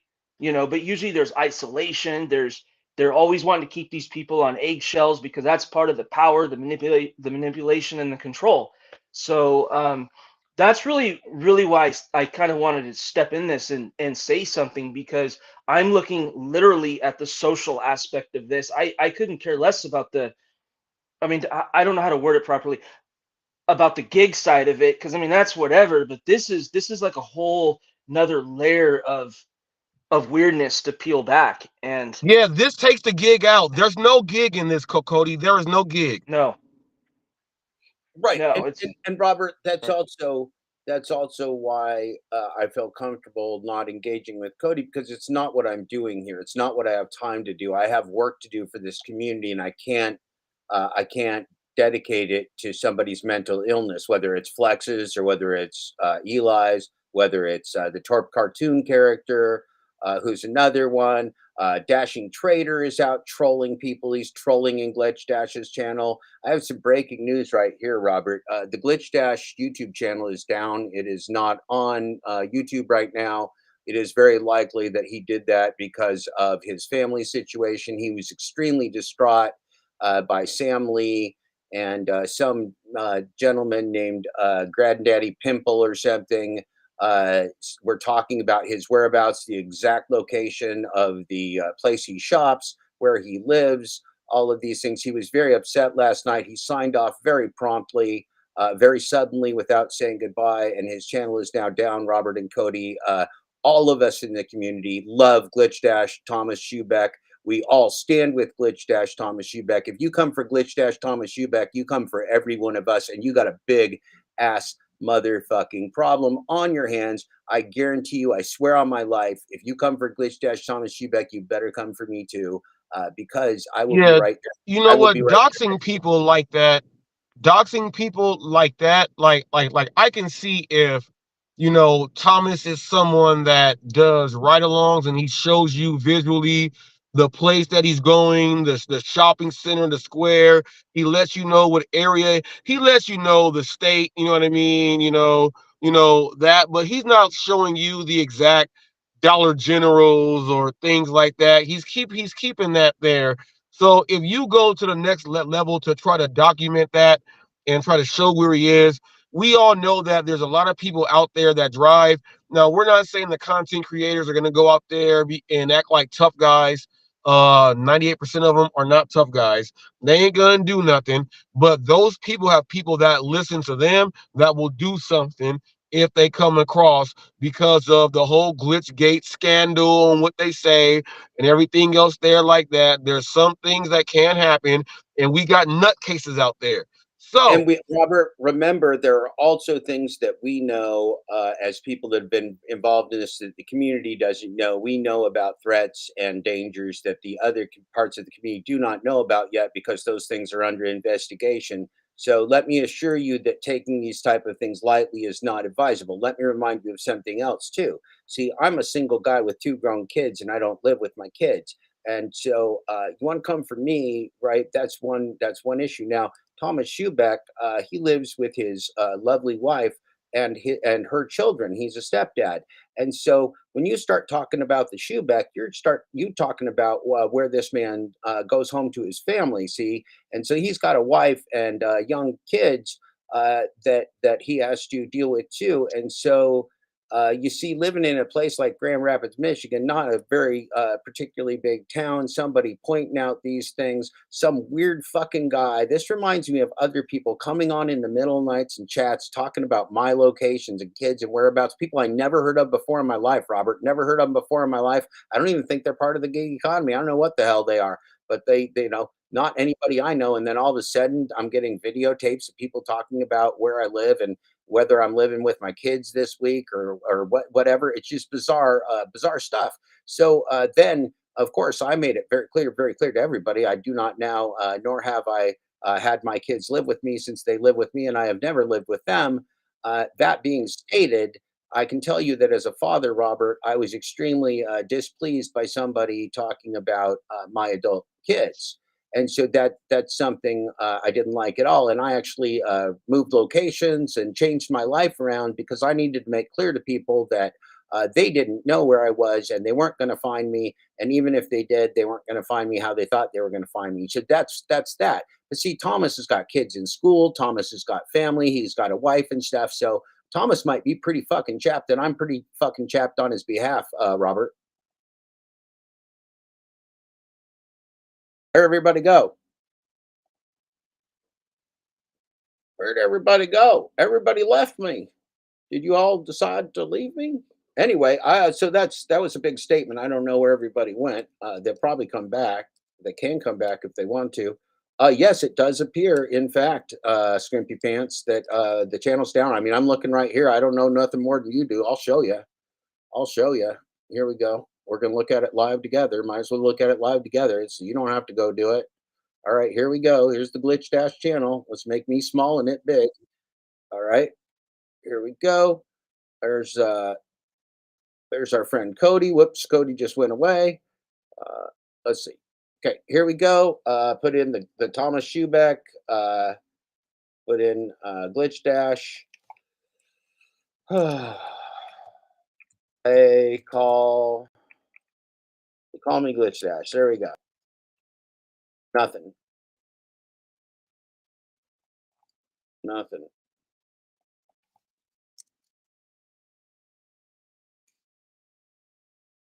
Glitch Dash, DoorDash. Nothing.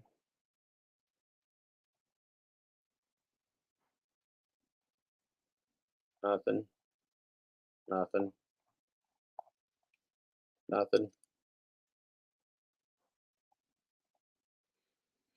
Thomas, wherever you are, whatever you're doing, if you're watching us, if you're not watching us, that's fine. Okay, Robert, thanks. You enjoy that spark order. All good. We fought it out, brother. We fought it out. We'll talk more. That was long. We got it done. You said what you had to say. Thank you, Robert Reese. Thank you, Hot Facts. Thank you, Cody. Cody, you're welcome to come back up. But so we're missing our Thomas right now. We're upset. We don't like it. We're mad about it. We're upset about it. Yeah. Yeah. I think it's about our family, right? It's about our family when we start even imagining somebody like messing with their family, these nefarious people talking about us. I mean, Thomas talks about the fact he lives in Grand Rapids and he's got kids and a wife, right? I mean, he didn't say he didn't live in Grand Rapids and I didn't say I don't live in Portland and I've got kids. Asking for Sluts didn't say he doesn't live in West Virginia and have kids. I mean, we're all just like public people, but saying like what stores you shop at and that they're going to come and find you and all those kinds of things, that's just bizarre. That's just bizarre behavior. It's just really bizarre behavior. You can't have that. Give me just a minute here. We're going to do something. We're going to figure out something to do for you. We're going to go. Let's go to the poll. Let's take a look at the poll real fast here. We'll go to the poll. We're going to switch to share this tab. The poll, the Eli. We're going to end the poll. We're going to end the Eli. Here we go. The poll is this. The poll is this. You can see the poll. 34 votes. 34 people voted. What does no mean to you? 58% of you do believe that no means no. 26% of you believe that no means that you deal with no by saying, I can't hear you. The whopping 11% of you are mentally ill and believe that no says yes. Please get help. Don't go out in public. And 2% of you are still thinking about it. We still have hope for you for the 2%. No, Cody does not know Eli, to my knowledge. I don't believe Cody has ever spoken to Eli. Cody has watched Eli in the community, to my knowledge. That's what I know. Cody can come back up here and speak for himself, but that's what my knowledge is. Now, Cody is a law enforcement professional and has a lot of experience in watching people's behavior and in predatory behavior. Hey, Bobby, you want to come up? Bobby, you want to come up? I'd love to talk to you alone, Bobby. I never get to talk to you alone. Bobby, you want to come up? Come on up, Bobby. I'll put a link in for you. This is for Bobby. This is only for Bobby. Only for Bobby. Bobby, bibbity bobbity boo. Where are we? Bibbity bobbity boo.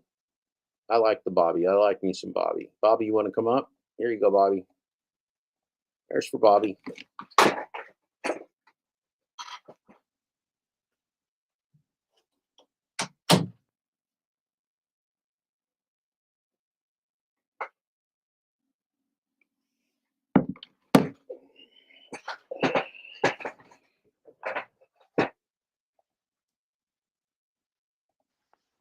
There's one. Hi, Cody. Hello. I had a sound issue. Yeah, I no. don't know the individual at all. Or the only way I know the individual is just because he kind of blew in like a tumbleweed, and just like anyone else, got to know him that way. just listened to some of the messaging this person had, and then noticed a very distinct set of rotten, disturbing patterns that I decided I'm not okay with, and so that's it. I don't know him. I will not engage in any kind of conversation with someone uh, like him, and I will not uh, deal with him after today, tomorrow, nothing. So that's that. Fair enough, Cody. Is there any other characters in the industry that you wanted to talk about? I know you had a couple things that you wanted to speak of. Is there anything else on a different subject? We closed the poll. We decided, the majority of us decided that no does in fact mean no. We're going to move on. Hot Facts had to go back to work. We have resolved the issue. No means no. We have resolved who is allowed in this community and who is not, and why, and whether that's trolling or not. We've made a lot of progress. So what's next, Cody? What's up on the next on the Cody tab? I was having an issue with the tagging system on the lives. For some reason, I couldn't. I don't know why it won't let me tag. But the only other thing that I was mentioning a couple days ago was the. I wouldn't. It wasn't really any drama. It was just a little spat with the Pedro guy. I don't even remember how long ago. Maybe I don't even know. Maybe a year ago. Maybe he had come on Robert's channel and he had said some things, made some inferences about how it's dark in Alaska, and that some of us up here may suffer from certain ailments as a result. I don't know what he's talking about. That's not an issue I deal with, so I really don't know. Um, but I do know kind of what the intention was behind it. But all I'm saying is that that's whatever. You know, I've forgiven it. You know, I just don't care. Um, but I'm just letting you know, like, just kind of laying the foundation for.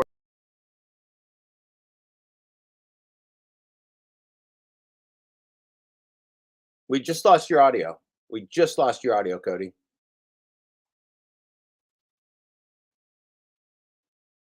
Okay, we just lost Cody's audio, but that's okay. He will be right back. There he is.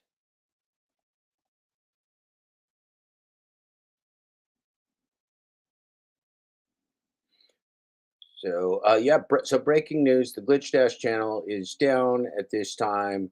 I have not personally spoken to Glitch Dash. I have sent a message to our good friend Brian. See if Brian has spoken with Glitch Dash. We do assume that Glitch Dash is fine, that Thomas is fine, and that this is just a security measure, and that he's just taking some time with his family. Maybe he won't come on back on the YouTube. We don't know. How would we know? We don't know yet. But we love the Glitch Dash. We love Thomas Schubeck. He's done such incredible, great work. He's the only reason I'm here right now doing this, is because he came up with this idea in terms of just winning the space. And he's a brilliant man, brilliant broadcaster, brilliant friend. Can you hear us, Cody? Can we Do hear we have you? any sound? Yep, I got you. Carry on. Damn. No, Okay, I got you. You're good. You're good. Are you able to hear me? Yeah. Go, go, go. Okay, I can't hear you, so I'm just gonna say it. You go. Okay, so bottom line was that there was a little spat there. Something got said. Okay, I think I have sound now. So, well, I did have sound. That was weird. Okay, so through all this, when the stuff when so my wife's waiting for a kidney transplant. She's still on the transplant list. We had somebody that was going to help us professionally make like a little 90-second video to help make a promo, help get the word out, just something done really, really professionally. One of the creators got angry because I just wasn't getting back to him or something weird, uh like I owed him fucking something or something, I don't know.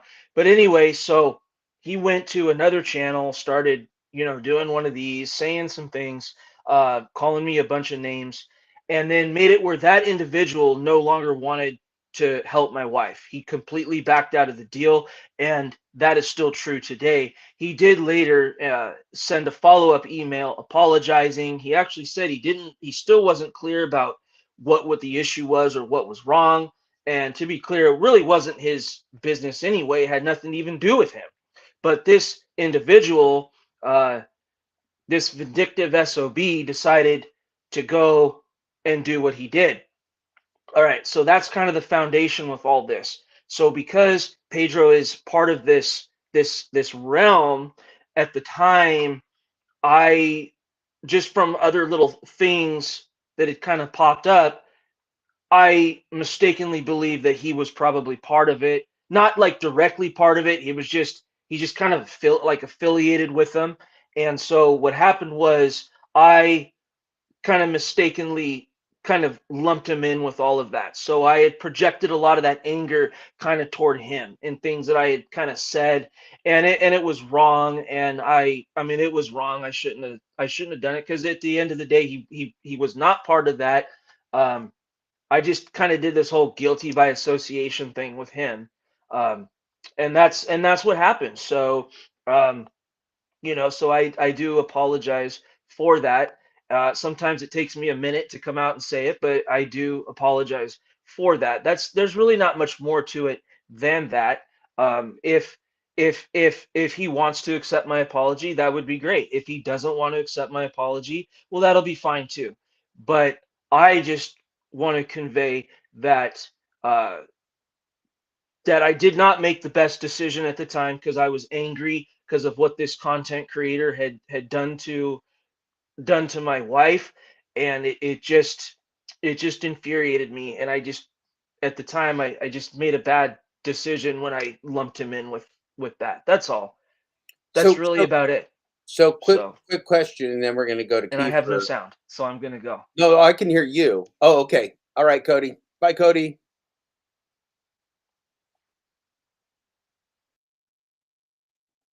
All right. Kiefer, I'm going to unmute you against my better judgment. Please don't be crazy.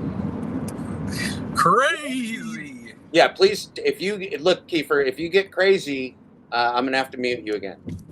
Well, first of all, I want to say how much more visually appealing Restream is compared to the other one. I don't even remember what it's called. Yeah, StreamYard. I think StreamYard sucks balls compared to Restream as well. I also believe that StreamYard sucks balls next to Restream.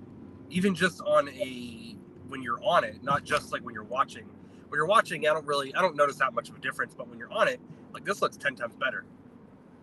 But yes, I will be getting a haircut later today, and I am au naturel. I just wanted to, let you know that there is proof. But that's good. It's good to. I feel. I'm relieved.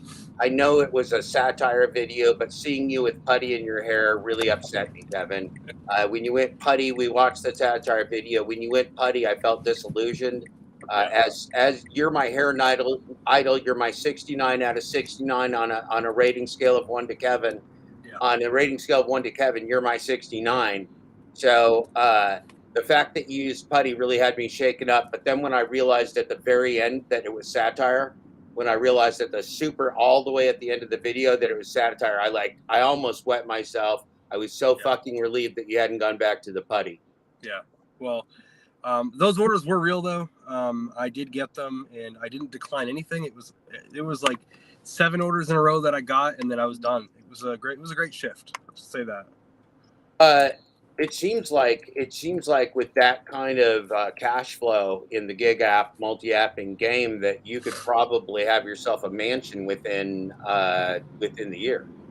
Well, I don't know if you heard on the video, I was talking about getting back to my room full of gold coins, and the cash that you were flashing made me actually think of it made me wish that I was a stripper, because I could just imagine you throwing that cash up in the air, me being naked, and it falling like gently on my body like Gazelle Bunchen.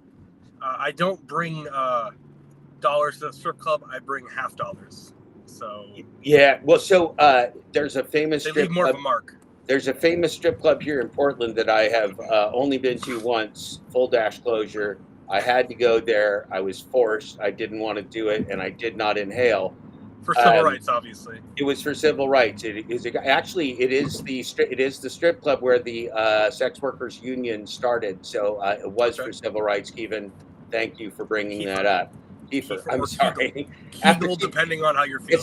It's after Jack Bauer, right? You're named after Jack Bauer. Your mom was a big torture fan. Mom and dad were big torture fans. Yes. They're like, I love that guy who fucking tortures people. I'm naming my kid Kiefer.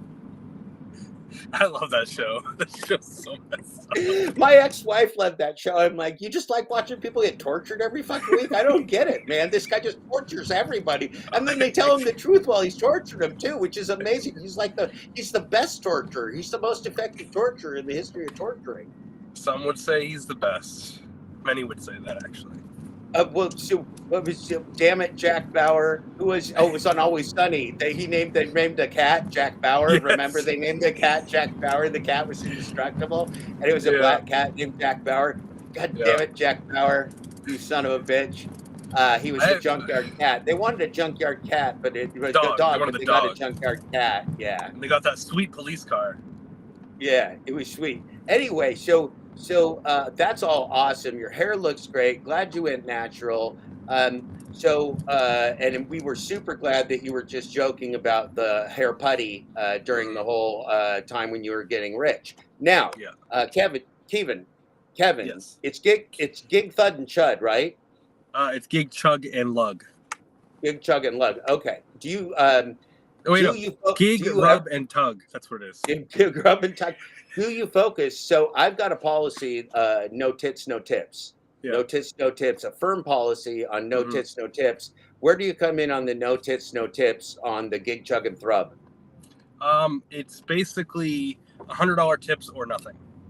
Okay, so are you? But I mean, like, will you give a tip with no tits?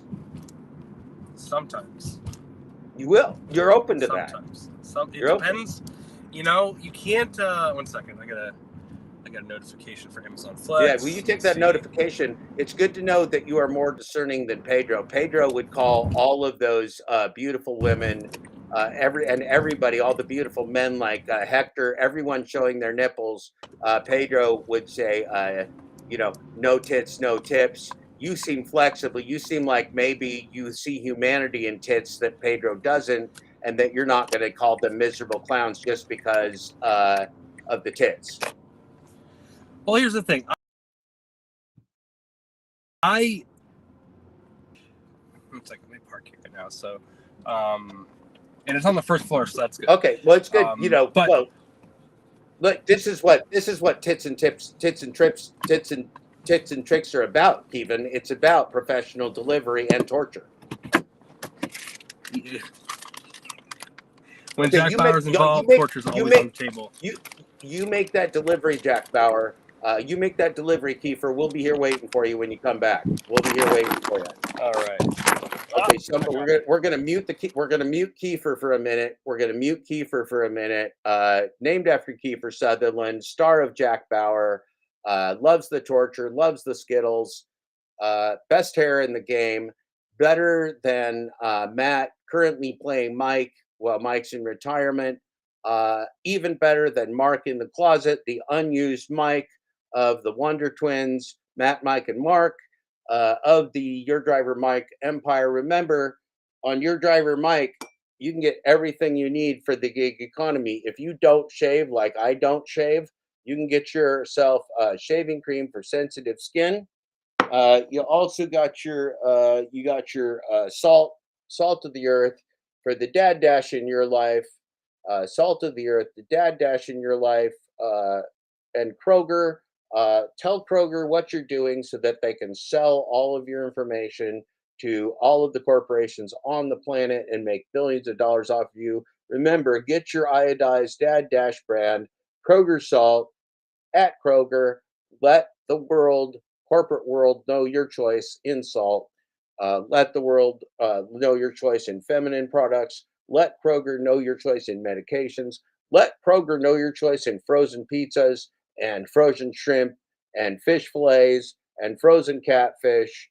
Let Kroger know your decisions. They will share it with everyone for a price. Remember, Kroger taking your information, selling it to the world on behalf of corporate thruples, corporate couples, corporate orgies. Remember, Kroger loves you more than you love Kroger. Kiefer, back to you. Have you tortured? I am have you back. Did you have to torture anybody to make the delivery? I did not, but I will probably get a reported not available, like didn't deliver it. That's my guess. So that one, it was. We can only hope. We can only hope. Kiefer, for listen. a 50 activation. If you get a fraud notification, do you have your duct tape and plastic wrap in the trunk in case we get a fraud? Because we are hoping, Kiefer, that as the real Jack Bauer, you can go torture some consumers that are abusing our system. We'd like to see a consumer. We'd like to see a miserable clown bound up in duct tape, and we'd like to see you, Kiefer, give them the what have for and find out what the real story is behind their fraud. Can you do that for us, Kiefer? What are miserable clowns without tying them up and bounding them? But what is truth without torture, Kiefer? That's true. But that one was it was actually added on. It was $7.43. The person tipped $1.48. But it was $7.43 or $7.46 going an additional 4.2 miles, which to me, I'll take that order. I don't really care if there's that's why I think the no tips, no trips are a little bit deceiving, because I really think what it boils down to is just don't accept $2 orders. You can't tell if there's a tip if it's like that one. That was $7.63. There was a tiny tip on it. The DoorDash, our overlords, put in $5.75. The tips are so teeny. That like if you've heard of a micropenis, like that is a micropenis is a condition that some people in the sausage party have, like a micropenis. The tips are so the tips of the tits the tips in the tits are so small now in DoorDash. You would think that there is potentially an entire app slave market of people with micropenises. That is what I've heard. And in conversation with some people in the marketplace while waiting to pick up, like when I was going to pick up that $268 McDonald's order yesterday, I did have a conversation with someone, and they did have a micro penis. Kevin, I'm going to start a poll right now. It's going to be a simple poll. It's going to be a long poll. It's going to be a straight poll. Can you pump a micro? How do you spell penis? Paynus. Penis. Okay. Can you pump a micro penis? Can you pump a micro penis in the economy multi-happing spreadsheet game?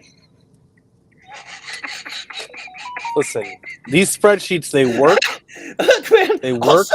I will sell you a spreadsheet like for $5, Kevin. Are they? Is he selling those, or are they free? I think they're for sale, Kevin. Oh, listen, I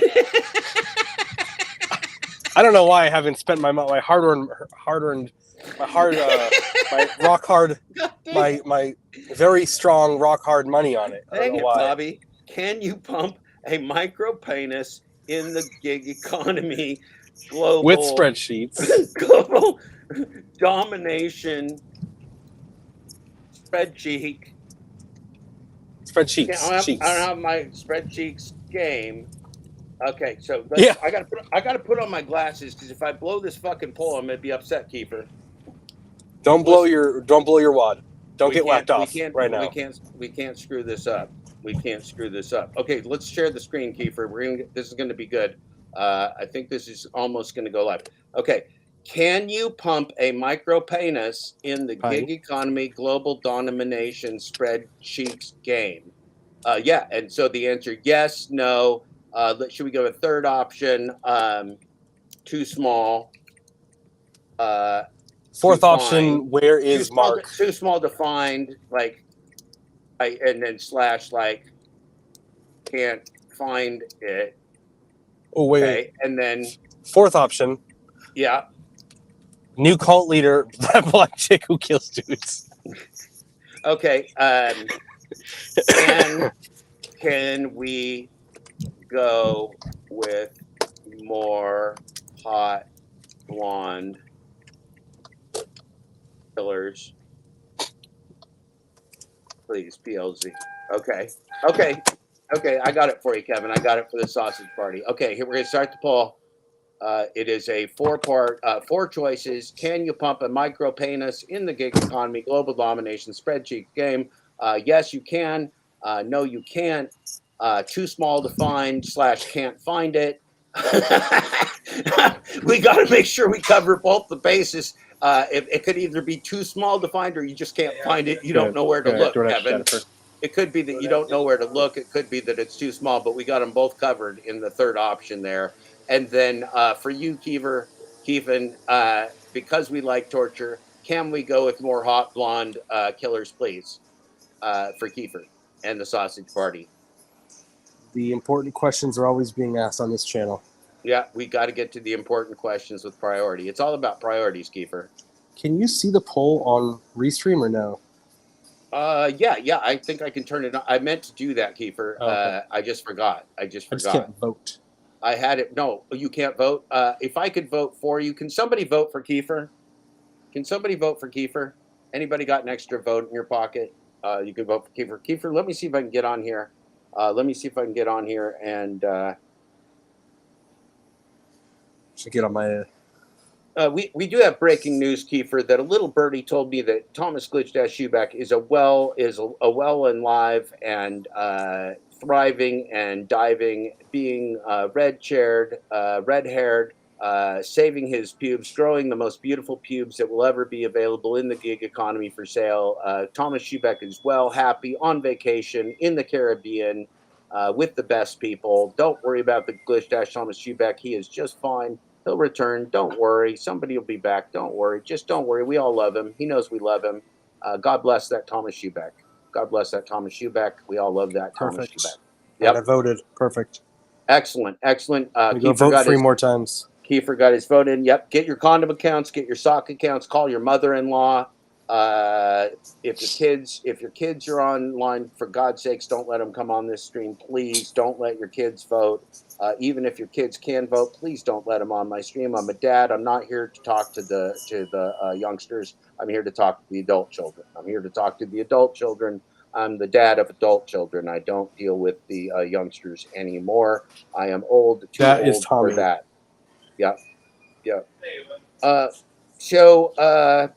Appreciate you. Oh, okay. So Kiefer's working. He's showing us a ride along. He's showing us a live ride along with a professional gig economy spreadsheet domination professional. Best hair in the game in action. I don't know if you guys realize this, but in order to take an order from Dairy Queen, which is where I just did my pickup for my professional delivery, you actually need a spreadsheet to figure out how to hit the button.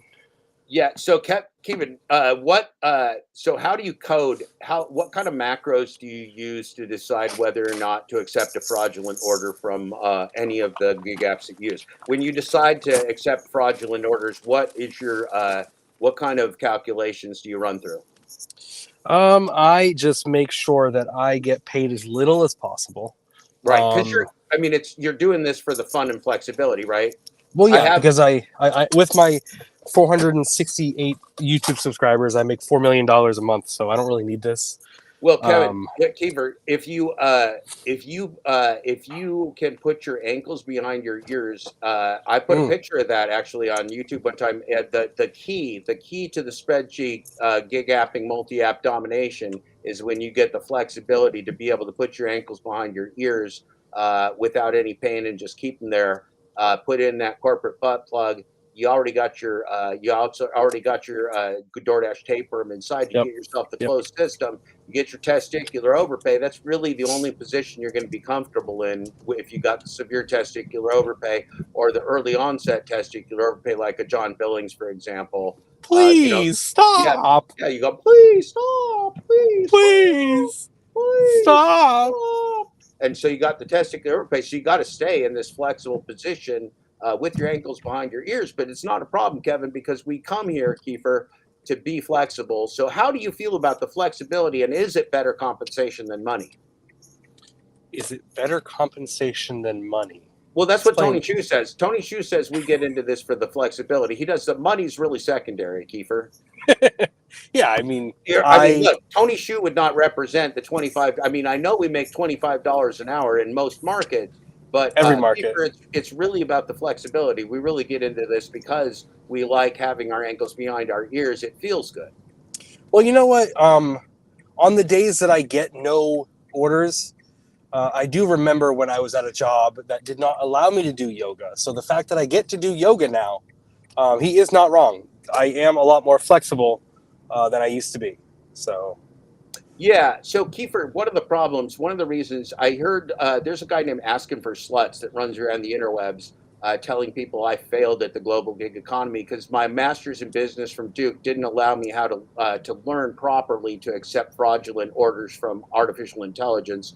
I failed at that, Kevin. I failed at the multi-apping gig app, gig speed, gig app grift because my master's in business and my winning record as a consultant and as a student and academic and writer and civil rights activist and movie maker, all of those things really didn't bring what I needed to succeed in the gig economy global gig app spreadsheet domination game. And so asking for sluts has really got me nailed to the wall here, Kevin. Asking for sluts has really got me nailed to the wall because I failed in the DoorDash game, which is why I'm writing a book out of bitterness, Kevin. Kiefer, how bitter do you think I am on a scale of 1 to 69? And do you think that the book written out of bitterness can be any use to the world since I'm just a bitter person? You also, even though you read out every text message, and you could easily click a link on Substack, the fact that asking for 13-year-old sluts said no, it just means you didn't. It's simple. He knows everything. He knows all. So when you ask a group of adults if they want the truth or if they want to be lied to, a lot of them aren't sure, Kiefer. Well, they all said they want to be lied to. A lot of them don't know. Like, should I be lied to by somebody who's a fraud, or should I listen to somebody with facts? And they're like, I don't know. I haven't decided yet. Well, here's the thing. On that night, that fateful night a couple nights ago, I think more people did want to hear it, but you had Flex and because even Necro was wanting to hear it, if I'm not mistaken. Oh yeah, no, there was 2 people over talking me that did not want facts to be read because Personal conversation. FlexiPants thinks business conversations are personal and should never be shared because FlexiPants is a gangster and an organized criminal and a person who's currently in a mental health crisis. So that's FlexiPants. Now, as far as the asking for 13 sluts fried catfish, well, we know why. So one of the funny things, right, is that the fried catfish claiming to be involved in this thing actually doesn't even have the information that I have. That I had because that fried catfish isn't even the person that I was communicating with, which is a funny thing about fried catfish, Kiefer.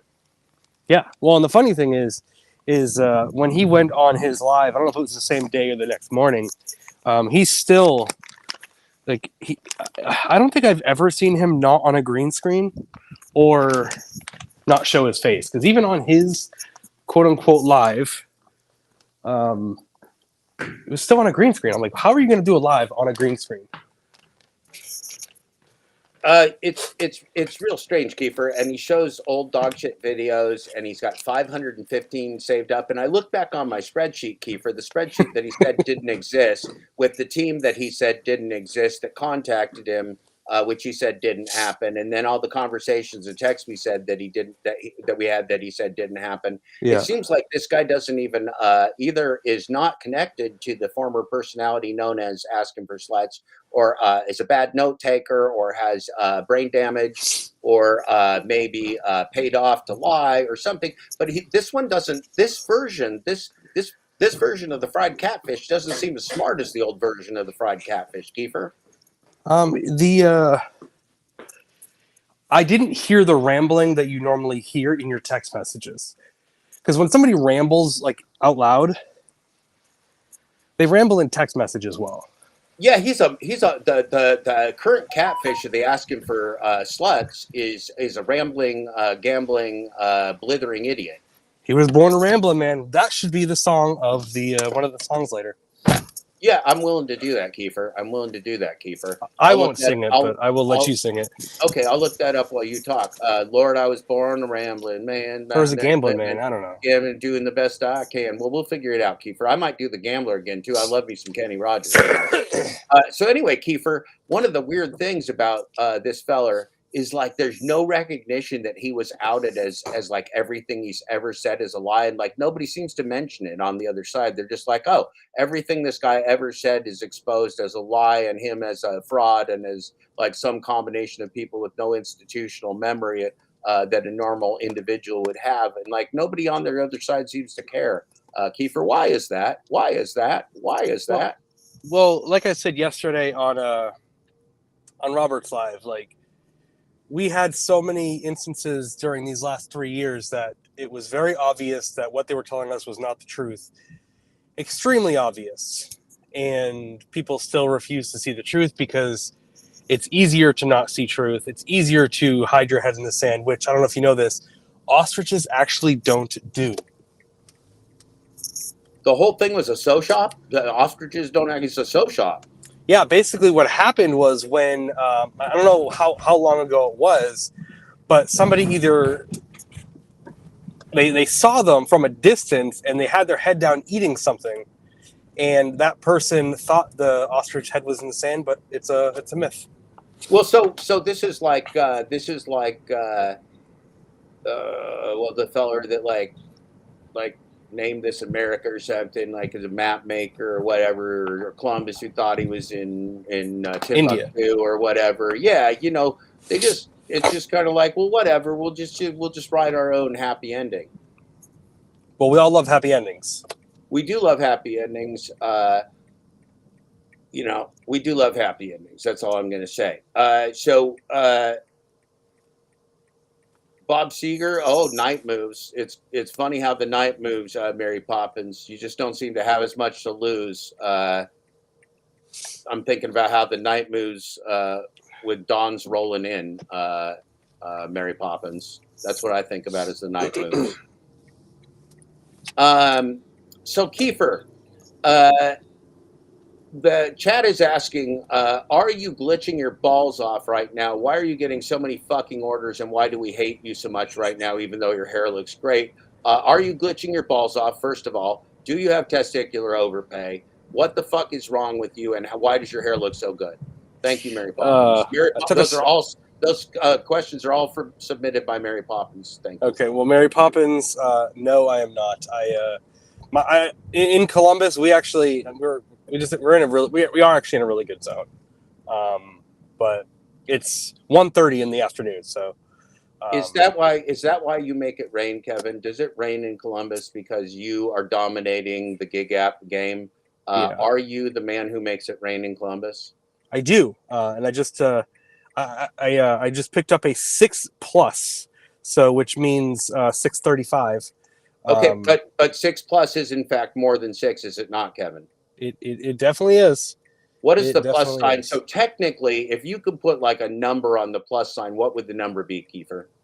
I mean, what it normally is, or what would I prefer? No. I mean, this is business, Kiefer. They're offering you a contract. They're giving you 6+. How much is the contract? I need the exact number, Kiefer. Oh, I don't know yet. I haven't dropped it. Well, I haven't picked it up yet. What kind of fucking contract is this if you don't know what the Kiefer? Are you stupid? Are you stupid in the head? I might be. It's a 6+ for 1.9. Kiefer, shut the fuck up. Kiefer, shut the fuck up. Listen to me. Kiefer, are you accepting fraudulent contracts? They're telling you that the contract is for $6 plus something and not telling you all the information that you don't even know how long you can spend on it? Kiefer, are you that stupid? Are you the dumbest man? Wait a minute. I thought you had great hair. Are you fucking stupid, son? Answer the question. Kiefer, stop laughing. Kiefer, listen to me, man. This is your credibility right now. This is Robert Reese. Kiefer, how stupid are you? Just admit it. Don't lie to us, Kiefer. Kiefer, shut up. Don't answer yet. Don't lie to us, or I will cut you off and mute you and block you. Kiefer, how stupid are you? Are you being a dumb motherfucker right now, Kiefer? Answer the question. I accepted it off of the 6. When there's a plus, I use that off of, it's 6 for 1.9. Okay. I don't look at the plus because it's going to be usually a quarter.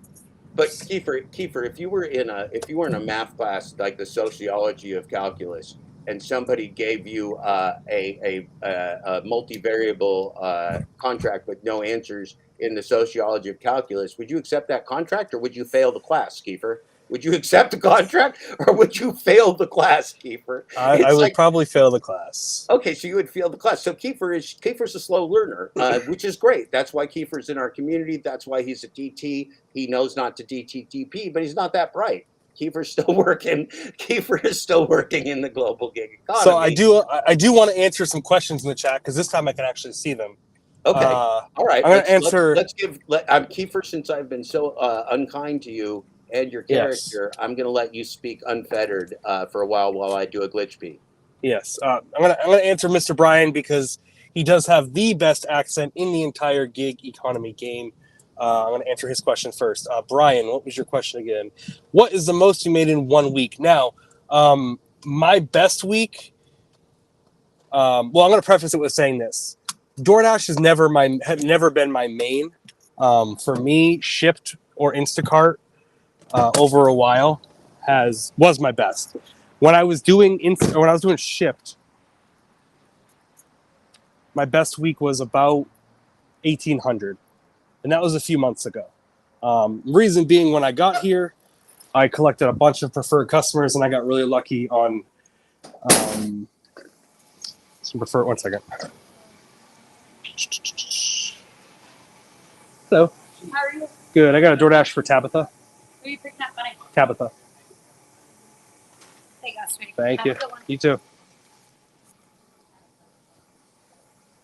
Look at Kiefer getting the special treatment with the hair, getting called sweetie, getting the passes, getting the love from the females. Kiefer, we hate you. We hate you, and we hate your hair. Yeah. Please carry on. Yeah. So actually, before I say that, my best day ever was yesterday when I made $1,100 in 1.5 hours. But no. So let me get this big bag in this tiny Grubhub bag. Well, Kiefer, you're a professional, and we do understand you have to take care of your professional duties before serving as our correspondent in the field. Thank you, Kiefer. All right. So my best week was 1,800 that I can remember.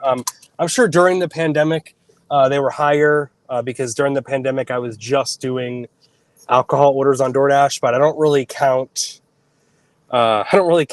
back then as real. And no, I would say Brian, to answer your question, 2 months ago when I was still doing Shipt, I was consistently making anywhere from 12 to 1,800. 1,800 was my best, but that was mainly on Shipt. But 1,800 consistently, no. No. Since I lost Shipt, I have been in anywhere from the 8 to 1,200 range, and the only reason for that is because of Amazon Flex. Because Amazon Flex, you get those good orders in the morning. And Kiefer, remind the people you've been decapitated four times now, to my memory. You have been completely and totally decapitated 4 times. Yeah. So first on Instacart back in the day, late 20. 1 second. Just what is that? Tomorrow. $21 from. Nope, not doing that.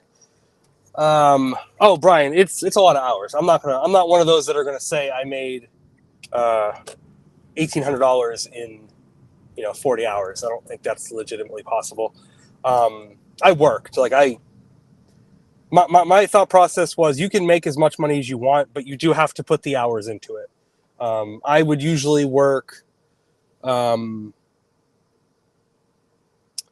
if I'm doing Amazon Flex, I'll usually get up, start working around 3:30, and I'll usually work until 6, anywhere from 6 to 8 p.m. at night. So I work a lot of hours. And I don't do that every single day. It just depends on what my wife and my kids need. I do take breaks during the day sometimes. But to answer Matthew's question, which I believe I answered the other day, sir, my best day was probably, I have a video up, I think it was like $500 or something like that. And that was a few months ago. So I lost shipped because I was late too many times, because I was trying to hit promotions. And when you do promotions, if you're not familiar with Ship, they do when you do ship promotions, you can't be late. And even though I communicate with the customer every single time, hey, I'm going to be late, they always say, yeah, not a problem, because I always make sure their food was cold, their hot stuff was hot. From the customer standpoint, everything was great. Never had a bad, I won't say never had a bad rating, but my rating was really high from a customer rating standpoint. But your completion rating was more important to Ship. One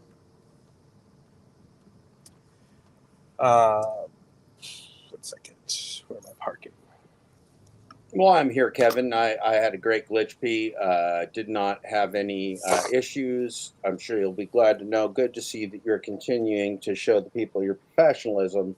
What's going on here? We're going to check in on the poll real fast while Kevin does his job as a professional.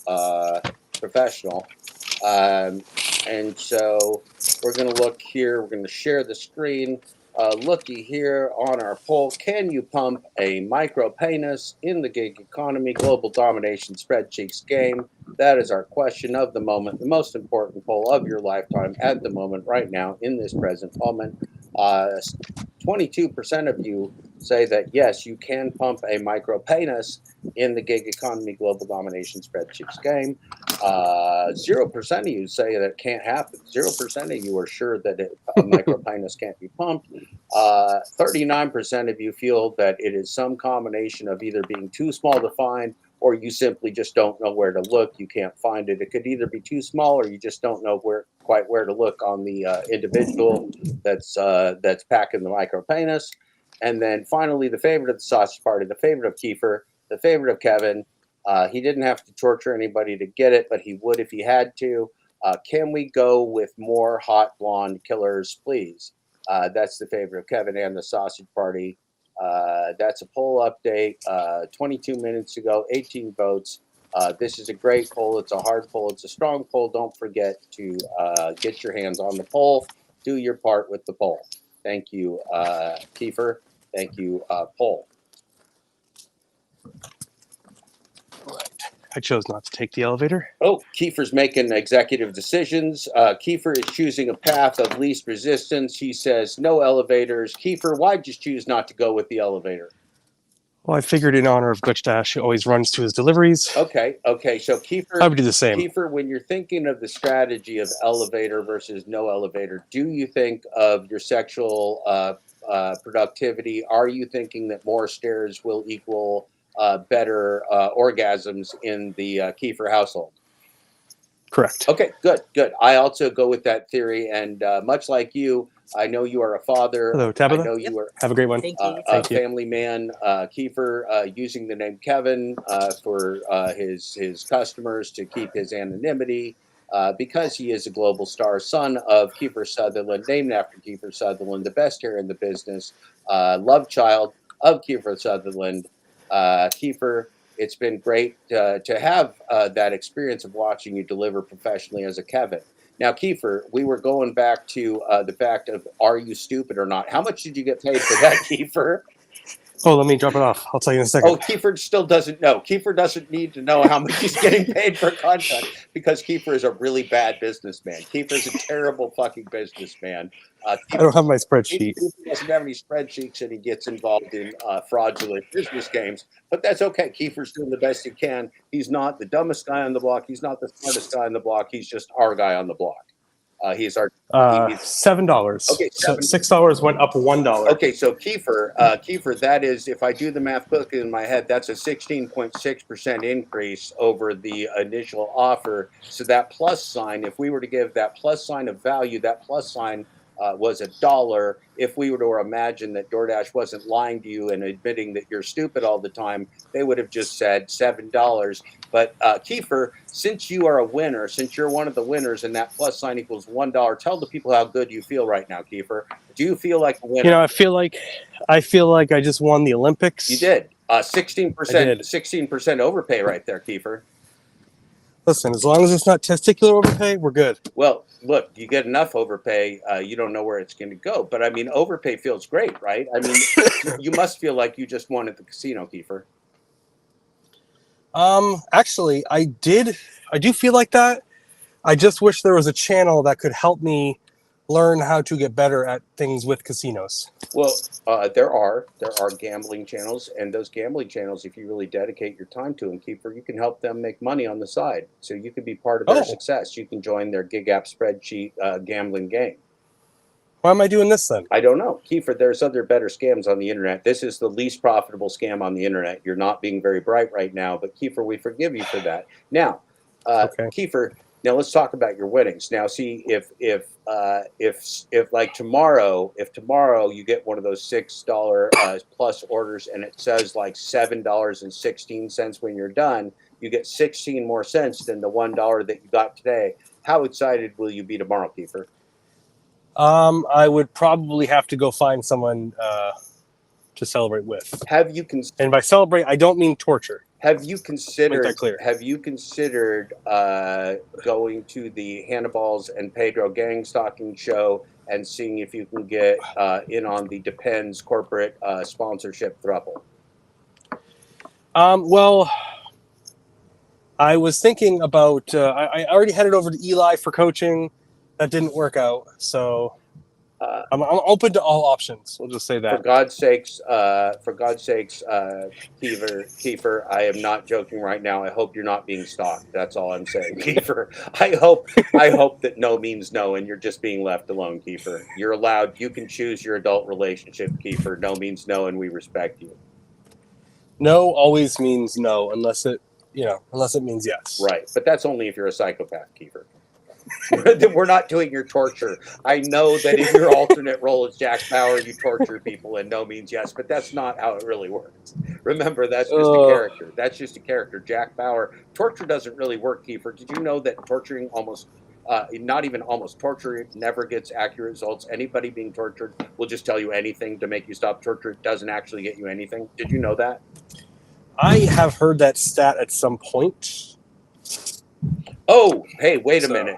We got a suggestion over here. I saw somebody suggest that you add more pluses to the order, that you just go like 6 plus, like add like 7 pluses. And then what could happen? Like, what could happen with more pluses? Like I once saw one of those orders on the YouTubes where it was like a plus on the one side of the 6 and a plus on the other side of the 6. So it was like two pluses. How do you calculate that in your macros? How do you calculate? Well, I don't know if actually two macros. Well, I don't know if you remember this from my video, but I actually got a plus, a DoorDash order based off of my Uber order. So I got an Uber order, and then I got a plus with DoorDash. You have no idea how much sense that makes. Do you know they have the same owner, Kevin? Like, they could actually be sharing all kinds of information. They use the same ghost restaurants and fake kitchens and websites and all that stuff. Did you know that there's a lot of corporate collusion out there, Kiefer, that if you tortured people, you'd probably find out about? That's, you know what? That'll have to be my next mission when I head out of town. Kiefer, we have a good question from Mary Poppins. She's a fantasy character, and she's a lovely individual. Sometimes I think there's actually even a Mary and a Poppins, like a male and a half, like a yin-yang Mary Poppins thing going on here, almost like a throuple but a couple within the Mary Poppins. Yeah. Anyway, Mary Poppins had a suggestion or a question. Will you, number one, write a thank you note to Tony Hsu for the $7 that you the $1 that you won on the 16% gambling winnings that you took. Will you thank Tony Shu for the 16.6% gambling winnings on that last order with a personal note? And then number two, like asking for sluts, do you have a personal relationship with Tony Shu such that you can get him to read your note and respond to you? Well, I'll answer that all in one question. I'm not a big fan of writing notes, but I am a fan of acts of service, if you may. Leave it at that. Is that so? I've read the book because I'm a top fucker. I've read the book, like love languages. Is that your love language, Kiefer? Yes, but I take it to the next level with Tony Shu because you have to be really thankful that he gives you all these orders, especially orders like I got yesterday. Okay, that's excellent. You know, there are so many love language. I think there were 5 love languages, if I remember the title of the book called 5 Love Languages, right? There were 5 love languages, and I think they were like extortion, bribery, annoyance, stalking, and wait, the last one is that's a great question. Thank you for that question. yeah, right. Okay, that last question is actually a question. That's right. So stalking, annoyance, those are all the love languages. And the last one is just pure gaslighting. What are you talking about? Mary Poppins is a sick individual. She likes the top fucker status. She just waltzes in here into our sausage party and laughs at us, Kevin. I don't know how to feel about that. I like people to laugh with us, not at us, but I feel like they're laughing at us. You just never know. And in the end, you don't know what the top DT is actually doing as well. Well, look, you are the Schubeck Industries DT designated troll. You do our service. You manage the trolling industrial complex. 4 Vartan. It's excellent. Mary Poppins says she's laughing with us. And Kevin, you have not failed us yet. We have yet to have an incident of a DTDP. So Kevin, you're doing your job. You're earning your pay. You are the best dasher in the game with the best hair. Thank you, Kiefer, for coming on the slow morning show. We're going to sing more songs. We're going to do better without you, but we do appreciate you coming by, Kiefer. Let me answer his question real quick. Oh, sure. We're tired of you, but you can keep talking if you want to, Kiefer. Sure. Kiefer. No means yes sometimes, Kiefer. So keep talking, Kiefer. You are, if nothing, if not our example of a dumb gig economy, gig app slave. Thank you, Kiefer, for ignoring the host and keeping talking. Thank you, Kiefer. I'm going to mute myself. Well, I'm going to mute myself while you talk, Kiefer. Kiefer, don't crash the car. Don't crash the car on the gig tubes. You're going to get Dad Dash sued. Kiefer, slow down. Kiefer, fucking calm down, son. Number 1, you're stupid. You already proved that. Number 2, you're going to crash the car. Fucking pay attention, Kiefer. Pull the car over, Kiefer.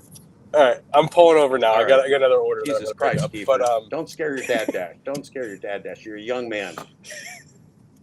All right, so am I in favor of a 20% mandatory tip for the gig drivers based off? Okay, so I don't care where the money comes from, and I've proposed this somewhere else and to a couple different people, and I think if DoorDash is going to pay me $20 and the customer is going to tip me $0, I don't really care. But this is what I think DoorDash could do. And because they've got the money to do it, they're playing this game with acceptance rate, trying to make sure we are doing all this stuff, blah, blah, blah. They would have to eliminate the glitch for this, or this wouldn't work because then they would lose all their money. But I think they should implement a system where after 50%, every 5% they increase the order total that they pay by, let's say, 50 cents or whatever. But for that to work, they would have to completely eliminate the glitch, because then everyone would use it and everyone would be making because if you did it, I think I suggested 50 cents every 5%. So at 50%, you're at $2.50, and then every 5% after that, you go up 50 cents. And I think if you're at 100%, I think you make $8 base pay. Now, exactly, the glitch wouldn't matter. But if they did that, they would have to eliminate the glitch. every order would get delivered because the base pay would be good enough where I think more people would actually take the orders and they would actually make more money because they wouldn't have all that money be wasted in food, which I know it's built into the pie, that money to be lost. But if you have a choice of not losing money versus losing money, you're going to obviously choose not to lose money every time. So, I know. I'm not saying they're going to, but you can't. I would like to do a minimum 20% because 20% is minimum for me. There's no way they're going to impose that. But DoorDash has control over what they do, and that's the only thing that could change. Well, the other thing, our good friend Kevin from Gig Drive and Thrive. Look at this. We're back in the real world. We stepped out of we broke the third barrier. We broke the fourth wall. We're now playing 9D chess. The other thing, Kevin, is that you can't fix an architecture of pure fraud. There's nothing to fix, right? They couldn't fix it if they wanted to. They don't have the ability to fix their AI and make it non-fraudulent. So it's just kind of a moot point, right? It's just a moot point. You can't fix the FTX market because it was fraud. You can't fix the Enron market because it was fraud. You can't fix the Bernie Madoff scam because it was fraud. You can't unfraud fraud and make it legitimate if it's on a core of fraud. Now, could you, Kevin, use computing, even maybe some artificial intelligence, to transparently and honestly dole out fair contracts to independent workers? Well, of course you could. Technology could do that, but that's not what BlackRock and State Street and Vanguard and DoorDash and Tony Xu and Uber and Lyft and Uber Eats and Grubhub and all these douchebags are doing. That's not what they're doing. They're doing an organization, a global corporate cabal of fraud. Could they be replaced by technology that's legitimate? Of course they could. But see, there's no corporations right now on our planet, Kevin, that want to invest in truth and transparency for the working class. That's not what corporations do. So we're going to have to do that for ourselves, and we're going to have to refuse the people that want us and our children dead, Kevin. So I just don't see, and this is my only, because I get what I heard you say this like months ago, or a couple months ago, whatever it was, where you were talking about how you got a local florist and you started delivering for her and all that. Now, DoorDash is the platform that gives us access to all these orders. Makes it easy. They're attempting to form a monopoly, but remember, DoorDash is also a small subset of all the businesses in your community. DoorDash is, let's take a wild ass guess, a wag, right? We could be off by 50%. But let's just say DoorDash represents 40% of the retailers in your community. 60% are being extorted right out of business by this fraudulent scheme because the 40% that do sign up, Kiefer, are not going to be making any money. They'll make no profit. So it's a scam. It's a terrible, awful scam, only built upon the fraud that was enabled by the pandemic shutdown. Now, we're no longer in a pandemic shutdown, but habits get built. Billion-dollar corporations and juggernauts of political payoffs and lobbying get built. Now this stuff is here. But it's tapeworm. We got to kill it. We got to shit it out. We got to pull that corporate butt plug out, shit this thing out, and then start living again. Now, just because it's here doesn't mean it's going to last. It couldn't even last if we wanted it to, Kevin, because they're losing money. And now that we all know it's a game, the jig is up, right? And they're chasing us down the rabbit hole. You're now working for $7 per order, where you should be working for $20 per order, right? And they're still losing money. The corporation is allegedly still losing money, but they're not losing money. It's a monopolization scheme. It's a labor laundering scheme. It's a money laundering scheme. And it's an app slavery scheme, right? They don't care about making corporate profits. In fact, nobody makes corporate profits because then they'd have to pay corporate taxes. So stop falling for the lingo, everything else. I'm not talking to you, Kevin. I'm talking to the world in general. Okay, so there's no way to reform this. Now, could we all go out. If we were a delivery driver, could we have, because I've had friends that did it in the old days, could we go out and just be a courier? Yeah, there used to be people that had courier services. Yeah, there used to be people that had cabs and courier services and town cars and all kinds. There was a whole world that existed, and we just forgot about it, because the only model that computer AI driven mass delivery will work in, it is in a dense big city, much like Kiefer is in right now. There's millions of there's over 1 million people in the Columbus area, and there's lots of money, there's lots of wealth. It's a dense area with people with money, people with means, colleges, wealthy kids, wealthy families, lots of businesses, corporate America. Some of my friends and classmates from Duke live over here in that area. They're very, very successful, wealthy people. So you better have some really nice fucking neighborhoods over there, Kiefer, because these guys are doing real well, I can assure you. The thing that doesn't add up is that it doesn't add up, right? The global gig economy is a fraud. There is no global gig economy. There's just a global economy. We're being used by the first best scam. It will end. It has to end. It's not about me. It's not about what Kevin wants. It's just going to end. What will happen when it ends? Will it end sooner or later, depending upon what we do? I don't know. We're going to find out. But see, we're going to be forced to end it because we're going to be replaced.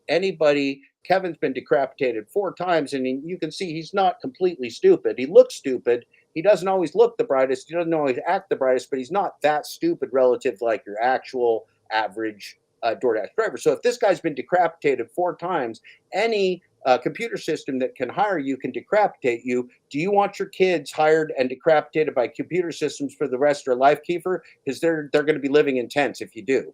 That's the question for you, sir. So a lot there, as always, JTB. Appreciate it.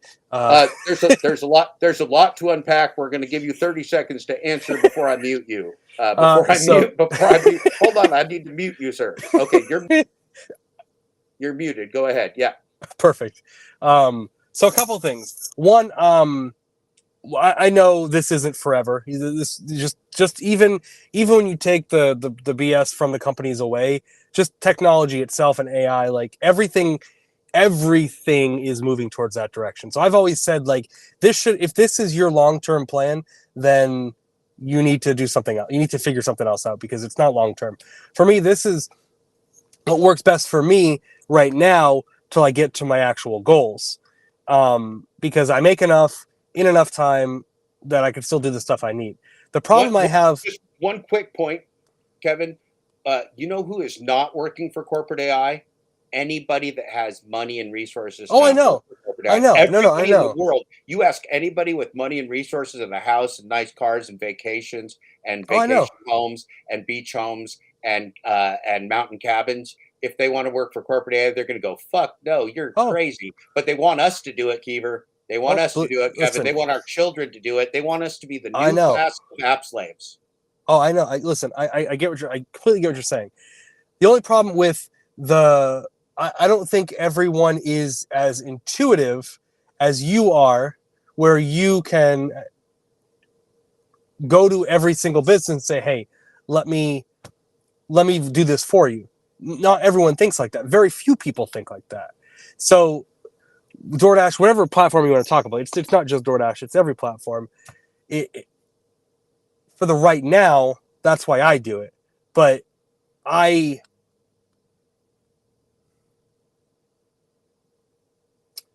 even though it's still like a corporate structure, because you're still working for these companies, you're still working for the customers. It's how does the average person who's making a decent amount, or at least what they think is a decent amount, because I've done my research, like when you're doing DoorDash, with your taxes, you make no money in the end. For tax purposes, I made negative $1,200 last year for tax purposes, with 3 kids and with we're all in the poverty category here, Kevin. Well, and what I'm saying is, I'm not saying I actually made negative $1,200. I'm saying is, to the government, because of the gas, my tax expenses, because of my 3 kids, everything worked out for me. And I think a lot of people don't realize how much they can take advantage of the current system in terms of like, you know, tracking. I can't tell you how many people I've talked to that don't even track their miles. Well, yeah, that's one of the biggest problems that I started rankling hairs on the internet, on the YouTubes with when I first came on here, is that I just asked the creators, like, okay, you keep telling us how much money you made. I wasn't even calling them liars. I just said, like, what are your expenses? What are your actual take homes? How much are you spending on gas? How much you spending on this? And nobody ever wanted to answer the question or even discuss it, right? Well, it's not even just what you make; it's how do you make it work for you, or like what Yeah, are your what do you expenses? keep? What do you keep when you're done? That's what matters in business is what do you keep? It's a risk reward scenario. What are you getting for the risk you take? What are Yeah. you getting out of it? And if the compensation is very low, then it better be very low risk. If the compensation is super high, then it better be then maybe you're willing to take a larger risk. But this is a low compensation game here, and we're Yeah. taking mighty large risk.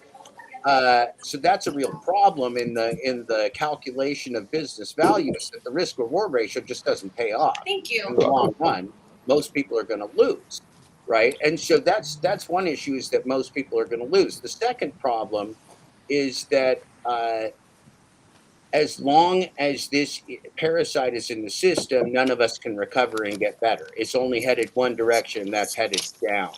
Very, very down, far down as we can go until we're all just decapitated. Now, here's a real question for you, Kevin, and we're going to ask this question carefully, and we're going to answer this question carefully.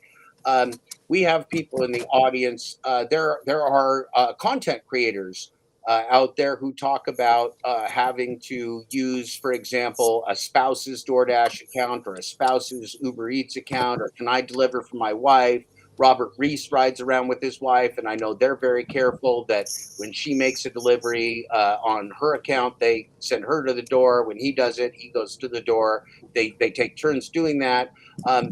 What are your thoughts as somebody that's been decapitated 4 times? What are your thoughts about the challenges that somebody might face if they were to ever need to use a spouse's account, or like there's content creators, including Dashing Trader, who bragged for a long time about having many different accounts, and that it doesn't matter if they decapitate him, he'll just pop back up as another account and do that. Now, there's a couple issues there. Tax is an issue, but you got to pay your taxes. That's between you and the IRS. Of course, somebody might assume that somebody with many accounts wasn't properly paying their taxes, but that's not necessarily a fair assumption. Somebody could have 20 accounts and be not telling DoorDash the truth and be paying all their taxes. We don't know those things, so we don't even need to speculate. But what's your thought on as somebody that's been decapitated 4 times? What are your thoughts on those decapitations, and what if you have to keep working? Can you use? Should you use? What are all the matrices around those things, Kevin? Well, I think it's wrong when you are. Let me think. Let me peel back that question, because I'm using my wife's account because of they deactivated me from moving. I didn't want to put you on the spot, Kevin. Yeah. But if you are using a spouse's account, that's okay. So what are the issues, though? Couldn't somebody say, that doesn't look like that pretty lady delivering to me"? Her name is somewhat passable as a what do you call it? A gender neutral name? Right, like Ralph or something. Like her name's Ralph. Or like that could be a guy, that could be a pretty girl. Her name's Ralph. Yeah. But I mean, I don't put myself in a situation. I'm extremely nice and cordial to everyone that I actually meet. So I mean, I haven't run it. I got 1,600 deliveries on this account, on my wife's account, because the funny thing is, if you look at it, once you become married, everything is one. But why is this not one? I can't hear you. I done muted myself. You could wonder if it was like if there were like special laws, like it was a community dashing state. Like if they had gotten to the legislators, they'd make it a community dashing state so their app slaves could switch accounts. Okay. I mean, just legally. If I'm just brainstorming, I'm just a brainstormer. I'm sorry, Kevin. Yes. Kevin. Kegel. Yeah, Kegel. Kegel, love the Kegels, love the Kegels. Hey, Kevin, we got the cops. The cops stopped by. We got woo woo woo. We got the DoorDash gig economy police, also known as Brian Keevan. I'm going to mute us for a second. We're going to let the Brian say hi. Hi, Brian. Hey, what's happening? Can you hear me? Oh, I can hear Can you hear me? I can hear you just fine. We've been talking about our friend Glitch Dash. We've been a little upset about that. We're talking to Kevin about that. You've been in the chat. What's up, Brian? What do you want to tell us this morning? No, I wanted to add in about the gamification system, that not everyone wins in this game. It's like walking into a casino.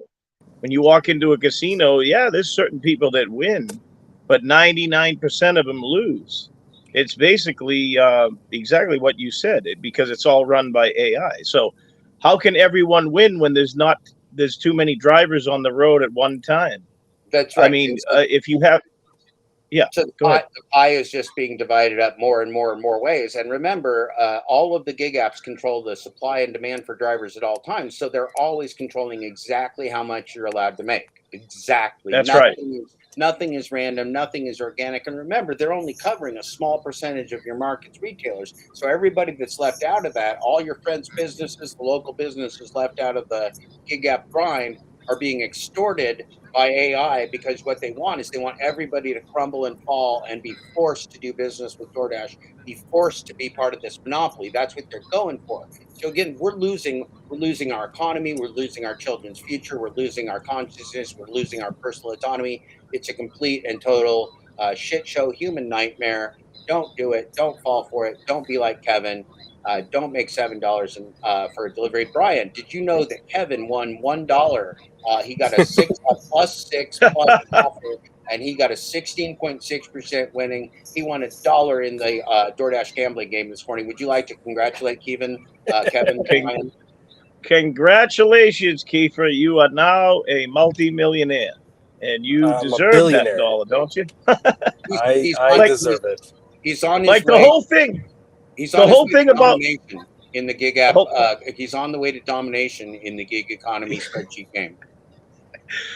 The whole thing about the peak pay and everything is ridiculous. Like, they're offering peak pay in my zone today for $1, right? And all they're doing is holding back the dollar that they would have normally given you. You know, the base pays are all ridiculous because they charge the customers the base pays, right?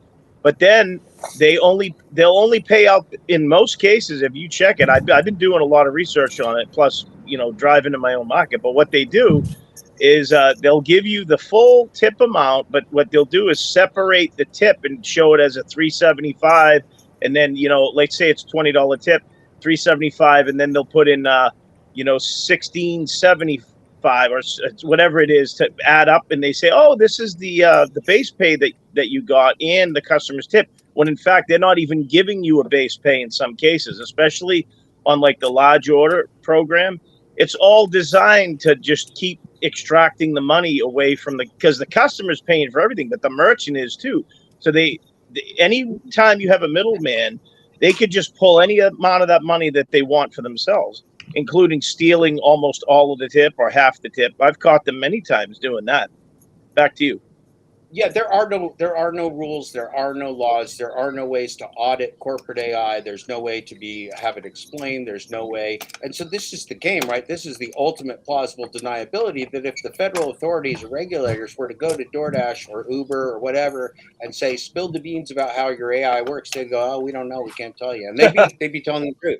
We don't know, we can't tell you. I mean, that's the dual impossibility scenario, Brian, that we learn about from the experts in AI, is that AI cannot be explained. It's unexplainable, and it is ununderstandable. It's a dual impossibility scenario that makes corporate AI, to us, black box AI, it's a god to us. And if we're willing to accept Tony Hsiu and BlackRock as God, we need to check ourselves in the mirror and be smarter than Kevin, right? We can't expect gamblified, intermittent reinforcement gambling games to pay for our family. Now, we know that Kevin's playing a game right now. Kevin is smart enough to know what he's doing. We're teasing Kevin. But the fact is, this is a dead end that we're running into real fast at high speed, and we will all die. We will all die from the global corporate gig economy, corporate scam, if we allow it to continue. That's a fact. I am not being satirical in saying that. Let me tell you what I did last night, or in the afternoon, the early afternoon. I went to a major city, literally within 14 minutes of downtown Boston. It's called Wellesley. It's a part of Boston, like Brighton, Wellesley, Brookline, right? And you probably heard of those because you visited. That's famous for the Wellesley Girls College, where people like me would just would dream of going and just hanging out. I was literally 5 minutes from that college. Okay, I started my dash at 3 o'clock. Right now, at 3 o'clock on a Monday, there's not really much going on. But I mean, when I tell you how busy like that area is with markets and everything, I didn't even get one order coming through until 4:16. So an hour and 16 minutes, and the first order they sent me was a Starbucks for $5.75. Then I declined that. The next thing that came through was an order for $19.50 going 9.5 miles.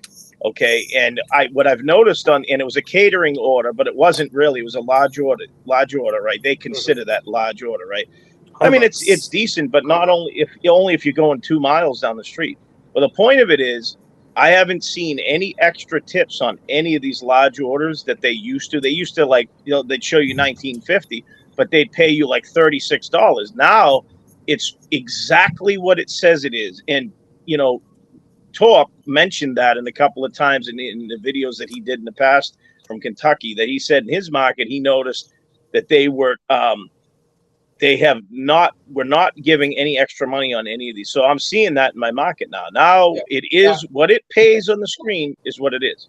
Now I have two questions for Brian and Kevin. I'll let you guys offer that. Number one, so that was called the catering order. How much more excited would you have been if it was called like a super premium golden platinum order for All Stars?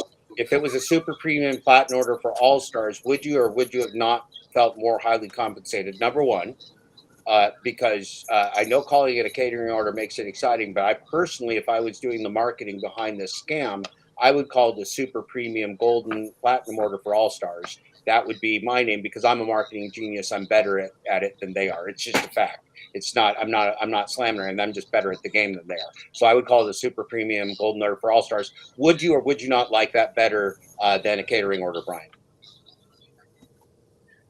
Do I think it's what's better than that, or wouldn't you be happier? Wouldn't you be happier as a flexible gig economy app slave if you got a super premium golden platinum order for All Stars as opposed to just a regular catering order? Okay, so let's talk about that. So a lot of people, and you probably heard of this, and you learned of this, Jeff. The companies actually have a team of psychologists, that they have to go into what do you call testing, to see what makes someone tick. Kind of like evil Nazi psychiatrists, like an evil Nazi psychologist. Exactly. Working against the better nature and the better of humanity. They're using their expertise to destroy humanity, like those kind of people. Yep. You have to be evil the engineers have to be evil to come up with this stuff, because when they're first asked, their head is spinning, but they're like, well, we're going to pay you well to screw everyone. So they do it, but they hire the psychologists to come up with all of these plans, these positive reinforcement plans, where they show you carbon crystals, which I shout out to Gig Geezer because he uses that terminology. Carbon crystals, we're mining for carbon crystals, but I mean, does it reflect in your pay? Just blue and red diamonds and whatever they show you, that's all psychological to keep you going. Why would we care? I mean, do we care? We're not here for the pay, Brian. We already determined that flexibility is the main reason that we work.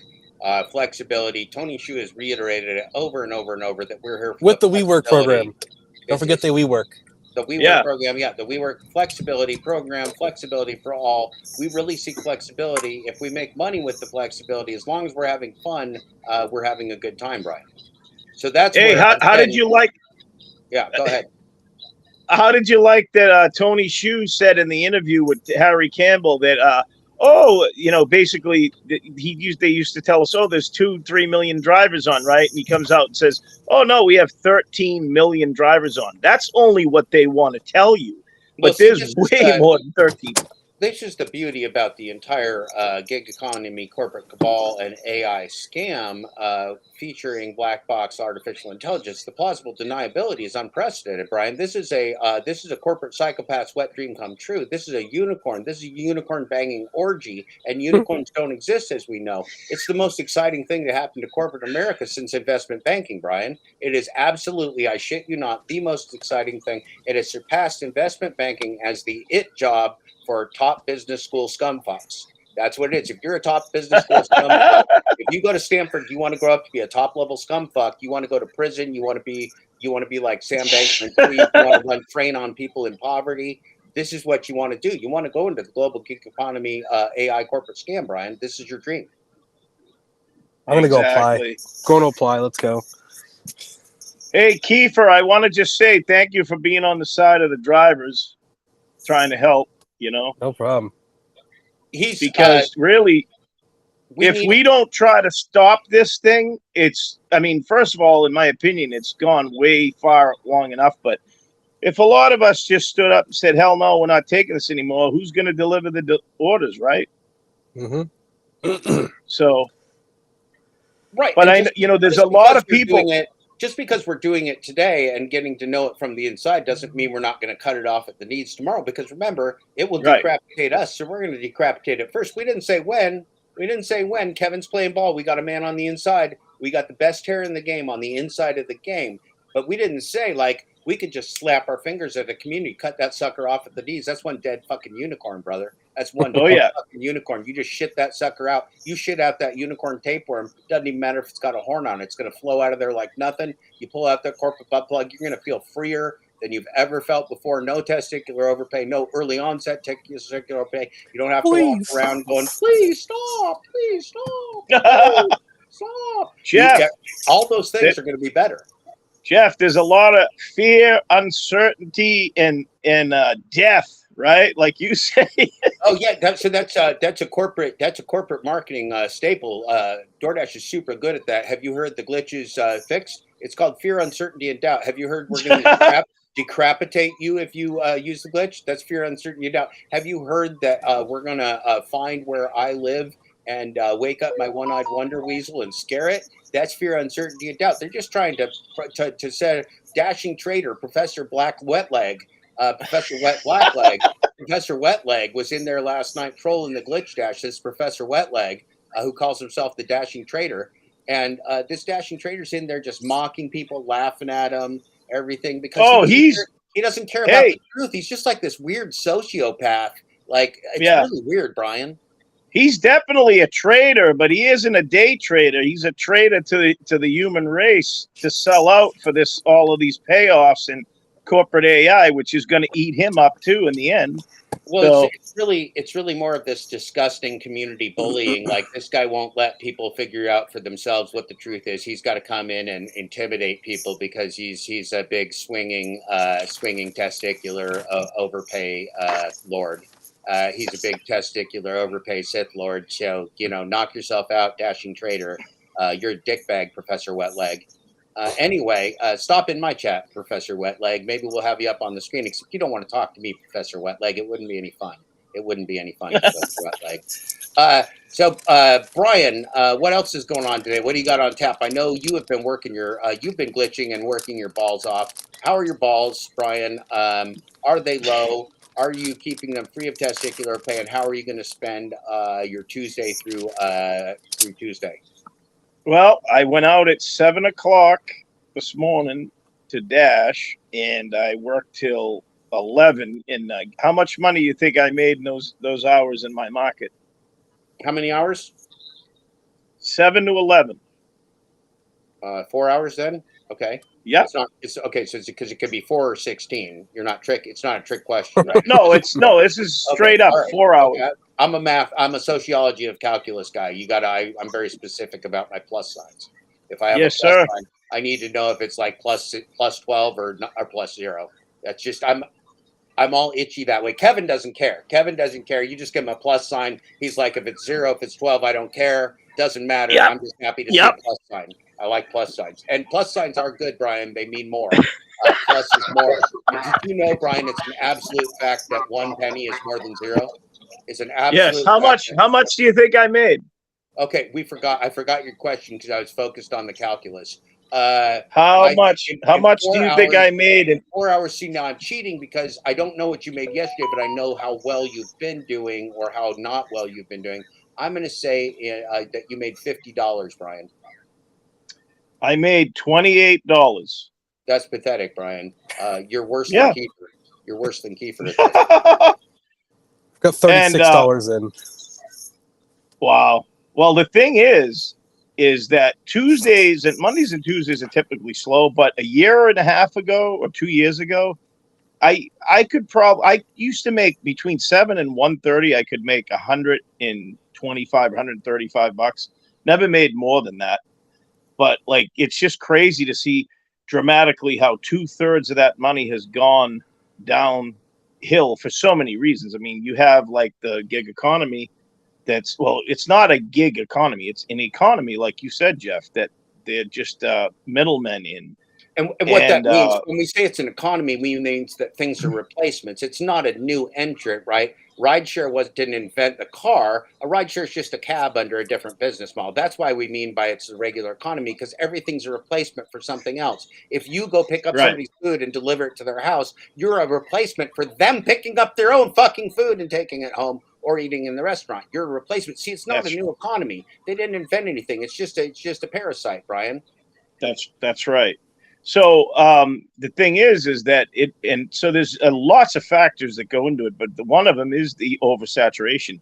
So Dad Dash said in one of his videos like a couple of weeks ago, a week ago, like he's like, "Oh, that's just a myth that DoorDash overhires." He goes, "I know for a fact they've stopped hiring, right? They've never stopped hiring. There's lots of people who find out about the scam and quit.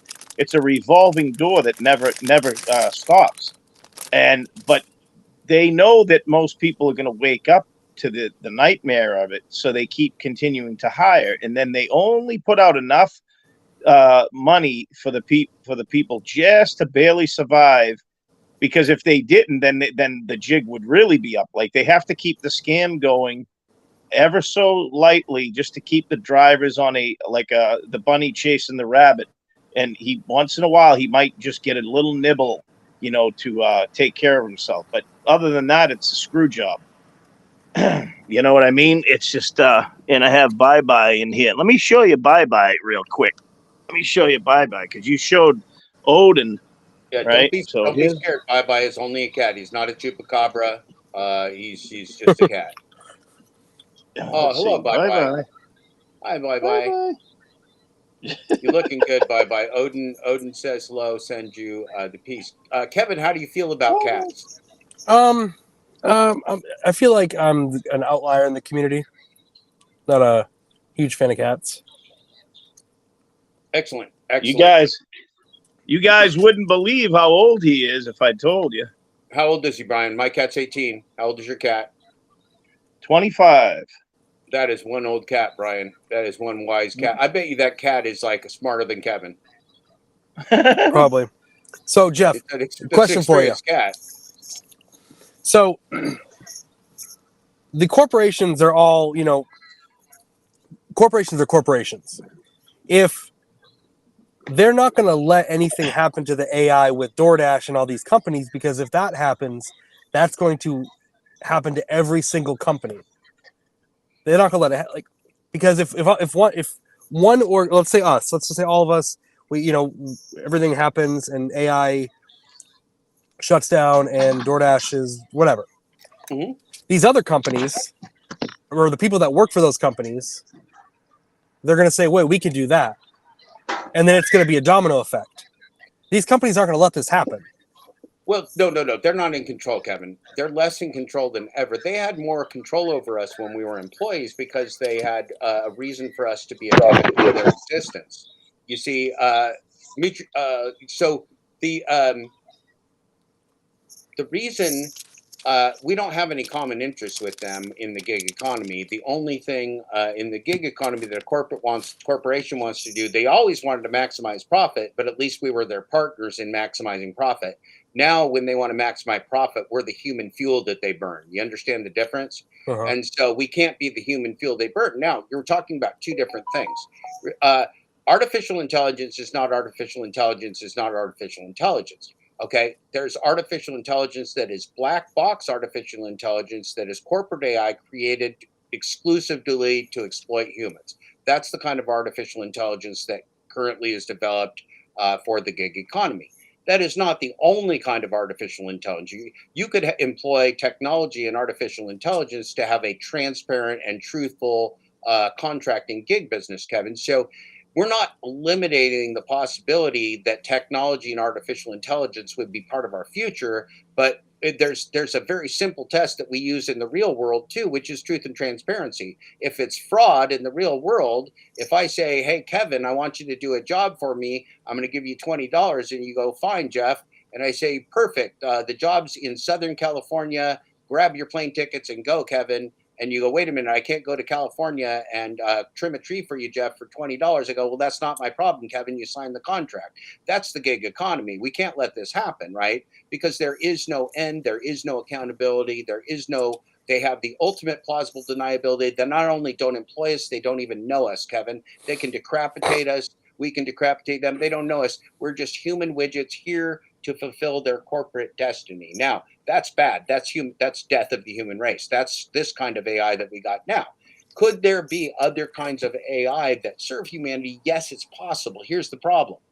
Here's the big problem is that the people with all the money, the people with all the technology, the people with all the business students from the top business schools, the global sensation right now is defrauding poor people. It's the global sensation is defrauding and enslaving poor people for the rest of human existence. Now, if we let that happen during our watch, well, then we're dooming our kids' future. I'm not into dooming my kids' future. I'll go down fighting like a motherfucker, like a crazy man, wildly swinging, knocking people's teeth out until I'm dead on the ground. And then you're going to have to probably cut my head off to get my jaws unlocked from their testiculars because I'm a pit bull. So that's how that's going to go, Kiever, is that I will never quit because we can't quit. Otherwise, if we quit, we're giving up on the future of our kids. Now, can technology be there to make the human race more secure, provide more housing for us, provide a better quality of life, provide more medical care, to provide more benefits, to provide better wages, to provide fair contracts, to dole out work fairly?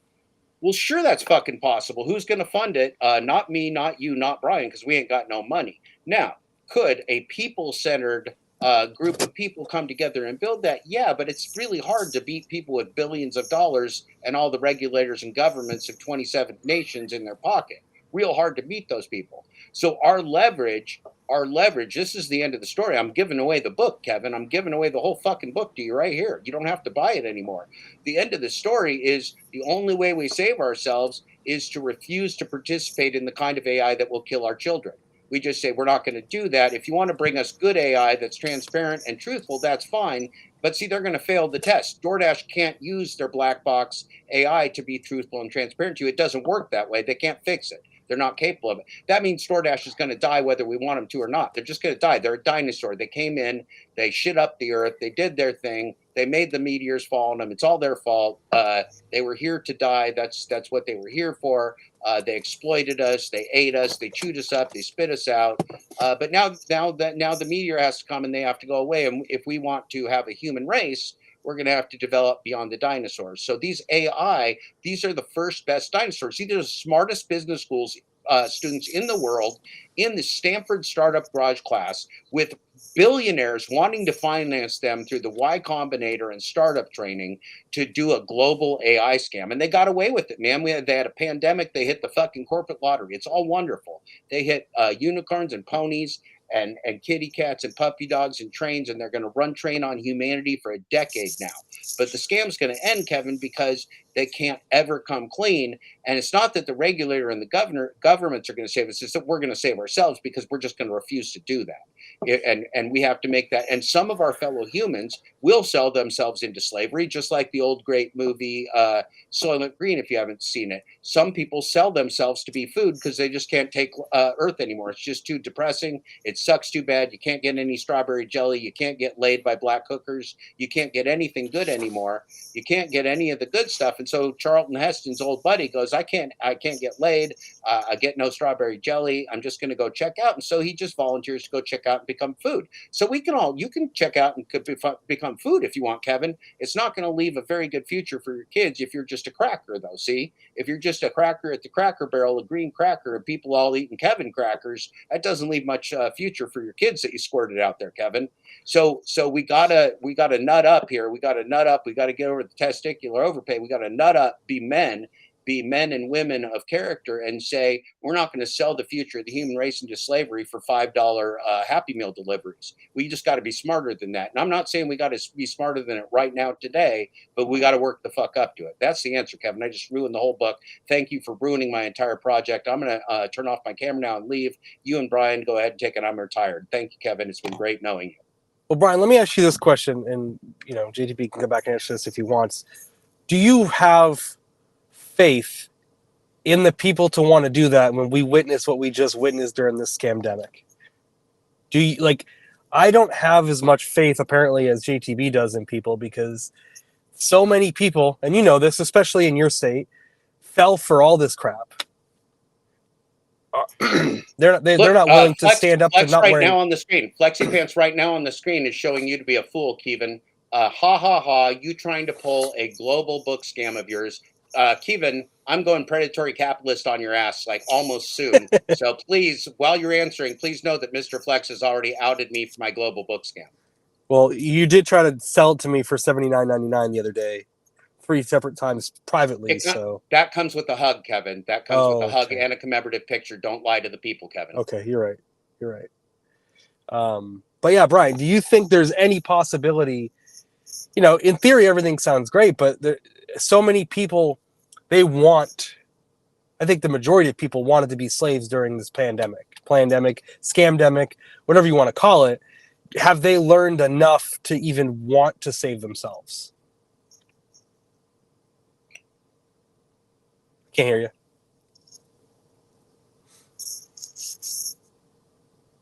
Can you hear me? Yeah. Okay. So that's a good question, but the question is, well, the answer to that is not easy, because there's some biblical implications in there. We're in the end times. We know that. Right. But, very close. Right. And that's good that you know that. But it's really hard to get out of this situation, because most people have already kind of said they were willing to go along with everything, right? Yeah. I mean, some of us wouldn't even be doing these gig apps if we didn't get forced into it in some small way or in some large way. Some of my subscribers said they came into the gig economy because they had no choice, because their bosses were forcing them to do stuff that they didn't want to do. So they decided to go with something that could be independent. So they knew that all along, too. They knew it's a big trap that we all fell into. And we just have to wake up from the singularity, as Jeff says. Yeah, so what do you think? No, what do you think, Kiefer, about it?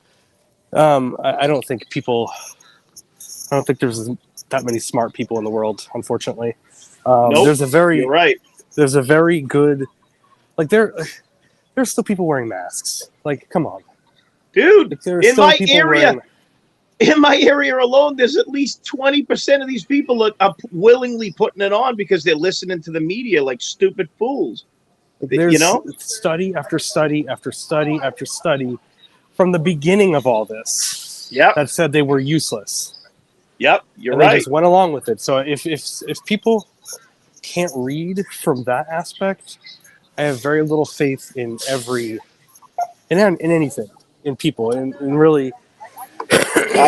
I tend to agree with you, my friend. All I can do is do what I need to do for my family to make sure that when the end comes, we're all prepared. Yep. You know what's crazy is the Israel stuff. I didn't think that was going to come so fast, but there's a lot involved in that. I don't know have you been watching my channel for a long time? No, not really. I've honestly, I just, me and you have a lot of the similar beliefs. Let me say that. Oh, absolutely. I can already tell just the person you are. And it's sad because there's a lot of people that are what's turned over to what's called a reprobate mind. But I don't think fully all of them are yet. They have still a chance, but it's a brief chance, Yeah. But and Jesus is in control of that one, Yep. And then you've got all these people that are getting ready to plug into, they're going to get in their pods, they're going to eat their bugs, they're going to put their masks, their eyewear on, and they're going to just plug into the Matrix and literally just, it's coming. We're not far away. Apple's new, I don't know, was it $3,000 for their new device? I don't know if it's out yet, but. Yeah, it's great. What is that? The Elon Musk device? No, it's Apple, where basically it's like an iPhone but for your face, and it's literally Meta. It's like you can do Meta and all that crap. Oh, geez, I know what you're talking about. The holographic stuff. Yeah. Oh, wow.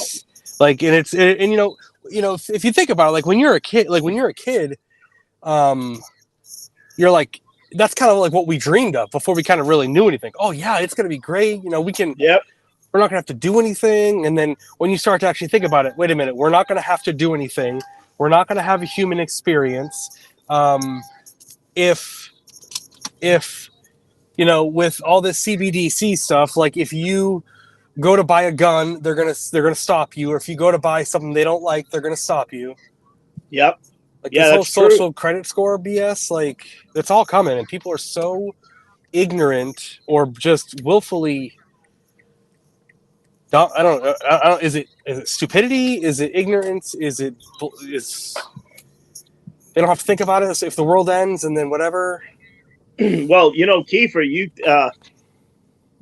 we were in this pandemic, because we seen hundreds of thousands of bodies laying around in the streets, as you see, right? When we have to step over them and everything. Oh yeah. Well, if you're in your house, luckily I was in the state of Florida for the entire pandemic, so working was really great. That's why I actually made a ton of money in gig work, because even though Florida is like it was a free state, there were still people even in Florida that didn't believe it. So the roads were clear. There was less dashers out there. Like I was delivering alcohol to fools who were trying to drink their life away, thinking it was going to end. And they were tipping well. They were tipping very, very well. I wasn't doing delivery at that time. I was actually doing rideshare. I was doing Lyft and Uber, and all of my business came to a halt because no one would get into the car. No one was getting into anyone's cars. They thought they were all going to die. So then I came upon Instacart first and then DoorDash. You know what I mean? Are you there, Kiefer? Did you get clipped out? I think. All right. Well, there you are. Hey, Jeff. Oh, he's so. Here. Anyways, Kiefer's always there. Okay. So can you hear me? Yeah, I can hear you now. Yep. So the thing is that we when I was doing the ride share, I switched over to Instacart, and Instacart happened to be really good. I was getting offers of $75, $49, $125, different good offers. And then I found DoorDash immediately after that and started to do it. But DoorDash from the beginning was not good for me. They were sending me $425 offers, $325, until I was like, wait a minute, I gotta look into this. Let me go on YouTube and see how to DoorDash. How do I do it? And who do you think I find? Pedro, your driver Mike, all of the big channels, all of them. and some of them helped me. I mean, there was some good information there because we're in different times. And I mean, you look 3 years later now; it's completely different than it Well, was 3 years. there was also a whole different thing, number of things to talk about. We were talking about masking. I mean, there were rules that you had to mask. You couldn't go into most restaurants. There was so much more to dashing during the pandemic than there is now. It was a whole different game, right? Yeah. The roads were different. The policies were different. Going into restaurants were different. Most of them weren't serving open dining rooms, so the waits were different. That's It was true. just it was an entirely different business because I dashed both during the height of the pandemic and after for quite a while. It was just a very different business altogether. But again, remember, it's not a legitimate business. It's not an organic business. It's just a subset of businesses locked into an extorted little video game that is built to fleece you, fleece consumers, and fleece those merchants. It's a parasite. It does nothing for humanity. It never has done anything for humanity. There is no innovation. The only innovation ever done by the global gig economy is to fleece and exploit humanity. That is the innovation. You are the innovation. We are That's the the tech. innovation. That's the technocracy of it. That's right. That's right. Yep. And you and that's I, what, Brian, didn't even know each other. The first time I ever heard of you was you doing a review of one of my videos. I think it was the beginning of the end of DoorDash. You and I gave you permission to publish it in full. I said, "Hey, I love any kind of support. You can use any of my material any way you want, freely. Go for it." And so then you went off, and then you and I have gotten to know each other basically since Glitchgate over the last 3 months. So right. some people may assume that we're old friends because we're old people, but we're not. We're new friends. And so the funny thing though is that your many years of research and my many years of research and your many years of life experience and business experience and my many years of life and business experience all agree with each other, which is kind of nice and weird and nice and weird and really nice. It was really uncanny because when I first heard the video, the beginning of the end of DoorDash, and you explained everything, I was like, man, this is like half of the stuff that, well, more than half of the stuff that I was researching, but it goes to the back end of things about the people, the puppets behind what's coming out, what's going. All we see as drivers is what's happening to us, but there's a sleight of hand. Oh, your mic is they can even play keep away, right? They've got a heat map system that keeps us away from each other. You wonder why you don't run into more drivers. Have you ever thought about the fact that the gig economy, corporate cabal, their AI systems make sure you don't run into other drivers as much as possible, unless they have to send you to a very busy restaurant. You're going to be sitting there in Chipotle with 8 different people waiting for orders, but they don't want to do that. They don't want you to run into other drivers because the whole goal is to isolate you. Now, the people that aren't isolated are the gangsters and the racketeers like Flexi Pants and the dad douche and the high-chair hodios and all the poverty pimps that are making money off this. The rideshare professors, the Pedros, the Hannibal gang stalkers. Yep. Make no mistake about what you just said. That's absolutely true, and I'm going to add to that. Unfortunately, I know that everything I say is true because I've spent the last year and a half of my life exactly. Including what I'm saying is, I think. Thank you, Brian, for the validation. But yes, I would love to tell people that it goes without saying. I don't tell you things that I don't know about. If I'm telling you something, it's because absolutely. I know it. Okay. Well, so, yeah. Folks, let me clarify that too. When Jeff Thomas Black tells you from what he's telling you, he's talking from not only facts but experience. But the thing about it is the whole thing about leave it at my door, when it says leave it at my door, what part of human sociology do people not understand anymore? Because what they're trying to do is divide and conquer, alienation, hate, divide and conquer, make the tip make the tip of political football and then tell people like Pedro and everybody to do no tip, and then make and call people miserable fucking clowns and do rage porn all day on the YouTubes with the DoorDash's rage porn. Like, can you believe what this dumb fucking customer did? What raging Mr. Clown? What clowns? I have Jesus hair, but I hate everybody. I'm Pedro. It's ridiculous shit, man. And I kept telling him, like, stop it, man. Stop it. Just stop doing this stuff. Stop the hate campaign. Like, if you want to say tips are important, that's fine. But running around calling people you don't know, you've never even seen them before, and you're going, this is a miserable human being who's a miserable clown. I'm like, no, they're not. They're eating their Happy Meal. They're happy as fuck.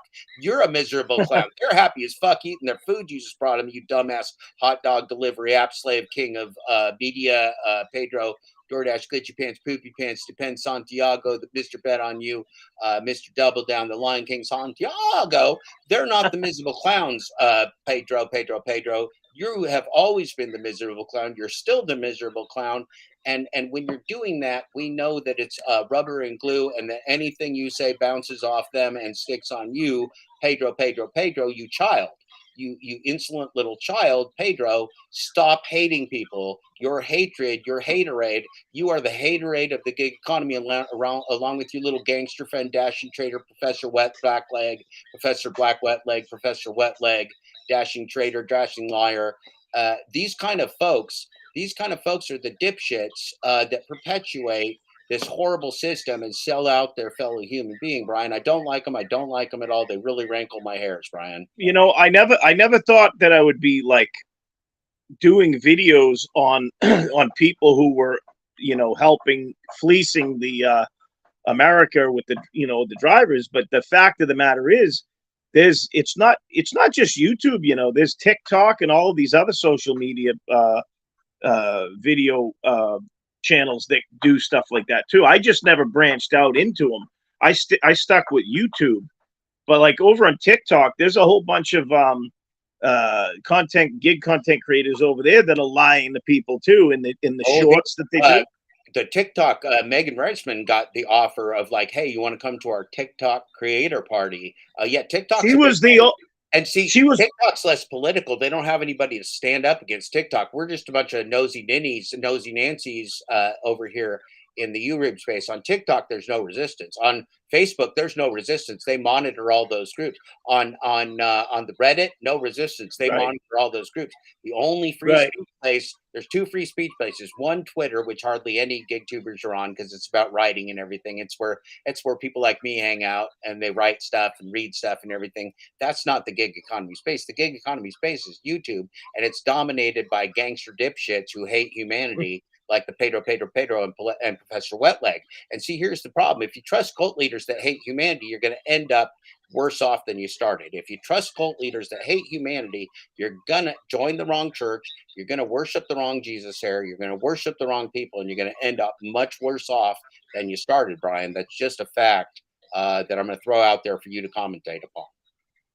Well, I wanted to just, well, not totally switch gears, but just talk about how the company DoorDash or any of these gig companies, why are they not trying to help aid us in making money? Well, the answer is because their part, that is the scam, is to try to convince you to do everything through their programs, right?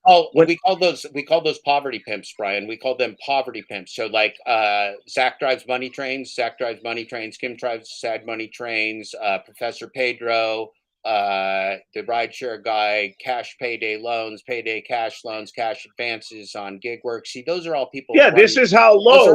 Those are all poverty pimps. That's the lowest that you get. Yeah. The lowest that you get as a human That's being. the lowest you can go to try to get people to join up for friggin' cash advances and payday loans. Hey, you Rev, you are not. Rev, you want to come on with me and Brian? Rev, I'm going to put a link up for you, Rev. If you want to come up with me and Brian, Rev, you are welcome. I was on the live with the Rev this morning. Love the Rev. Rev, there's a link right there. If you want to come up with me and Brian, we'd love to have you. If you don't, that's fine too, Rev. Go ahead, Brian. No, I was just going to say, like, I mean, these cash advance companies will definitely put you in bankruptcy court, and you will not be living in an apartment or a house that you have. You'll be, I mean, they prey on the very weakest, the people who are at their last ditched effort to try to, like, you know, help something. They might even be as simple as They're broke, but they need to fix their car to keep going. And that one thing, that act of getting that loan, is going to put them into paying out 1,000% of interest, which you'll be just paying on the interest and not being able to pay the principal down. It's insane. These are the same kind of. These are poverty peeps. These are the same kind of people that would walk down the street and then go to a homeless camp and find some pretty girl in the homeless camp and give her a $20 bill to suck their dick. That's the kind of people these are, Brian. Yep. These are predatory practices that these companies should not even be allowed to engage in. This is criminal stuff that the government's just allowing to happen. But it doesn't mean that it's ethical and moral either. No, it should be criminal. This is organized crime. This is high level. This is very high level organized crime. Dashing trader, Professor Blackleg, he's an organized criminal. Pedro, organized criminal. Definitely. All these folks are organized criminal, running an organized crime campaign, along with Flexi Pants, along with Dr. Dad Douche, the asking for sluts, catfish, along with the Torp. Torp's a cartoon character. Torp's not a real person. Torp doesn't love you. Torp doesn't hate you. Torp doesn't know you. Torp is just a cartoon character. So enjoy the Torp. If you like the Torp, watch the Torp. He's a cartoon character. He don't matter. He's not a real person. He loves you. He hates you. He's a good guy. He's a bad guy. He's playing 9D chess. He's the Riddler. He's Batman. He's the Joker. He's Torp. He's everything. He's everything. He's all of it at once. Torp's a wonderful, spectacular character. Hey, in the Batman phase of things, what character would you say that you are, Jeff? Oh gosh. Well, I'm poor as shit, Brian. I'm poor as shit, so I can't be the Bruce Wayne. I can't be the Batman. Well, I'm not going to be the newspaper editor. He's an asshole.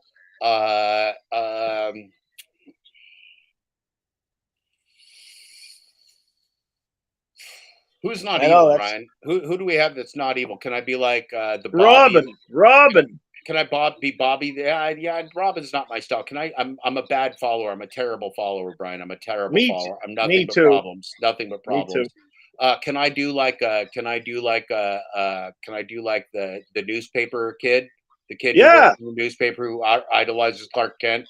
But he's like Jimmy Olsen. Jimmy Olsen, the truthful guy. I want to be Jimmy Olsen, Brian. I'll be Jimmy Olsen. All right. Now, who in this gig community would you say is the character Two-Face? Two-Face in Batman. Remember Two-Face? Oh, Two-Face has to be the asking for sluts. Two-Face has to be asking for sluts. Pedro's more like an octopusy. Pedro's more like an octopusy, I think. I'm thinking octopusy for Pedro. Feels great. The Riddler, you're definitely talking like Dashing Trader for the Riddler. Dashing Trader is probably Professor Black Wetleg. Wet Blackleg is probably a Riddler. I think we could develop this. Now I might have with the guy with the Octopussy, that could be Professor Octopussy. That could be the Spider-Man too. I may be getting my cartoons confused. I love Spider-Man. I would be Spider-Man. I would be Spider-Man because that would be great. Of course, we'd all like to be Spider-Man. I mean, look at the girls he gets, Brian. Spider-Man does real well with the ladies. Mary Jane. I think he got Kirsten Dunst, didn't he? Wasn't Spider-Man dating Kirsten Dunst or something? Yes. Yeah, that's winning. Yeah. That's like Torp. That's like Torp going to a Kiss concert with a pretty blonde lady. You're just winning. He's just winning. That's what it is. It's just winning. And we can't hate the winners. We can't hate the players or the game. We can hate the game, but don't hate the players if they're just playing the game. Torp's a player. Torp's a great cartoon character. Torp might be since remember Pinky and the Brain tonight. Pinky, we're going to take over the world. Yep. Okay, so Torp is my favorite. Torp is my favorite cartoon character since Pinky. Torp, I have not loved a single cartoon character more than Torp since Pinky, with Pinky and the Brain. He's a fabulous character. Nothing real about him at all. Not even one little thing. But I mean, he's a fabulous character.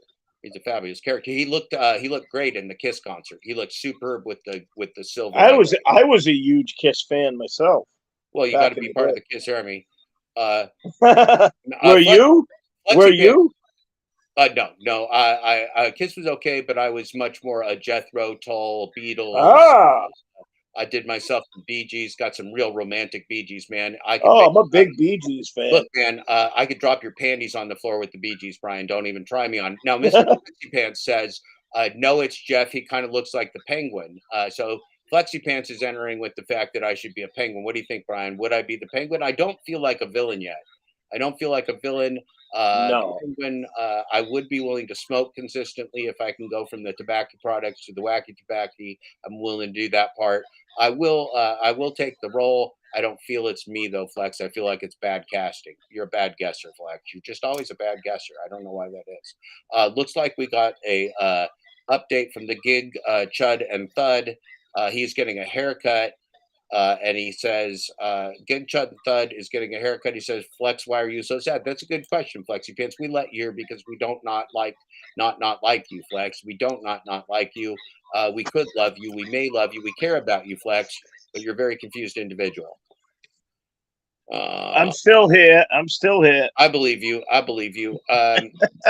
I appreciate. Well, you know that Dad Douche dude the other night. Did you see, Brian, that Dad Douche asking for a catfish character first came up with Dad Dash and my picture on a chat? I kid you not. And then he switched it over to like Bobby Boo Boo or something with no picture at all. And so like the Dad Douche asking for sluts characters like on these chats anonymously. Isn't that weird, Brian? Huh. Yeah, that is weird. We're having fun. Where did Kiefer Sutherland go?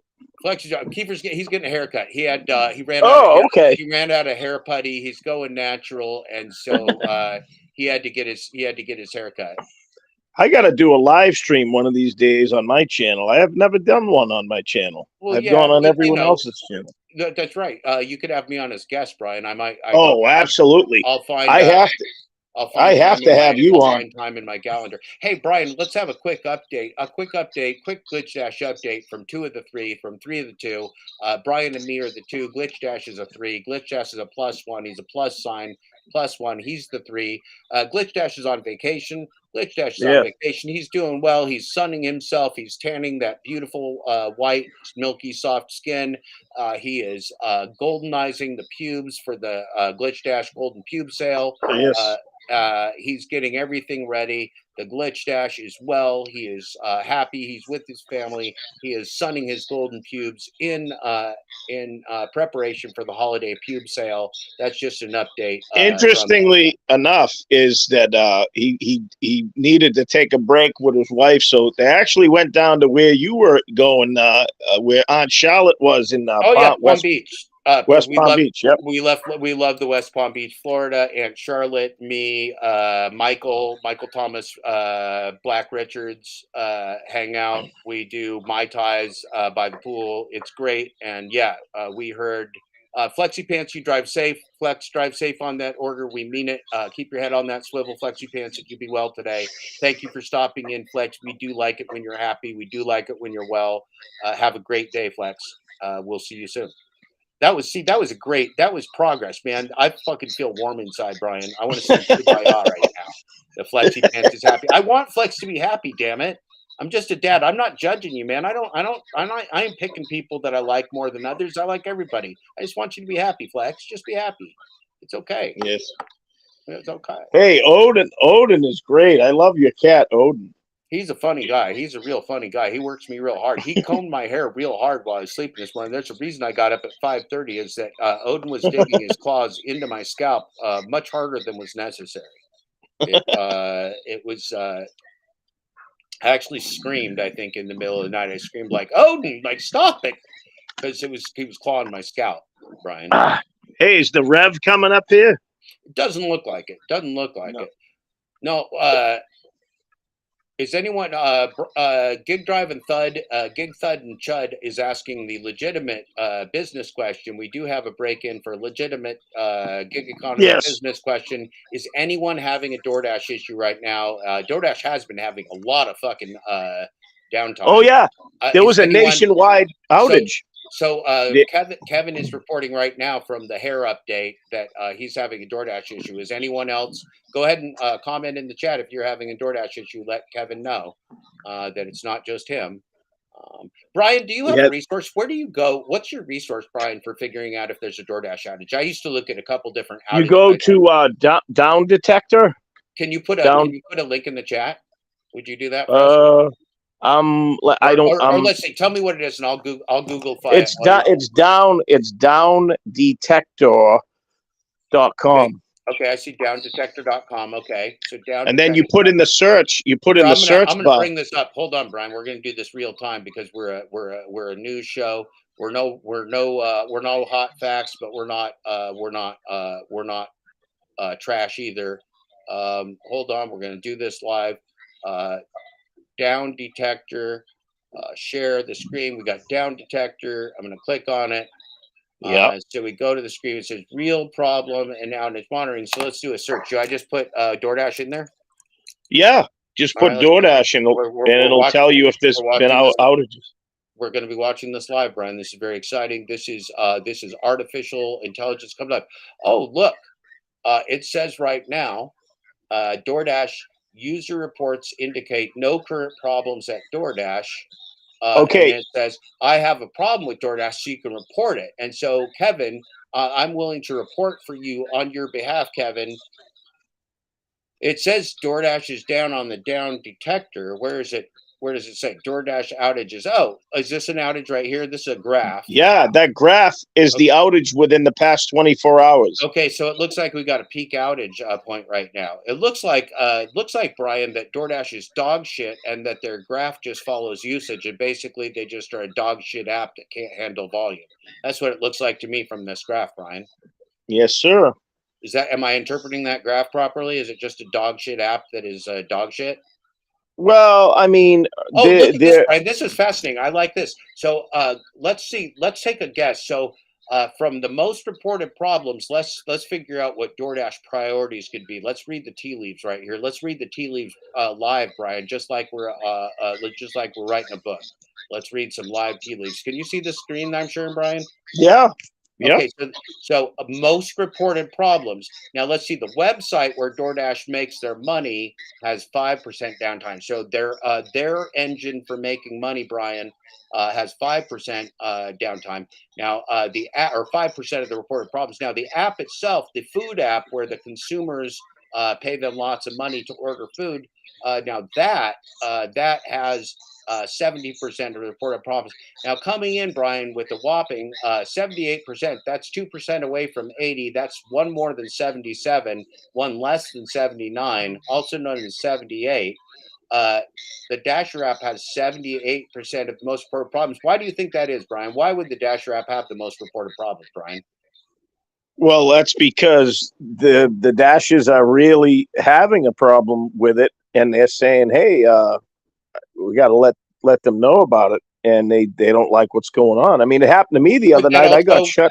Would that also be because DoorDash doesn't even care about Dashers even a tiny, teeny bit because they don't know them and they don't care about their success or anything else? Yeah, because it's all AI run. It's not run by a dispatcher saying, "Hey, Joey, go down to Miller Street, drop off that McDonald's," you know? Right. That's and the thing. So my theory always, Brian, is that like the longer we've been door dashing, the better we are at the game, the less valuable we are to them, the more likely we are to get decapitated, the more likely we are to get dog shit. Because remember, they can just rig this game any way they want. They like new rubes, right? They like new suckers that they can come in and give a really good time, take them on a couple good, really hot dates, spend a lot of money, get them all pregnant, and then walk away. That's what DoorDash is kind of predatory in that way. They're kind of like a big dick. They're kind of like a giant dick, Brian. Oh, they're always trying to take a bigger piece of the pie from everyone. That's for sure. Yeah, it's like right now we got 22 in my box. DoorDash wants to be in your pie 24/7, 365. DoorDash is going to have its fingers in your pie every second of every day, no matter if you're a man or a woman, anybody. Even if you're a consumer, even if you're a restaurant, they're going to have their fingers in your pie. They're never going to stop. It's the only thing they do. They just want to finger your pie. Yes, sir. Yes, sir. Hey, how you liking the restream since I told you about it? I think, yeah, because it's by design. Oh yeah. So we're the low priority. They want us to be frustrated. They want you to quit. They want you to quit, Kevin. They want you to fail, Kevin. They want us all to fail because the more we fail, the more they succeed. We have diametrically opposed. We have opposite goals. right? Their goal is Yes, for us sir. to fail and get paid as little as possible, even in tips, because every penny that is spent on tips still depresses their demand for things that get them commission. All they want to do is get paid, paid, paid, paid, paid. They're just a parasite. Parasites only win when you eat. You got to eat so the parasite can eat you. If you don't eat, the parasite's going to starve and die. You can't starve your parasite. The parasite loves you. It's loving you from the inside, Kevin. From the inside, it's making love to your intestines, it's making love to your internal organs, it's making love to your colon. The parasite loves you, but you still got to kill it and shit it out, even if you name it. Like on Always Sunny, I think they named the parasite that Frank had, right? They named that parasite. What was the parasite name? Yeah, I An don't remember. amoeba. Yeah, they had a parasite, but they had to kill it. Charlie was jealous of the parasite because Frank loved that parasite inside of him more than he did Charlie, or that's what Charlie thought. Now, see, we're back to the pregnancy metaphor. They don't leave when you're pregnant. They go out for milk and never come back. That's right. Daddy Pedro, Daddy Professor Wet Leg, Zach Drives Money Trains, Jerry was the tapeworm. Thank you, Kevin. Jack Drives Money Trains, Kim, all of them, they just are going to go out for milk and never come back because they're not going to tell you that they screwed you, got you pregnant, and then walked away. They're just going to walk away because they don't have any courage, Brian. They're not like even good parents. They're not even responsible individuals. They're just going to leave a mess and walk away, Brian. Yes, sir. And that's I believe that's all by design too. Because there's certain players that are out there that keep playing, and well, the Pedro and the Mike never just stopped selling their bullshit to doobies, right? The Pedro and the Mike are selling $49 hugs and $997 hug classes, right? If you can either get a $49.99 hug with a $20 Jesus hair touch and a free commemorative photo, or you can go to Your Driver Mike, played by Matt, with Mark in the closet waiting. It's a threesome twofer with the Wonder Twins, Mike, Mark, and Matt. Matt playing Mike. Matt, Your Driver Mike is actually Matt. Mike is retired. He's a fat cat. He's off. Matt's the new Mike. Mark's in the closet waiting to become the best Mike ever. With the Amazon store, we're going to get rich. But here's the point: is that for $997 you can learn for $997, which will take you like 6 years of gig app slavery to earn back.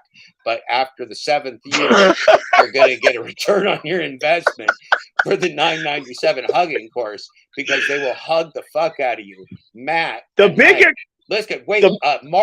Mark just sits in the closet and lifts weights. He will hug you so hard it'll be like of Mice and Men. He'll hug the life right out of you. Mark will hug you so hard you'll end up like a dead bunny rabbit just from the fucking hug.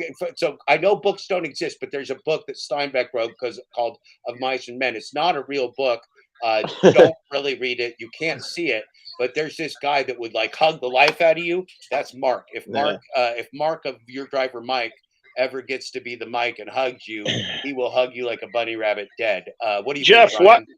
Why do you think that Your Driver Mike chose $997? I mean, he could have chose any amount of money, but why $997? Why do you think that is? Is that the actual price? I think I heard somebody say. Yes. Is that a fact? Okay, that's a fact. Okay, so why would somebody choose $997? Well, first of all, you got to do the calculus of sociology, like the calculus of how would you calculate it in the DoorDash app.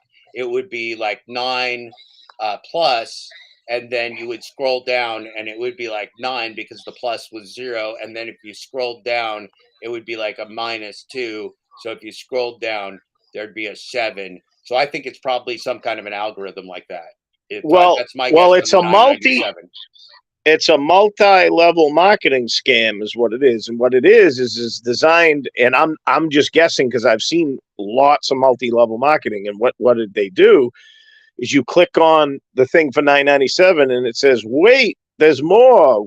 If you order right now, one time only."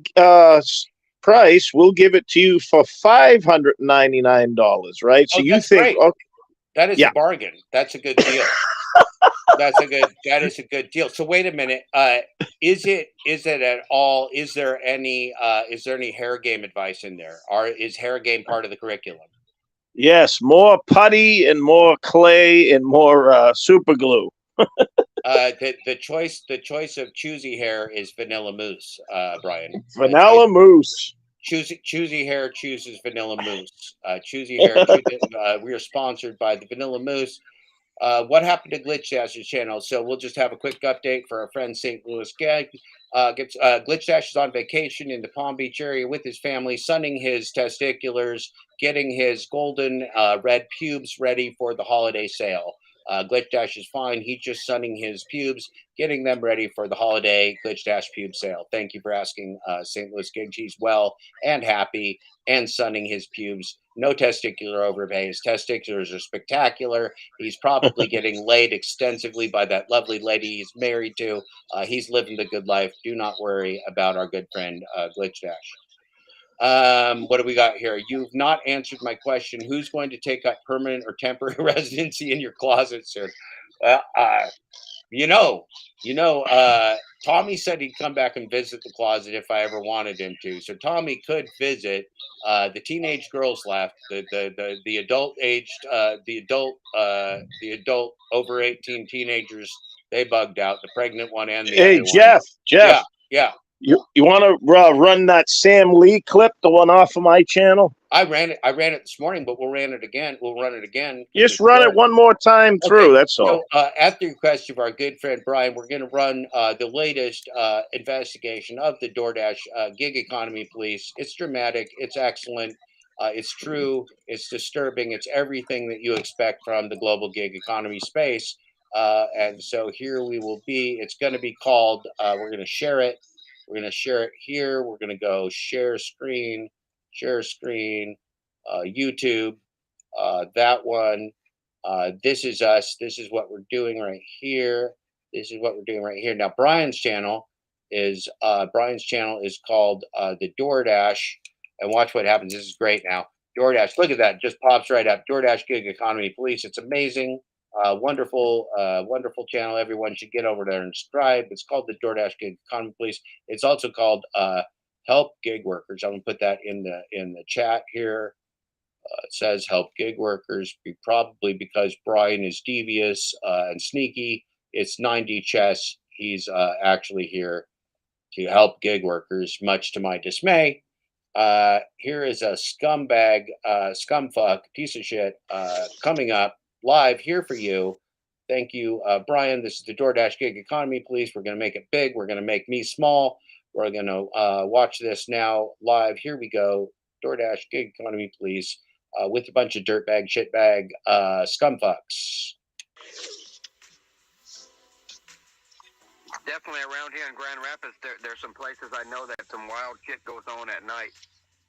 I could stream it on YouTube. Yeah, the wildest shit happening in Grand Rapids at night is when that guy Glitch Dash going live. Glitch Dash? Yeah. That's someone from Grand Rapids? Yeah. Wow. I need to find his ass. I never heard of him. Yeah, he's not too smart either. A lot of the time he'll show like his map of where he's at on the damn delivery apps, you know? So yeah, he shouldn't be too hard to find. He's always at damn Walmart doing Walmart Spark. So yeah, maybe if you can run into him while he's on the stream. And you're like, oh yeah, figure out a couple Walmarts in Grand Rapids. So maybe you can run into him at a Walmart. Yeah. I'll have to figure out who that is, and maybe I'll bomb his ass on his stream. Yeah, he's live like every single day, but 90% of the time he's just watching some people. Like 10% of the time you'll find him actually working. Oh, okay.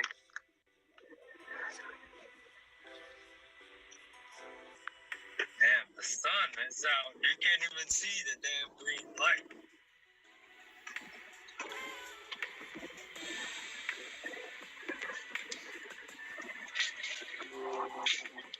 There's no sun here, bro.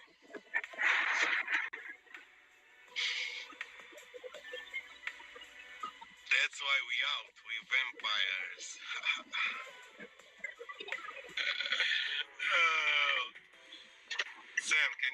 chat? What? Jeff Thomas Black said Sam is a shitbag. Yeah, I don't care. Who the hell cares what the hell he said? Nah, he's thinking that I betrayed Glitch Dash because I came on here. Because Glitch Dash and all of them, they all kind of hate you, Necbo, for some reason. They don't hate you that much, but they just hate you because you're lumped in with Mr. Flex team.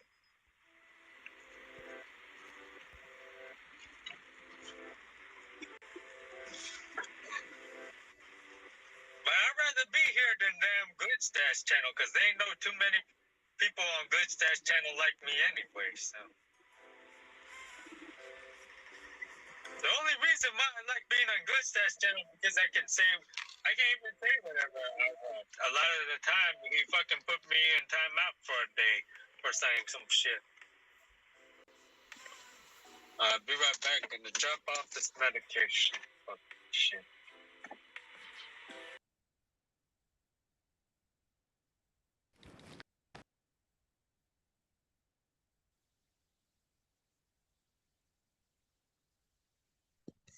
Well, that was interesting. Yeah. So, Raging Wagey, the Glitch Dash is on vacation. Damian Blaze was in here earlier. Yes, sir. So, I think we're all right. Glitch Dash is sun in his pubes. Yeah, there's an line that would probably. Yep, we dealt with that too. We went into extensive depth on the important life lesson that no means no. No means no. No means no. Sometimes when you're a parent, you got to say no. Sometimes when you're a community, you got to say no. Sometimes when you're a man, you got to say no. Sometimes you're a woman, you got to say no. Sometimes when you're a kid, you got to say no. Kids don't have as much power. That's why we got to protect them. They don't always have the ability to say no like we want people to have the ability to say no. But no means no. No means no. We're going to learn from this as a community. And Robert Reese was on here, did a great job. We talked a lot about it. We're real serious. And Cody from Wild Alaska was on here. We talked about that real serious. Just a lot of real serious talk, a lot of real important talk. And it's even more important today because our friend Glitch Dash isn't with us today. He's on vacation because he's concerned with his family right now. And that's what we all should be, is concerned with our family and our future, not with being dirty shitbags. What do you think, Brian? Yeah, that was something else, tracking everyone where they go and all that stuff. Yeah, it's a silly. That's not a pastime any should be doing, is trying to figure out who goes to what store and how you find them. If you're spending your time online thinking about those things, you're doing it wrong. Yeah, there's also a 3-letter word agency that's good at tracking people too. You want to take a wild guess? Well, that's where we get into Felonious Friday, right? I mean, this is only 2 for Tuesday. It's a music day. We're not to Felonious Friday yet. All right, we'll stay away from that. That's really what Felonious Friday is about, is throwing our lives away, not getting to live free anymore because we're too stupid on the internet. That's what Felonious Friday is about. Right.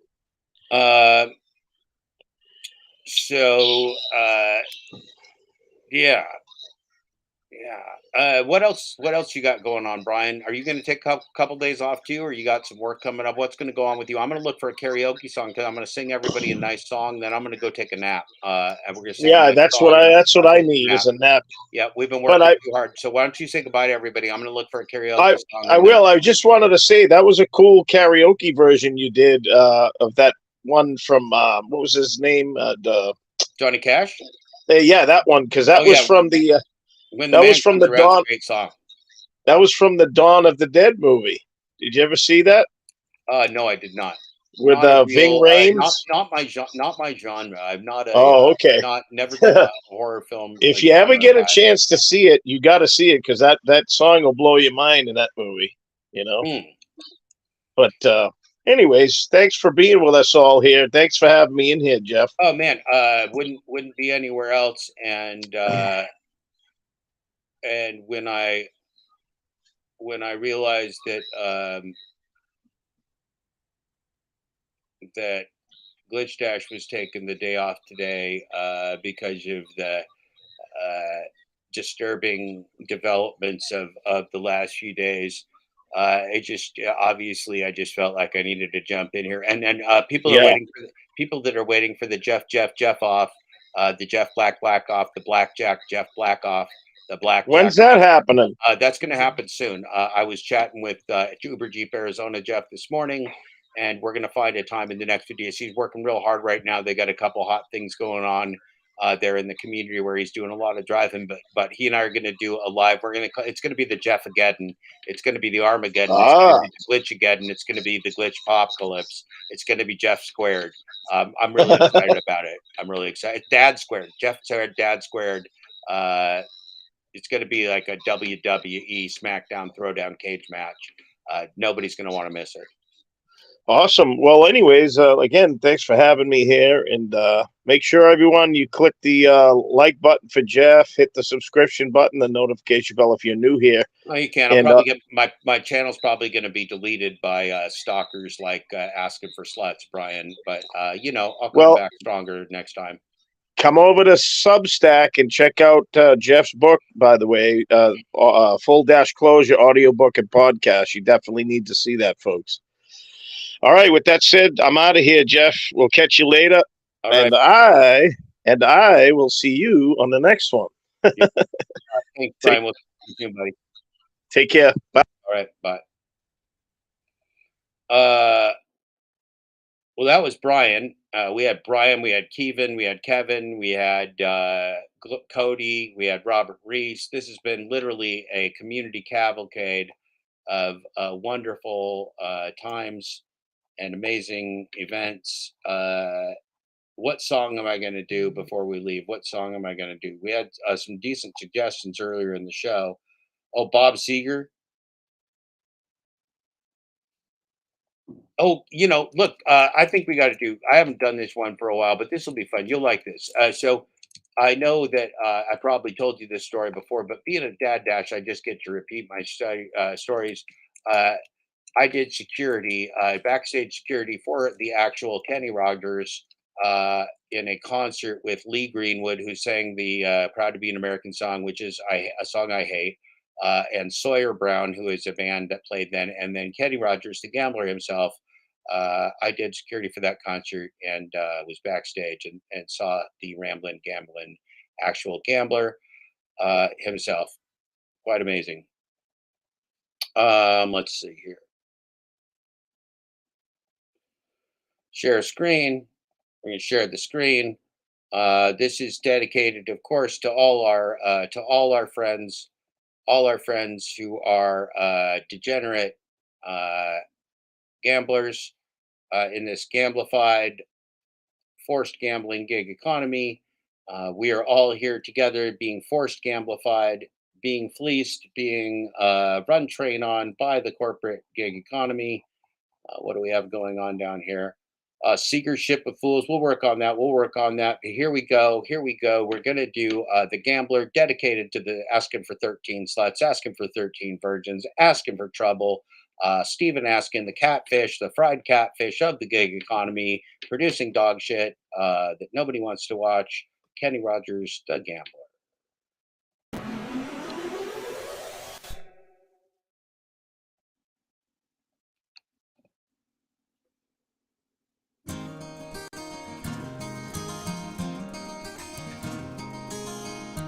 Oh, okay, hold on. I took a drink. We're not gonna get a false start. I don't rehearse these things, but we're not gonna fucking let a false start happen. That's ridiculous.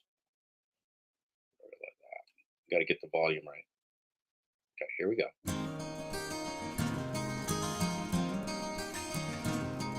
On a warm summer evening, on a train bound for nowhere, I met up with the gambler. We were both too tired to sleep, so we took a turn staring out the window at the darkness till boredom overtook us and I began to sleep. He said, son, I made a life out of reading people's faces, knowing what the cards were by the way they held their eyes. So if you don't mind me pausing, I can see you're out of aces. We got off the thing. We're just not going to let that happen. It's too good. It's too good of a song. I screwed it up. But you see, here's the thing. I don't rehearse. I'm going to go one more time. Last time. No editing. No jump cuts. Please stop. Please stop.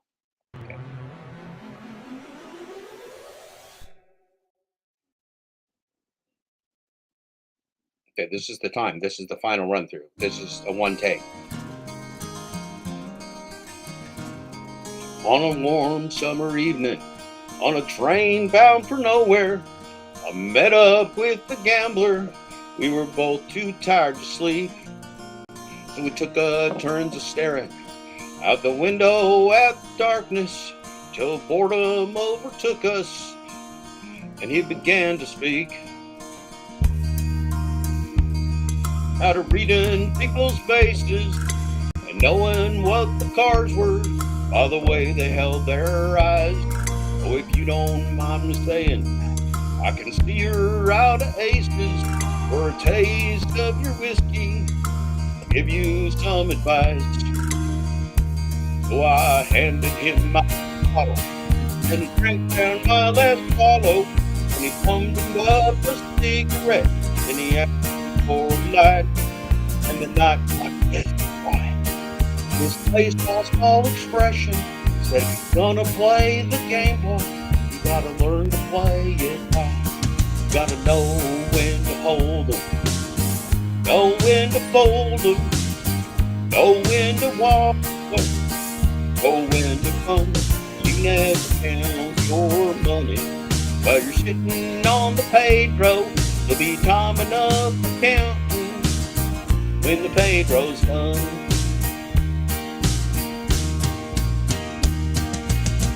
Every asking knows that the secret to the swimming is knowing who to throw away and knowing who to treat.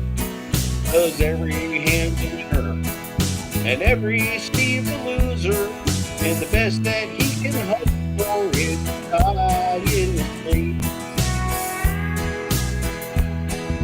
He turned back toward the window, brushed out his cigarette, and played it off to sleep. And somewhere in he asked me to broke in, but in his final words I found and asked that I could speak. You got to know when to hold 'em, know when to fold 'em, know when to walk away, know when to run. You never count your money while you're sitting on the Pedro. I'm enough for asking when the deal is done. Know when to hold 'em, when to hold 'em, know when to fold 'em, when to fold 'em, know when to walk away, know when to run. You never count your money when you're sitting on the Pedro.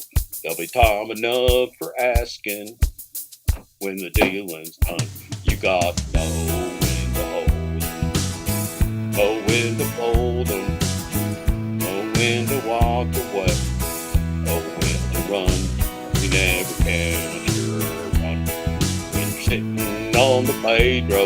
There'll be time enough for counting when the dealing's done.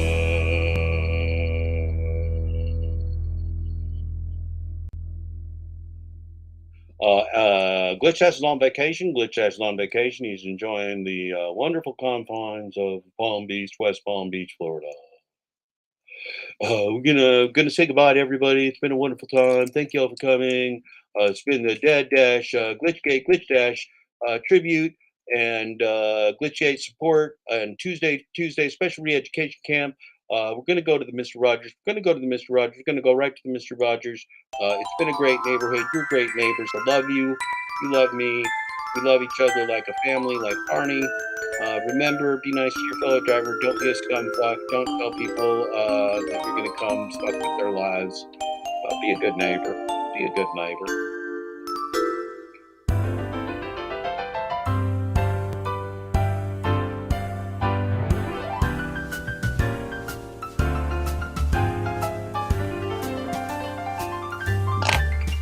It's a beautiful day in the beautiful day for a neighbor?